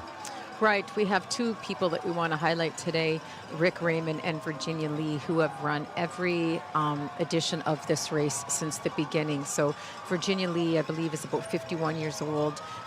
This year she was going to do it as a fundraiser for the Princess Margaret Cancer Foundation through the Charity Challenge in memory of her late father who passed away. And she gives him credit for her love of fitness. They had a very close relationship. And her running passion started in her 20s, and she started running to avoid the 45-minute commute to the gym. So she has been running a lot of marathons since then. I think she did 50 by the age of 50. In 2013, she wanted to keep her streak going to continue doing this race, Toronto Waterfront Marathon, but she wanted to do Chicago. So I believe she ran that just a bit more conservatively so that she can do this. You know, it was a tough year for her with her father's passing, and apparently she had shingles. She was a speaker at the expo.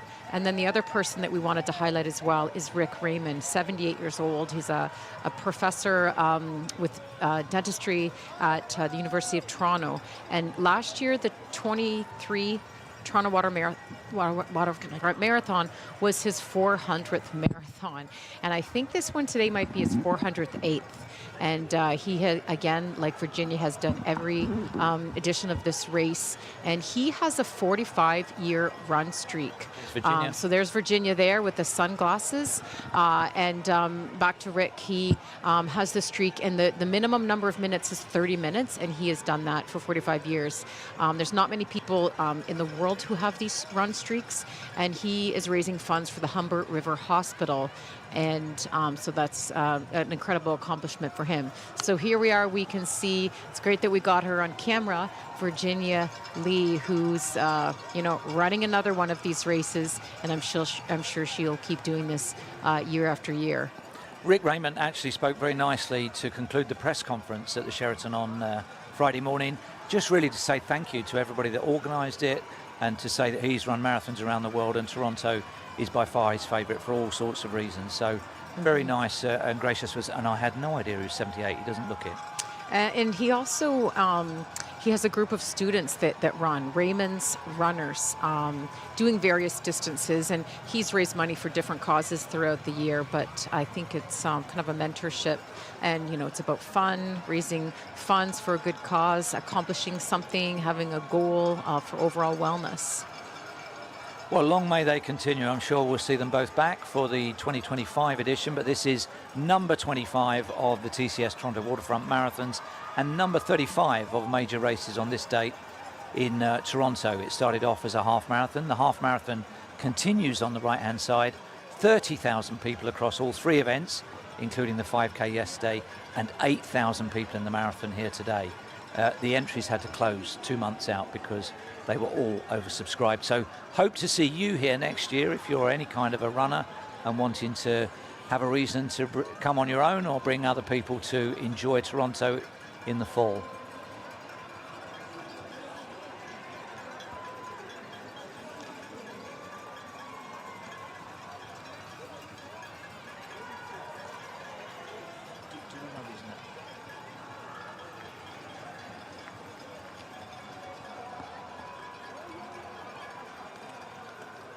Our joggler, Jean-Marc Dorian, is not too far away now. He had a fair bit of space around him last time we saw him, but it's quite congested down both sides of the finishing straight now. A lot of joy, though. It's been a great day for running. The temperature just perfect. The support, the conditions, the occasion, magnificent.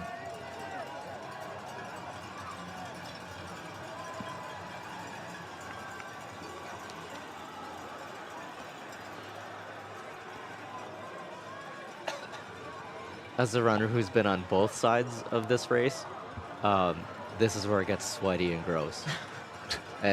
But you're kicking. It's like your first time. This is such a big deal for you. I remember how all these people feel. Do you miss? You used to go down there on your Marty McFly skateboard. Do you miss that? No, that was so tiring. They're actually really hard to follow. Yeah, they're really hard to chase. Right, coming around the corner any moment now will be Jean-Marc Dorian. It is not a Guinness World Record because that is 2 hours 50, but it is an amazing achievement. Let's look out for him. Here he comes with the GoPro on so it can be validated. We haven't seen him drop one at all. Fantastic concentration and rhythm. Welcome home, Jean-Marc Dorian, joggler. And relax. That must be such a relief to just put the balls away. I wouldn't throw them. Never again. He probably doesn't know what to do now. Yeah, his arms are still going. Fantastic. We're on 3 hours 13. That's just over 7 minutes per mile for all of these runners. So pretty serious. Most days of the week, athletes, I think even on a net time, they'll probably be the wrong side of 3 hours, but good running. I hope they got what they came for. I hope they enjoyed it. And coming up in a few minutes' time, we will have our presentation of awards for the top 3 gold, silver and bronze medalists in the open international races, which were dominated by Kenya and Ethiopia, and also the Canadian National Championships. So we have an interview on the line with our Parkdale Roadrunners crew, which was actually my first run group, which started as maybe 8 dudes that wanted to stop partying. And we'd be out late, meet up in the morning, sweat out what we did the night before. And now this crew is like hundreds deep. I can't even keep up. I only go every so often because I can. But yeah, we're here with Mike, and take it to you, Michelle. All right, I'm here with Mike Krupika. He's one of the founding members of Parkdale Roadrunners. Parkdale Roadrunners is one of the original running crews here in Toronto. How does it feel to be here today at the 35th anniversary of the TCS Toronto Waterfront Marathon? Oh, it's incredible. We've been doing this for 14 years, and every year it just gets better and better. And you'll see it from Cheer Squad of how it elevates, how TCS supports us and CRS supports us to do what we really want to do. Oh, sorry. Dog. Everyone's here. Dogs, friends, family. You guys always make it a party.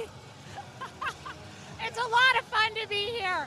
How about like Toronto and the Toronto Waterfront Marathon in the global running community and that perspective with Bridge the Gap? What can you tell us about it? I mean, it's got a really great following. Next year, you're going to see a really big contingent of people coming back for Bridge the Gap because it'll be Parkdale's 15th anniversary. So we're putting the call out for crews all over the world to come back, celebrate the marathon here in Toronto, and really highlight Toronto. It's like it's our postcard to the run community of just like greetings from, and showing what we love about the city, what we can showcase through the marathon, and then everything that we bring to the culture. There's over 30,000 runners here today, which I'm told might be the biggest ever. Pretty incredible, isn't it? It is, especially since seeing how many people have switched over to the marathon and how that's grown. The half marathon has always been really special here, but now seeing everybody experience the full, that's really shifted over the past few years. And as somebody who's run the full, I love that people get to experience the entirety of it. Amazing. Mike, thanks for talking to us today. Thanks for always bringing the party here. All right, it's good to see you. Thanks. Throwing it aside to you. Thank you very much. That party over the years has helped raise over 53 million Canadian dollars since the charity challenge was begun in 2003. Last year raised $2.5 million, and there are 153 charity partners. We're starting to see one or two of the charity fundraising shirts coming in the marathon, lots of them on the right hand side in the half marathon. And that is what Mayor Chow spoke about on the start line, that this isn't just a race, it does so much more for the fabric of the city and for supporting those less fortunate. Yeah, so many of the roads are closed and people are inconvenienced, but like Chris said, you know, they're warned in advance weeks out that roads are going to be closed, but you know, the day will come where their life will be affected by a charity where money has been contributed to a good cause that affects them. So was it last year, the year before, we had someone who was running in a hospital gown competing for the Guinness record and had just gone through cancer treatment. I think you were saying he was diagnosed, ran, and then was going through treatment, and kind of back and forth between him and another cancer survivor going after that Guinness record. So, you know, that's what makes it special for people who've been through something difficult when they know that, you know, this race generates so much money. And I think this year was $3 million, which was up from, I think, last year of $2.5 million. So that's incredible. It's a huge day. Yeah, that runner was Brandon Throop, and I think he did I'm just guessing, $130,000 just on his own. Wow. And then almost got the record. I mean, he went from running the race to being diagnosed to going through treatment and then raising the money and then getting the clear and then racing and going for the record. Mm-hmm. I actually just saw him finish earlier. I don't know if he got his record, but he went after it again this year. And another good cause, you know, CIMH, mental health is so important, and the food bank. I know there's, you know, so many different charities, 150 in fact, but the number of people that are in need to access the food bank due to food insecurity. So it's great to see that money from this event has been raised to help that worthy cause. When we see Toronto looking this good, this deep into the autumn, the fall, It just looks incredible. And one aspect of that has helped project the volume of people on the course, the blue skies, the bright sunshine, the blue Lake Ontario. It's been our drone coverage, courtesy of Wawa Nisa. Let's hear from Wawa Nisa.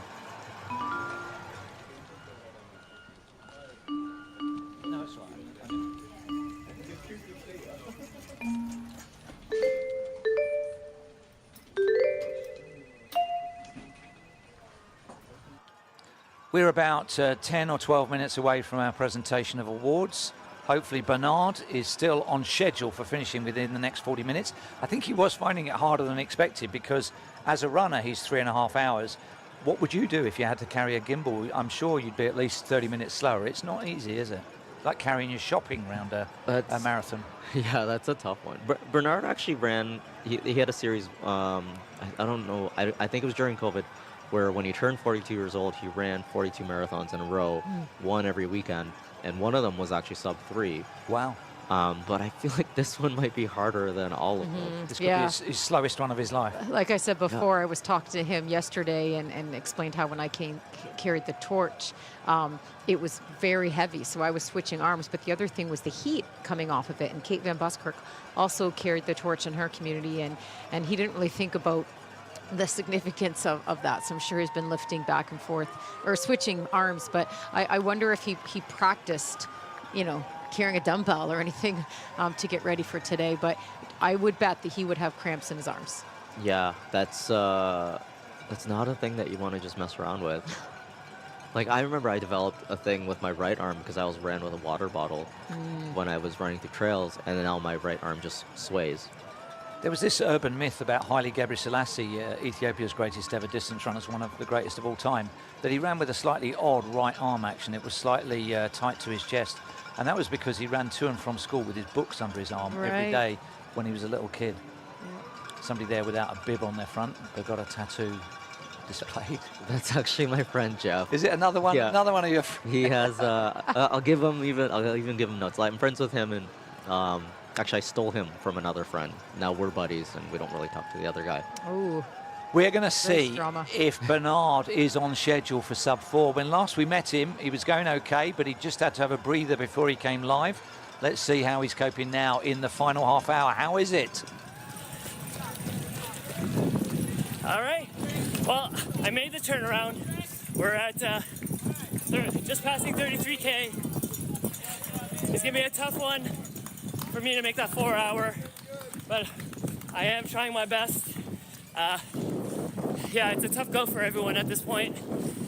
And is it the heat? Is it the gimbal, or is it just the marathon and what it does to you? Who's your mate alongside you? Who is he? Introduce us.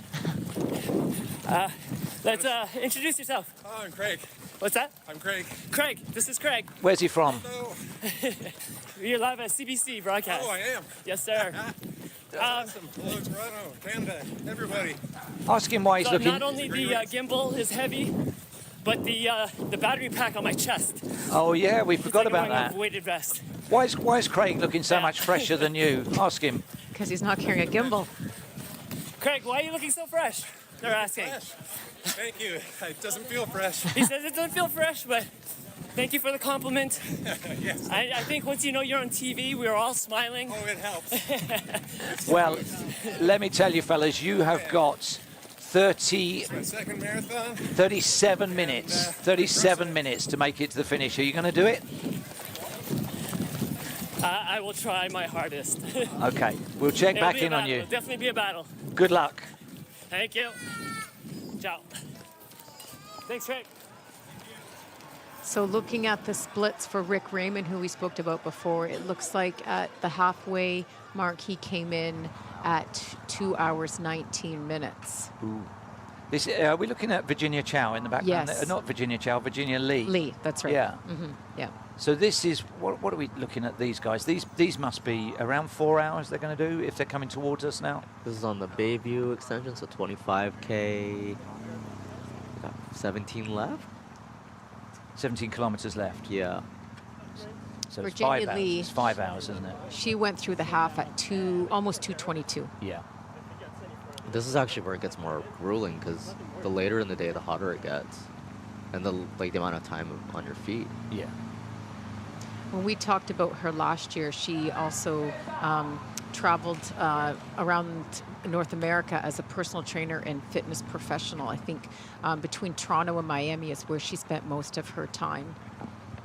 Toronto in the summer, Miami in the winter. Sounds like a good combination, does it not, Mr. Hawaii? That sounds like a good combo.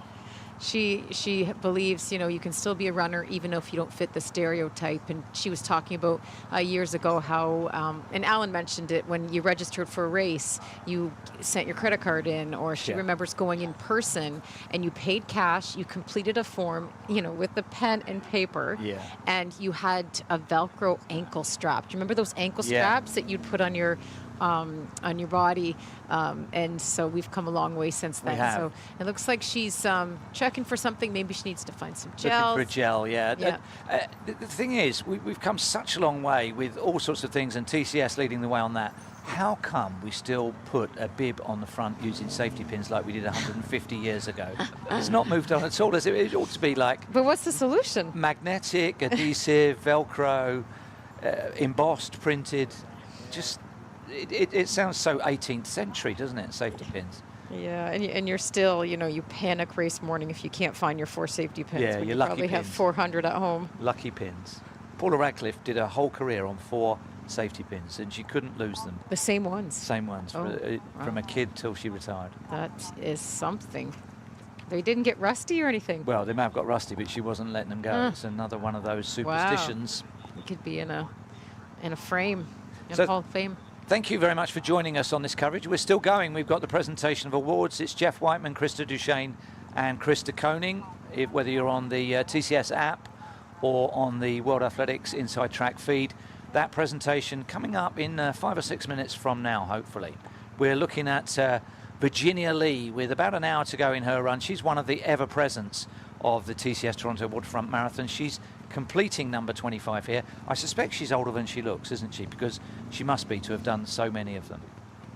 Well, according to my notes, she's 51 years old. Okay, so looking good on it. Personal trainer and moving well.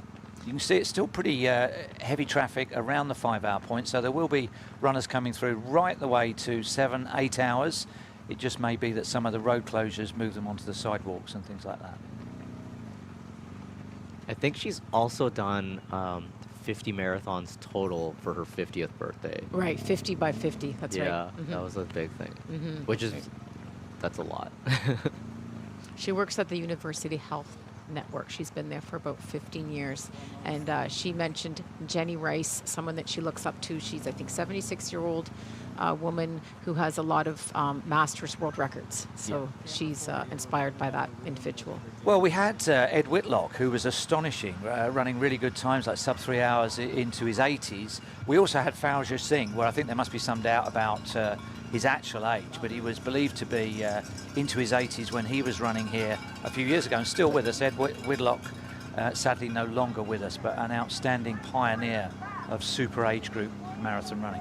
Right, he was a huge part of this race, and a lot of people have followed his story. He's no longer with us, but he used to run around cemetery, and I think a lot of that was just for safety and just kind of what he was used to. But wrote everything down in a book, paper and pen, and he's one of the memories that we can talk about with this event being 35 years old is Ed Whitlock's enduring legacy. Well, Fauja Singh was part of a running group who had one of my favourite names. There's some good ones here, but he was part of Sikhs in the City. Sikhs in the City. You like it? That's pretty good. Right, our joggler has finished now. Let's catch up with him down on the finish line. He was great. All right, Jean-Marc, that was a great effort. I know that you were looking for a sub 250 as the joggler and came a little bit short, but you were able to finish it despite a couple of hard last kilometers. How'd you feel? I mean, that was probably the longest kilometers of my life. I started feeling kind of so-so at like 17, but I was 17 kilometers in. I was like, I'll be fine. It's just like ups and downs of a marathon. And around 32, I was like, I would need to run world record pace, which is, I'd fallen off the pace at that point with no brakes. And then I was like, I actually turned on a podcast. So I was like, I'll just try to treat it like an easy run. And then the next 4 kilometers, I got to 36 and I was like, those 4, I can't do 6 more. I just did, those 4 were like never ending. So I actually sat down for like 5 minutes and just kept, because you can't even walk, like juggling it. So you have to run or stop. So I, eventually there was like one of the cameramen, like the motorcycle that was like filming me, and I was like, okay, I can't really stop since I'm getting filmed. So strangely, I just got on that train and just kept going. You were able to do it though. That's amazing. Yeah, like I followed all the Guinness rules despite everything. Yeah. I'm sure this is a big ask, but do you have it in you to show us a quick juggle or no? Oh yeah, I can. I did for 3 hours, so I should do another like. What's another minute? Well, congratulations on your marathon while juggling. Again, a joggler is a joggler whether you hit the record or not, so well done. Yeah, thanks so much. Thanks for being in Toronto. Well done to him. Thanks, Michelle. That's funny that he had to keep it going because the cameras were on him.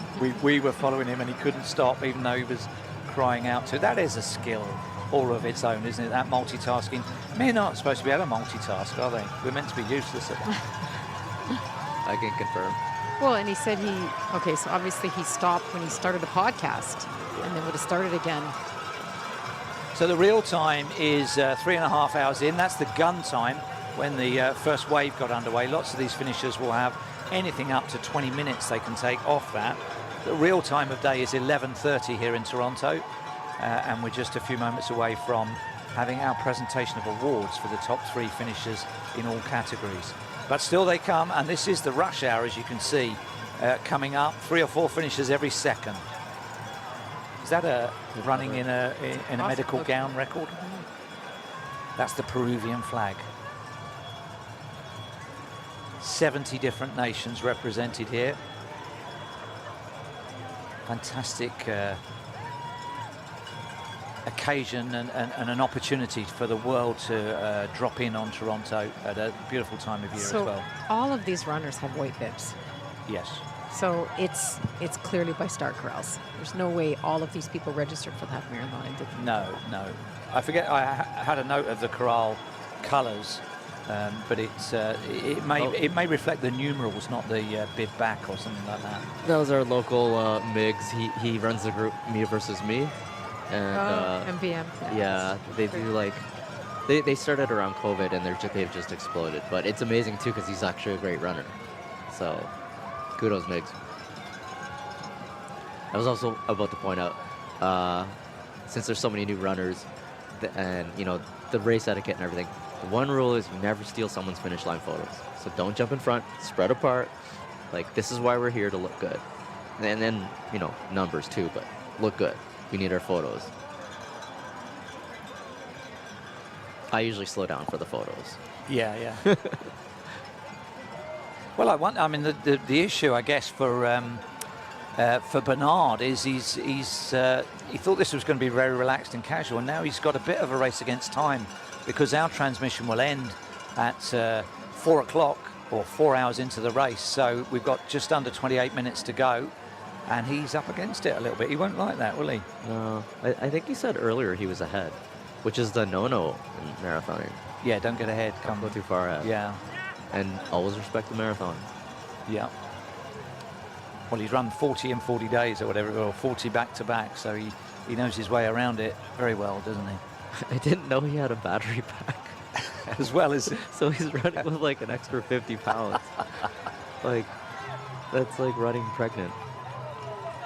Sorry, Bernard, I can't believe you had to do that. I don't know. I think running with a battery pack might be a little bit easier than running pregnant. Yeah, I'll take that back. Speaking from experience, but... Did you race while you were pregnant?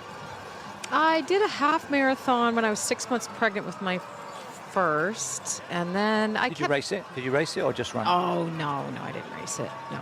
But I ran through all 3 pregnancies. Very good.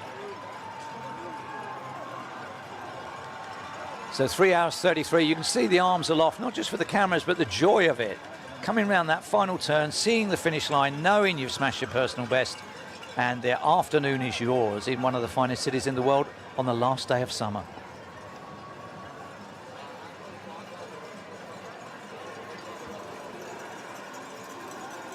It's about 15 degrees now. So starting to, that's kind of the number where you need to make sure that you're replenishing your electrolytes and whatnot when you're hydrating, is around that 15-degree mark. So hopefully these athletes took that into consideration earlier on, or they're going to start to fade and really find this to be difficult, as well as the people that will be coming in to finish after this. I can see we're nearly ready at the stage area, but just to get a better sense of the temperature, this is in shade because of the tall buildings around the finish line, so it's nicely cool. Let's go to our preview pictures if we can, just to see the bright sunshine out on the course for those that have still got a few kilometres, a few miles to run. Can we go to the preview picture up in the top left-hand side of the screen?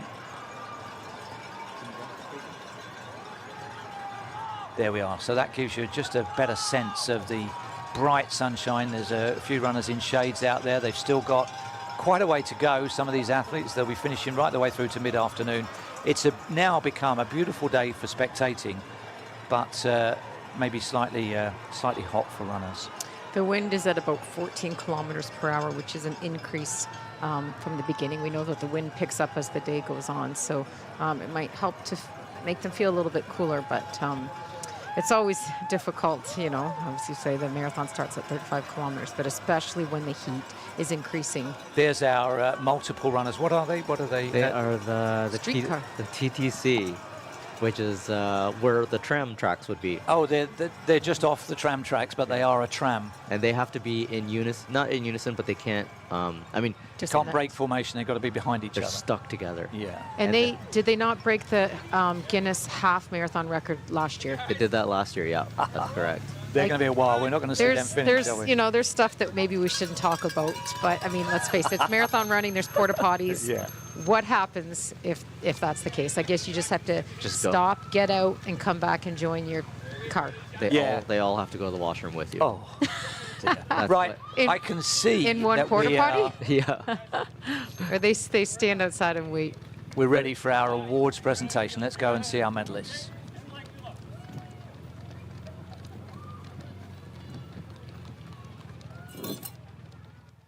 The TCS Toronto Waterfront Marathon and Canadian National Marathon Championships. And we want to say a special heartfelt thanks to all of the crew from Tata Consultancy Services, TCS, in their third year as title sponsors of this amazing event. And you've gotta love sponsors who walk and run the talk. There are over 700 of the crew from TCS out there running, walking, and volunteering here today. My name's Kevin McKinnon. I've had the honor of being part of this event.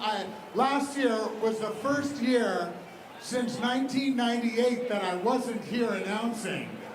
Sadly, but luckily enough, my daughter covered for me last year, and she's over at the finish line. Every year, this event just seems to get bigger and better, and we have one gentleman to thank for all of that. He just keeps dragging this team and making it better and better, and doing so much for running in Canada and Toronto. So it gives me great pleasure right now to introduce the race director of the TCS Toronto Waterfront Marathon and Half Marathon and 5K, Alan Brooks. Thank you, Kevin. And thank you, everybody. Good morning, Toronto. You really look amazing this morning. All I can really say is thank you to each and every one of you. An historic weekend for us.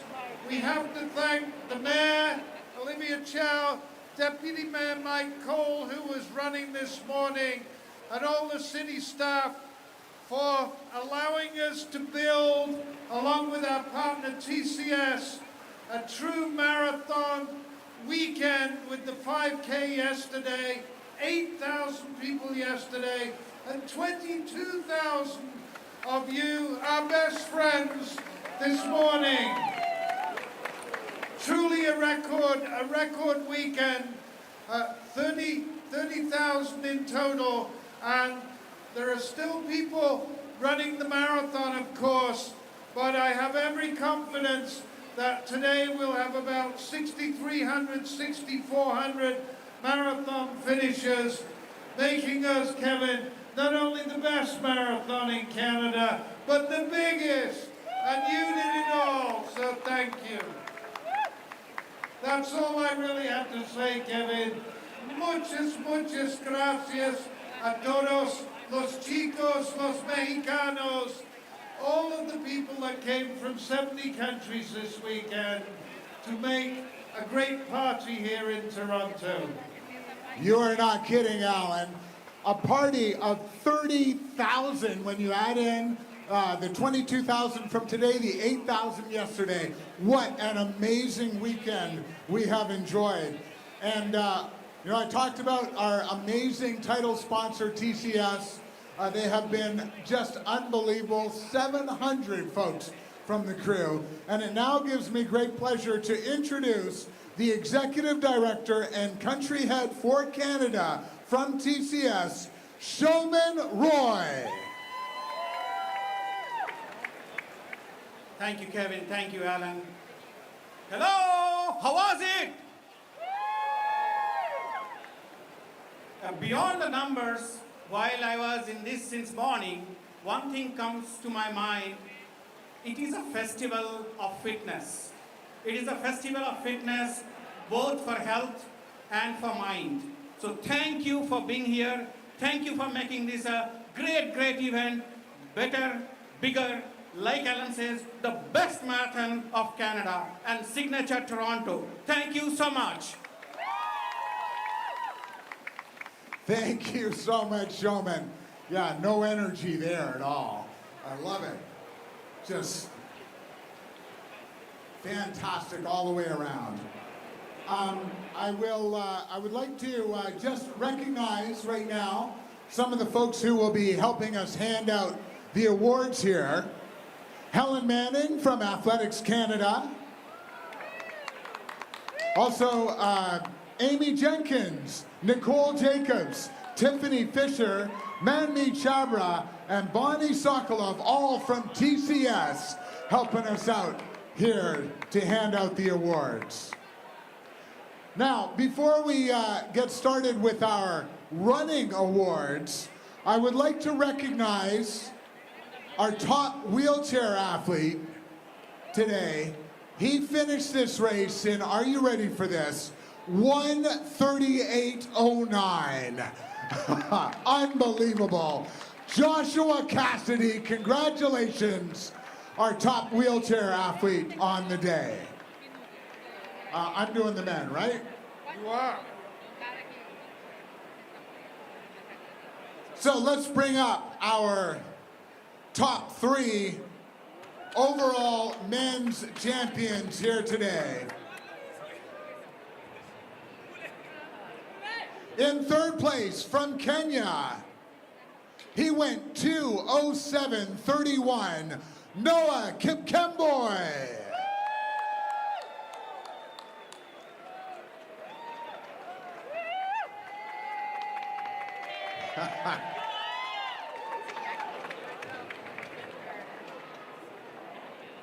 In second place, also from Kenya, his time 2:07:23, Dominic Ingeno.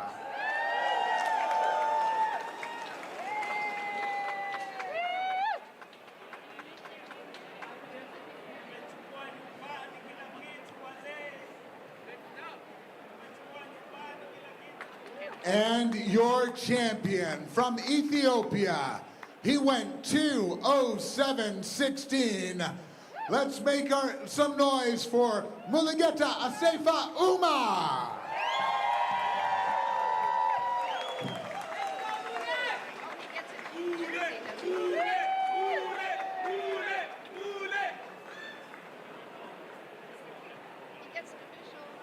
So Showman Roy from TCS presenting our medals to our winners.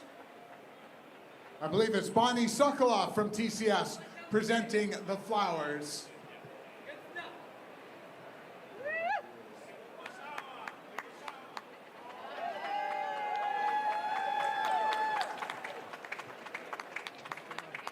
And there's your podium right there. Mulugeta Asefa Uma, Dominique Ungeno, and Noah Kipkemboy.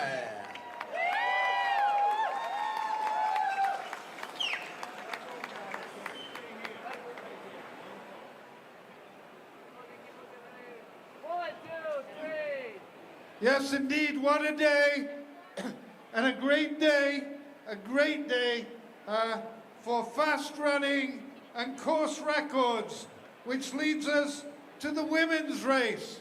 Our old course record for women was run by Mags Masai in, I think, 2018, 2019, 2:22:17, and today our top three finishers that you're going to see in a moment all smashed the old course record. So with no further ado, in third place in the women today in the TCS Toronto Waterfront Marathon, Afira Godfrey from Ethiopia in 2:21:50.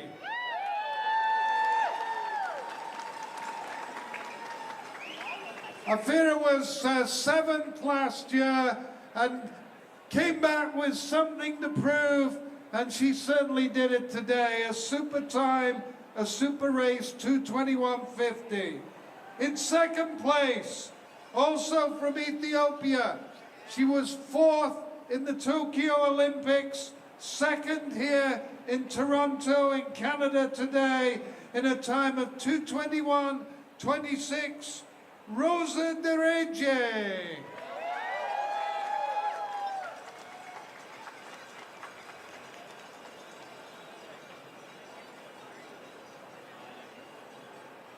And completing the podium, making it a great day for Ethiopia here in Toronto, where we have such a wonderful Ethiopian community, the second largest Ethiopian community in North America after Washington, D.C. A wonderful day. Champion Mulugeta Uma in the men, and our women's champion. Last year, she was 2nd here by 1 second. You run 42K and you are 2nd by 1 second. But today, she didn't leave anything to chance in a time of 2:20:44, a fabulous new course record. A big hand for Waganesh Makasha.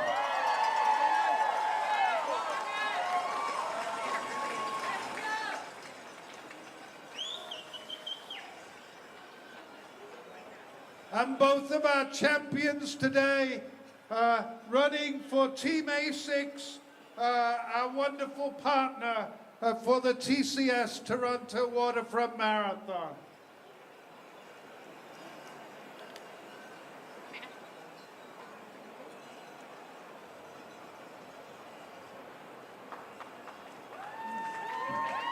Thanks so much, Alan. And yeah, what a podium right there. Can you imagine, 2nd by a second? Comes back and takes the course record by a shade under 2 minutes. Let's hear it one more time for your podium. Waganesh Makesha, Rosa Deje, Afera Godfrey, and all Ethiopian podium right there in our women's race. All 3 of the women breaking the previous course record. And Alan is, which check is that one there? Is that the bonus? For her efforts today, that 2:20:44 course record nets Waganesh Makesha an additional $10,000 bonus.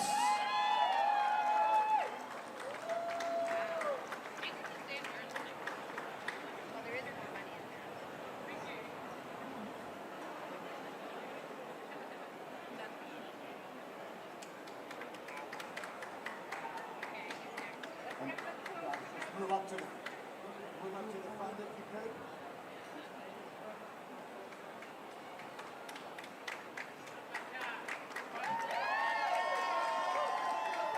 All right, so one more photo op and one more chance to make some noise for our amazing overall podium here. Waganesh Mikesha, Rosa Dereje, Afera Godfrey, all from Ethiopia, Mulugeta Asefa Uma, Dominic Ngeno, and Noah Kipkemboi on the men's side.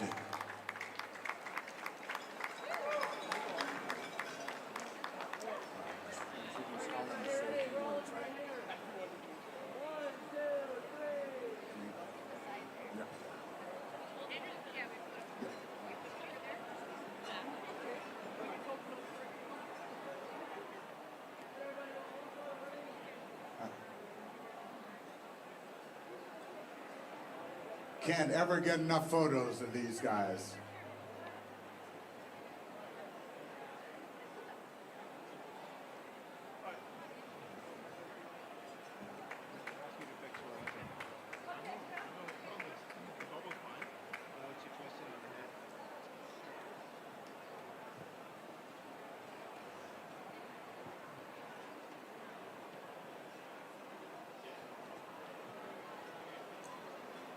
And just one last photo to recognize our champions, Waganesh Mikesha, Mulugeta Uma.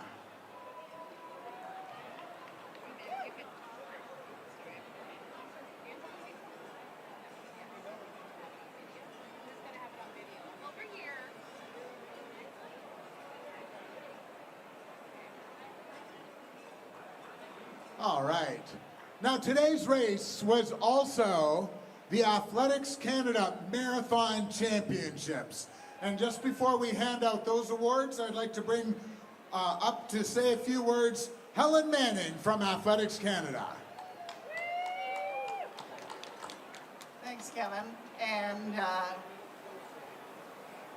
welcome everybody to this fabulous event this weekend that not only has broken records and the number of you that got out today and yesterday and ran the roads of Toronto, but also for this joyous weather we've had today to enjoy it.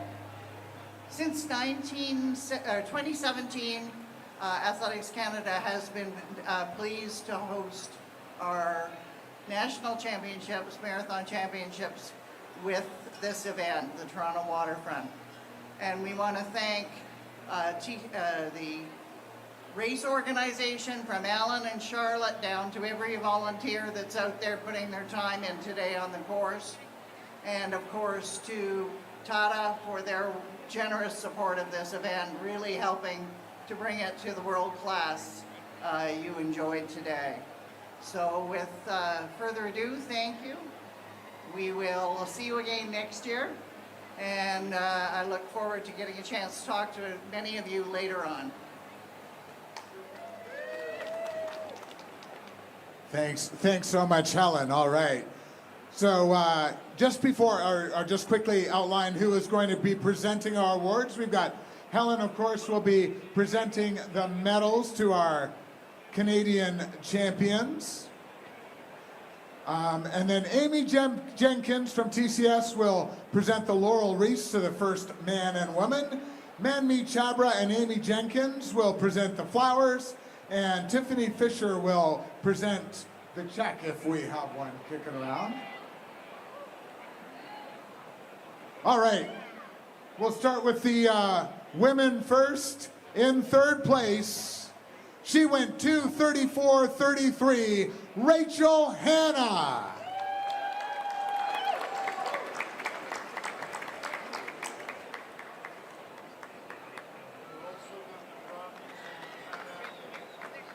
Yeah, Alan's just reminding me, I got to announce when Rachel took the bronze medal at the Pan Am Games in 2015, right here in Toronto. In second place, she went 2:33.15, Leslie Sexton.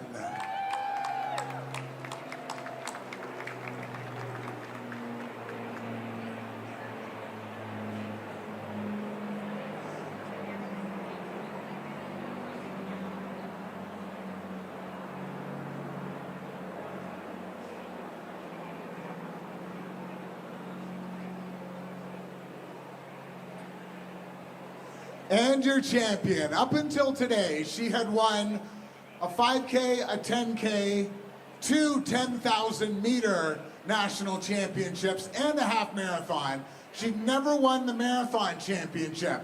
She waited until she was 42 years young to do that. But she did it in style today in a time of 2:27:54. Natasha Wodak. And another ASICS champion, Kevin. Of course.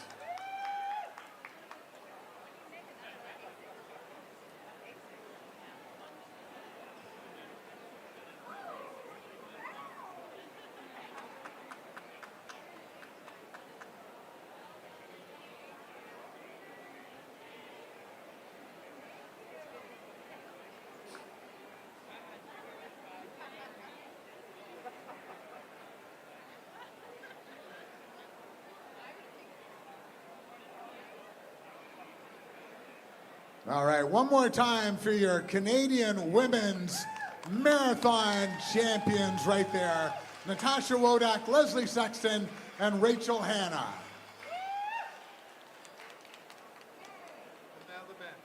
Let's get the men up here. In third place, he went 2:14:51, Thomas Broach.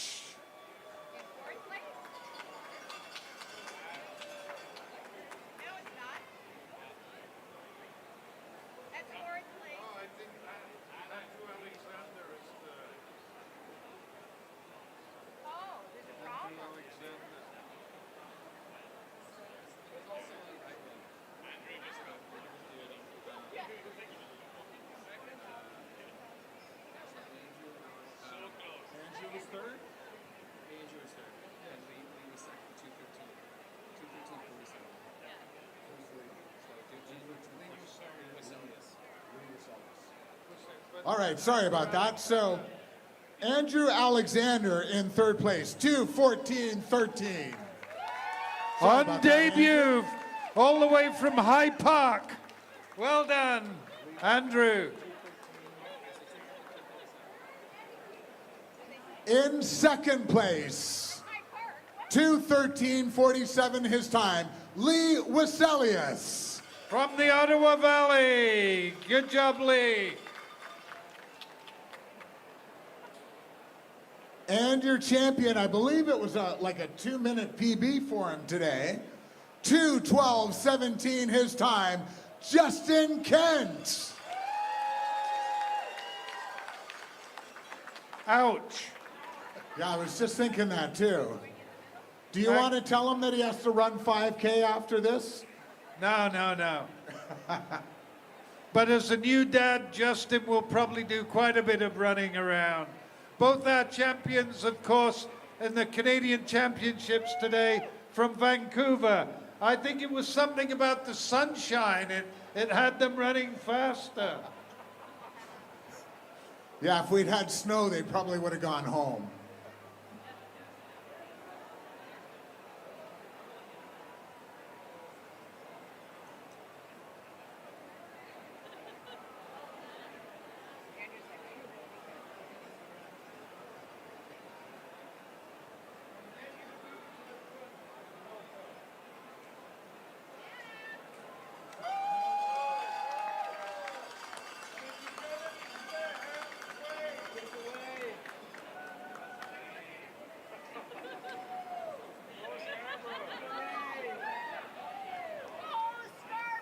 Our Athletics Canada 2024 national champions crowned here at the TCS Toronto Waterfront Marathon.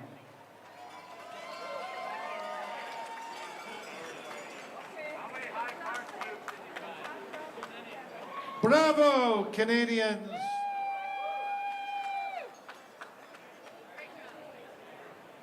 Okay. That's it, off to lunch. One more. No. Inga wants, looking for one more photo. Oh, with our champions here. Your Canadian champions, Justin Kent and Natasha Wodak. They're not having it.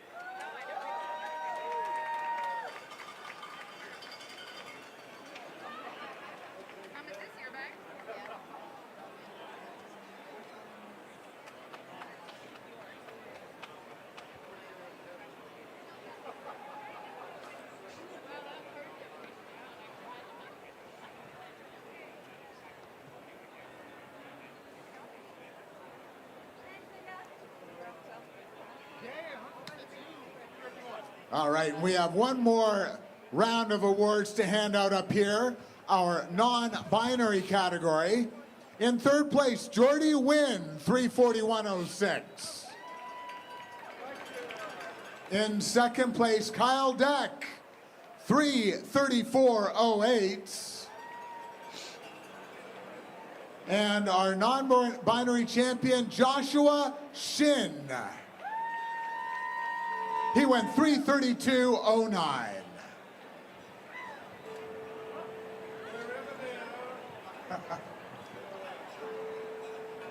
All right, well, we can get those awards out to them. Yeah, wherever they are, Kevin. Again, a big hand for them. It's part of our commitment in Toronto to diversity and inclusion, and one of the, I guess, the frontier of races in North America, like New York, Chicago, and here in Toronto, that has a non-binary category. So, bravo, everybody. What's next, Kevin? Well, actually, what's next for me is getting back to the finish line to welcome more of the 22,000 people you invited here this weekend. Wow, that's great. Well, we'll have fun. And everybody else here, we're going to have some music, there's food, and I think there's great international friendship. So say hi to someone you don't know. They could be from anywhere in the world. And all celebrate together the rest of today. Thank you. 70 different countries represented. So thank you everyone for once again for being part of this record-setting weekend at the TCS Toronto Waterfront Marathon, Half Marathon, and 5K. Don't forget, all results, photos, and stories are on TorontoWaterfrontMarathon.com.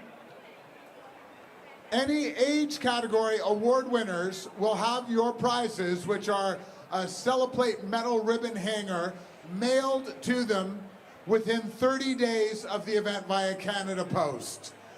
Remember, like TCS Toronto Waterfront Marathon on Facebook. Follow us at TO Waterfront 42K on Instagram for contests, latest news, and photos.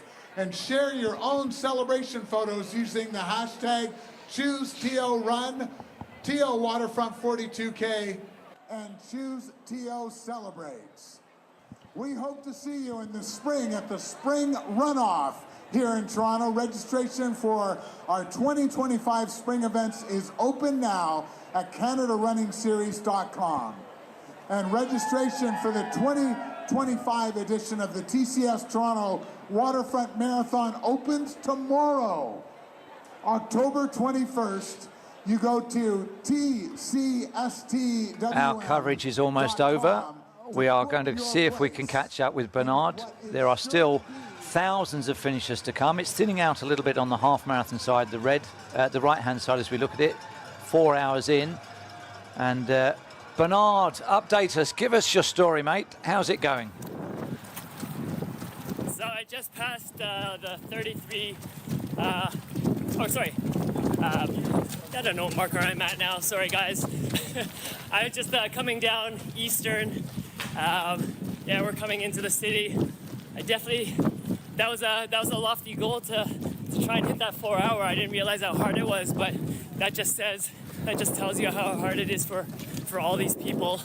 But yeah, what an amazing day it's been. Thank you for the coverage. That's all right. Well, our coverage is about to end. You have the final word out on the course. What are your reflections in a few words of the experience of being out there on the ground? And thank you for doing it for us. Oh, the energy in Toronto, the fact that we did the 5K yesterday, like I just see the potential growth for this race in our city. Absolutely amazing. Bernard, thank you very much. You've claimed a Guinness World Record for a man running with a gimbal and a battery pack. Enjoy the closing stages, and thanks very much for joining us. Thank you, guys. Well, that is the end of our coverage. Thank you very much to you for joining us. Our thanks to our correspondents out on the course, Kate and Michelle, to Chris and Krista, and also the team from Astrodog, Dave, Eric and Matt. That's the end of the live coverage. You can still see on the screen, finishers coming across on the fixed camera, but from us, it's goodbye.